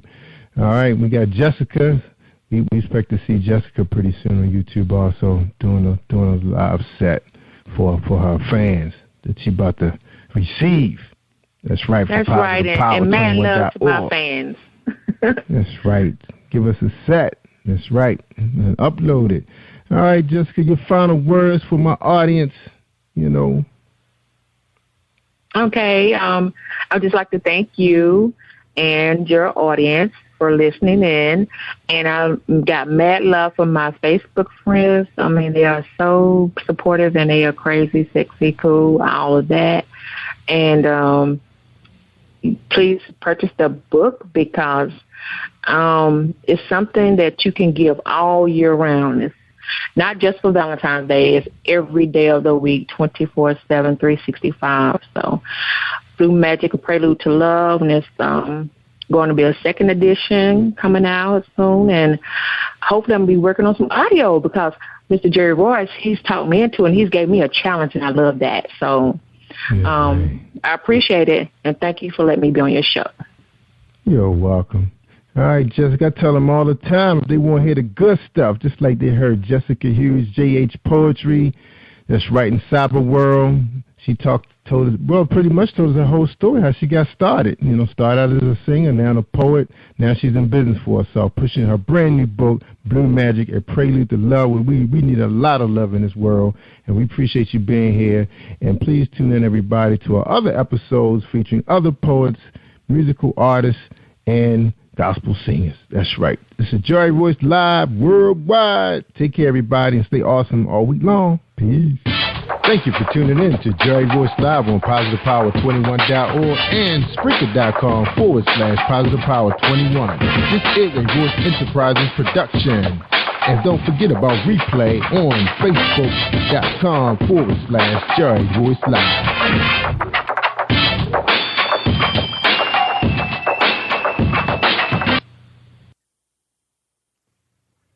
Have you been hurt? Been backstabbed? Got a talking back team. Well, you're not alone. No. Escaping to another reality. Through Dominic Wilkins' good books, audio books, paperback, ebook, good books.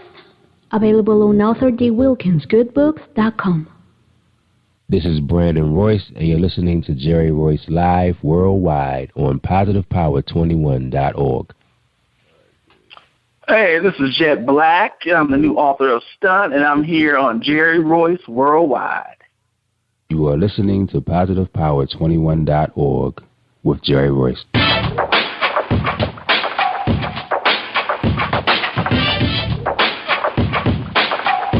What up? It's your boy Kano Kingston.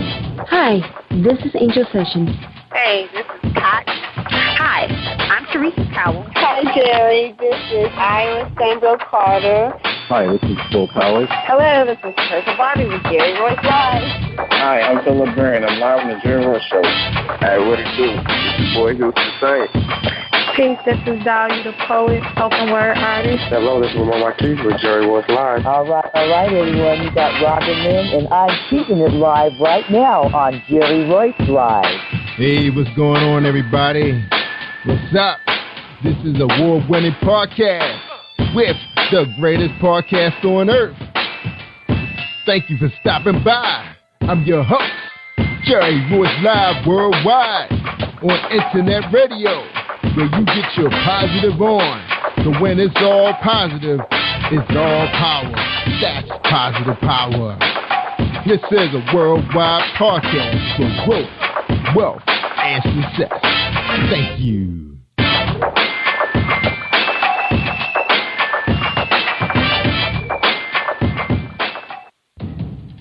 Think you know how drugs get in those little brown bottles? Think again. Set in the green hills of western New Jersey, inside the gilded halls of power of a U.S. pharmaceutical company where decisions are worth billions of dollars and human lives worth less. Nicholas Harding, a young executive at Marshall Pharmaceutical, finds his career, family, and life in jeopardy.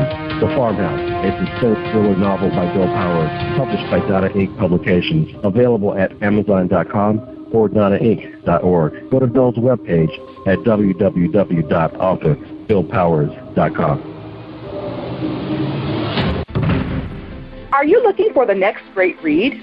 A book filled with love, passion, betrayal, and intrigue. The award-winning novel, Season of Change, by Tamika Patrice Kane, is sure to satisfy your literary sweet tooth. Check out this must-read book reviewers are calling uplifting and emotional. And exceptionally great read, deeply intense and thought-provoking. Order your copy today, available in paperback and ebook on Amazon.com or at www.tamikapatrice.com.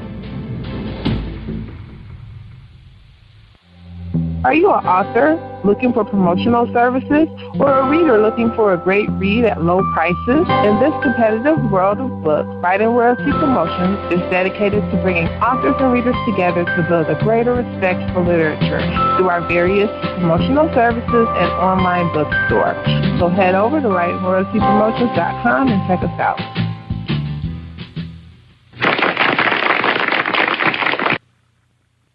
Thank you, everybody, for joining us, and welcome to Positive Power 21.org. I am Jerry Royce Live, and you're listening to episode 310. That's right, episode 310. And tonight on the show, we got Jet Black.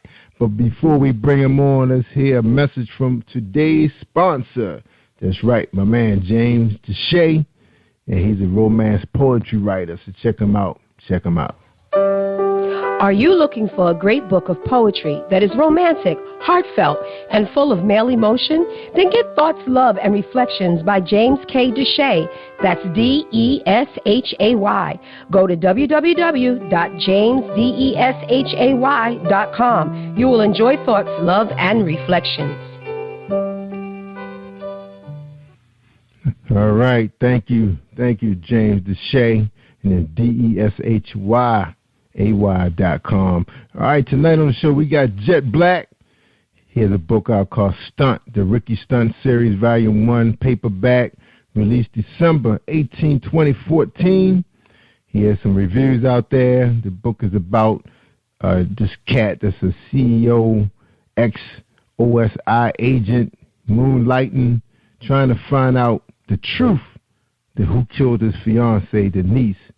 So he does whatever he has to do to try to locate the killer.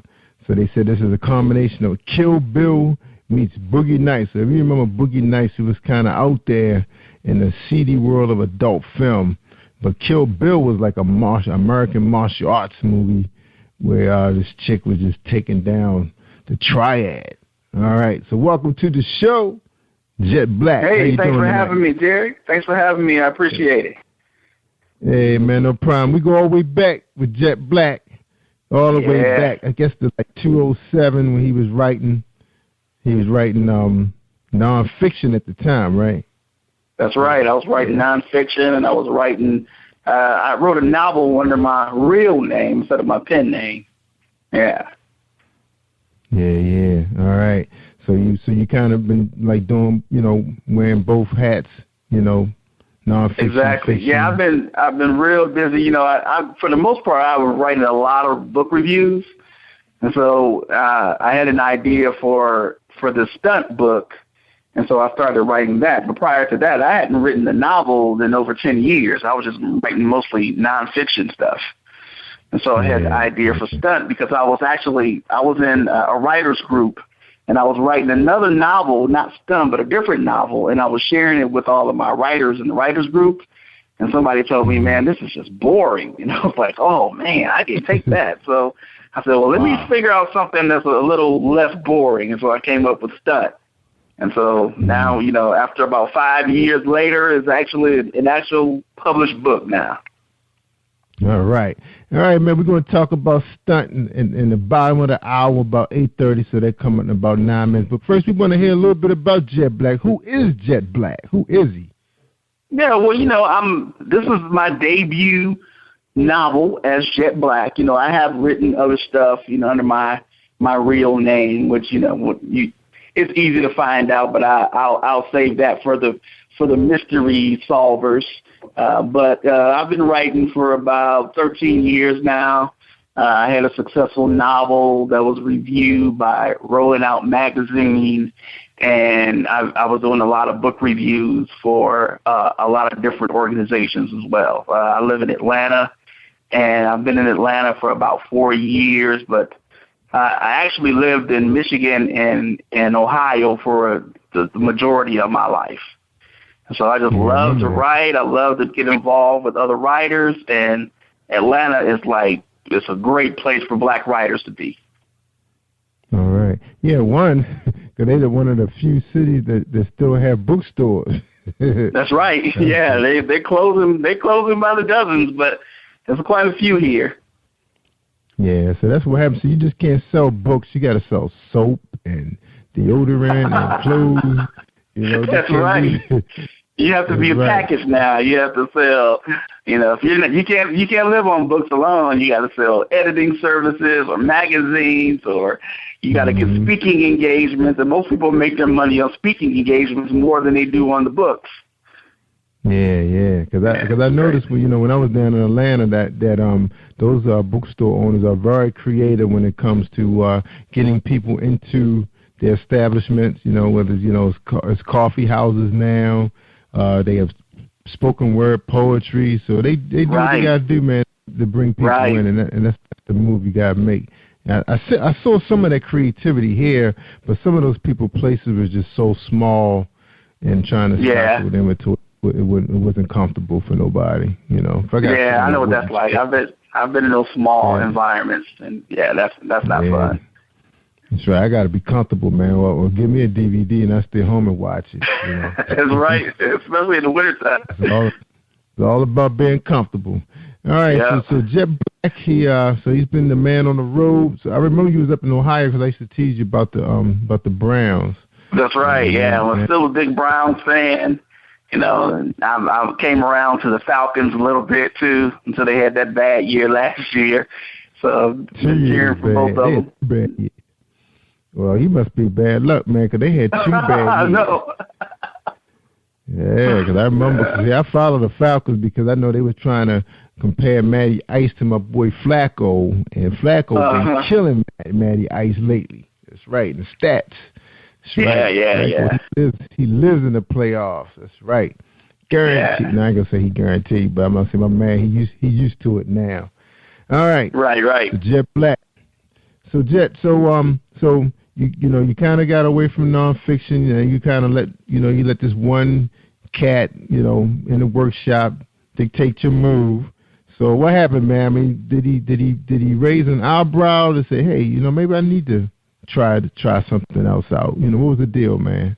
Yeah, you know what? I mean, the critique was spot on. I mean, it was exactly what I needed. I mean, it wasn't exciting to read, and I knew that my primary audience was African American women, and it was actually an African American woman who told me, I like your writing, but the plot itself is just, it's kind of boring.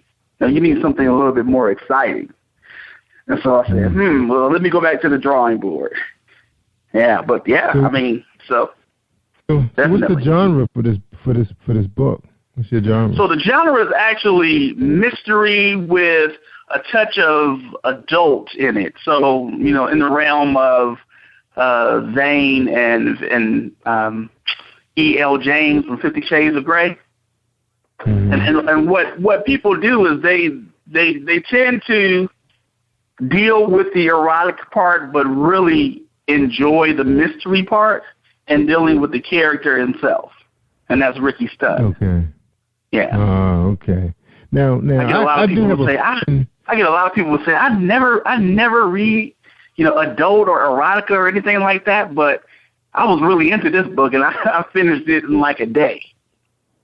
Yeah, because that's what I was going to say. A lot of the erotica writers nowadays are writing a little different. Now they putting a little spin on it. It's like an adventure book, but at the same time you have these stud cats and these real aggressive, high-powered females, that's balling with the big cribs and the fat rides, big bank accounts, and they do throw in a lot of the, some of the hardcore adult stuff, the kind of, because some of them are very graphic writers, and they know how to paint a real picture, so it's going to kind of push the book over an erotica. All right, so, but if you had to put it on a scale, where you leaning, more mystery, more erotica? Yeah, I think it's more mystery than it is more erotica. And actually, as the series progresses, it's actually going to be fewer and fewer erotica in it. As you get to know the character, it'll be, primarily strictly mystery. The erotica is kind of like the hook, where people can get that, but then when they get into the characters and the plot, they kind of forget about the erotica. Yeah, because since I've been doing this, I think most of the authors that's been on this show that are the most successful, they're the ones that are really writing away from that. They're like giving you more substance in the characters and the storyline. I have one writer that I follow.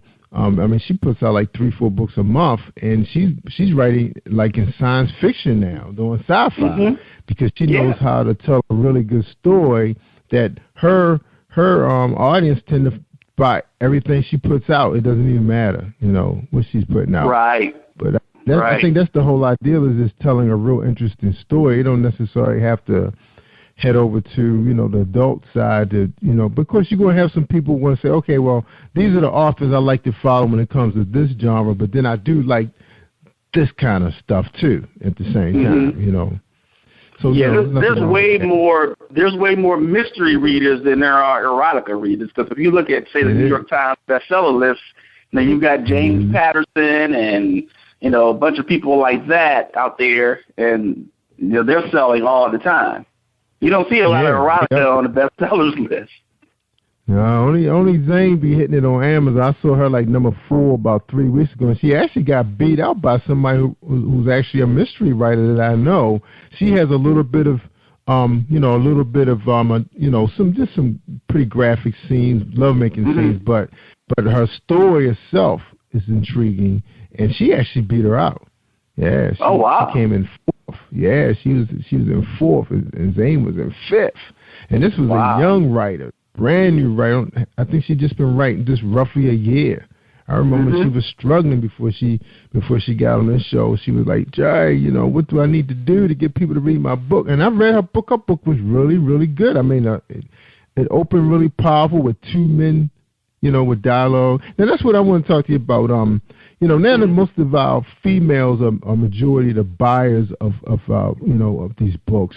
Right. What you think is more important, in the book to you as a writer? What you're gathering from them? For me as a reader, or for them as a reader? For them as a reader, you as a writer. What you think is more important right now? So you know what? For them, it's actually most of the women that I speak with about the books that they read, especially fiction. They just want an escape. So they usually want a story that's nothing like their own story. There's nothing like, the life that they live every day. They just want to get away from it all for a while, and so they want something with interesting characters that are not like them, a lot of fantasy in it. Like, for instance, look at the success of 50 Shades of Grey. Now that's totally fantasy. You've got this billionaire who, falls for this, average everyday interviewer. And people fall for the billionaire hook. They're like, oh, wow, what if I met a billionaire? Would I go through those things? And so that's what it is. It's the fantasy that they like. They like the escape. Mm-hmm. Yeah. And for me, I try to write books that I like to read. And so, a lot of traditional publishers, because I'm independently published, a lot of traditional publishers want you to have like a 300 to 400 page book or a novel. I don't like reading books that long. It's like I don't have that kind of time anymore. So I like the short novels that are about 50,000 words or maybe a little bit more. But I've got other things to do than to read books. So I like to read books, but that's a long commitment to read. Those long novels. Like the last long novels I read were like Gone Girl and Invisible Man by Ralph Ellison. Those are some novels, they're epic. And it's good writing, but it's just I couldn't read one of those every week, Yeah, and see, with me, I can't spend that much time reading a 300-page book on fiction. If I'm going to read 300 pages, it's got to be nonfiction. I'm going to have to get something from it that I'm going to be able to carry on my everyday life and my adult life, how to raise your kids, how to make more money, how to be a good employee, how to be a great manager. That's the typical male. Men like to read for information to expand their minds, and women like to read, primarily to escape and have a good story. Yeah. Yeah. Now, if it's a woman who has a man who's taking her on these trips, these mind trips, then she won't need a book like that. She's going to be like thinking about her career, right. What's up for this weekend, So she's cool. Right. But for the and I mean, you look at the world today. It's there's a lot of single women out here now, and they need to escape, like you said earlier. They need to escape. They need to go somewhere else. They just want to see what they have going on. They got to leave it. Got to wake their mind up. All right, man, we're going to take a quick break. When we come back, we're going to get into Stunt, the Rookie Stunt Series Volume 1. So we're going to take a quick break. All right, and we're going to listen to my girl, Marilyn Dunn. She has a 60-second presentation. That's right, music, gospel music. Hi, I am recording artist Marilyn Dunn from St. Louis, Missouri. If you are looking for some soul-stirring, anointed, spiritual, and heartfelt music, visit my website at www.marilyndunnministries.com. Or you can also find me on CD Baby, iTunes, and Reverb Nation. For booking information, contact Mr. Kevin Dunn at 636-856-0551. That's 636-856-0551.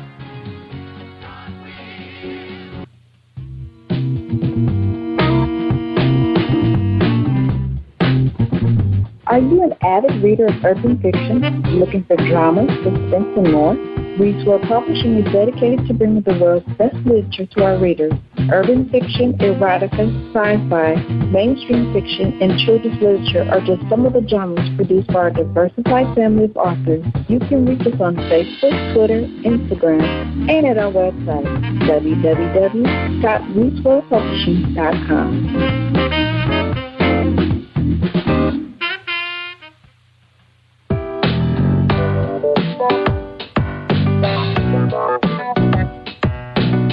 Hey everyone, this is Tanika Gonzalez, spoken word poet. Whenever I'm online, I'm always listening to Jerry Royce Live. You can find Jerry on www.spreaker.com. Positive Power 21.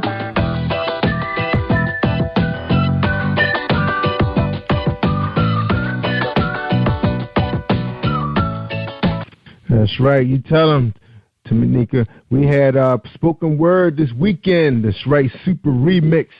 big-time poets. 12 poets in the house throwing down on Jerry Royce Live worldwide. And we really appreciate the participation. Everybody was checking it out. A wonderful response. And coming soon, I'm going to be bringing you my man, Wayne Gigolo Weezy Washington. That's right. He's not a real gigolo. He's a comedian. That's right. And he's real funny. And we hope we will be bringing him unplugged to you pretty soon. We're just waiting for his material. So you be able to tune in to Jerry Royce Live Worldwide on PositivePower21.org and get yourself some big laughs. That's right. So we bring you R&B, gospel, spoken word, and comedy. That's right. That's where we headed at. Radio casting. That's right. On the weekend. I'll be your DJ Royce. That's right. That's me. Royce, because I'm going to be rolling the big-time hits. And these are indie people, too, independents, just like my man Jet Black. All right, we're talking to Jet Black. He has a book out with this cat named Ricky Stunt. He's a former military man turned business tycoon who has finally found the love of his life. Sexy Denise, she's beautiful, sweet, and she's also a former porn star. But he must have pulled away from that lifestyle. Despite the differences in their background and race, they found everything they ever longed for. But Denise ends up murdered. So Ricky is determined to find out who is responsible.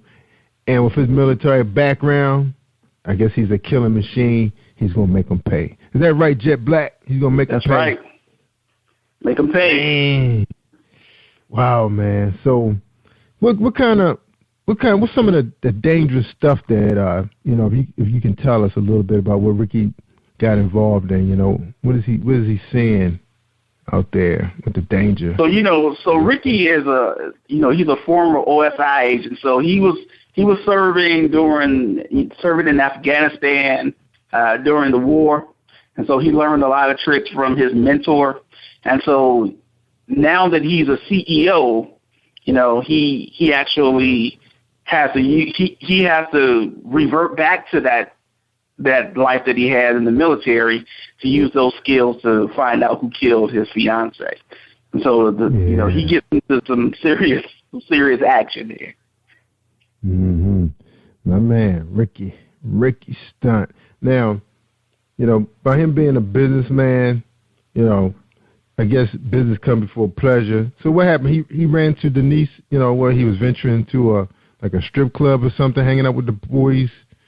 So the funny thing, he actually meets Denise at a business event where she's actually trying to get out of the life, and she's looking at ways of how to get out of the life. And so they meet, and she confesses to him that she used to be in adult films, and she asks him if he's cool with it. And so all kinds of things are running through his mind, and you get to hear his thoughts in the book about what he's really thinking. But at the end of the day, he realizes that he really cares for her, so he decides to let her pass be her past and go ahead and go with the flow. Right, love is love, man. You can't stop that. You try your best to make it work. Now you have some people out there that gave you 3 and 4 stars. You got some 5 stars. Looks like people do love erotic thrill. I remember when I think it was Brian De Palma had that one called Body Double, man. That movie, to this day, I can still never remember how it ended. And I watched it. I said, "Oh man, that's how it ended." It's like it still psych you out every time you look at it. Right. So right. I remember like 9.5 weeks. Yeah, 9.5 weeks out there with Mickey Rourke and Kim Basinger. Yeah, like that. Yeah, memorable movies. Yeah, so there's some good ones out there, that you remember. Even Fatal Attraction, right, was a good one, and the one that was with Sharon Stone. Right. What was the name of that one?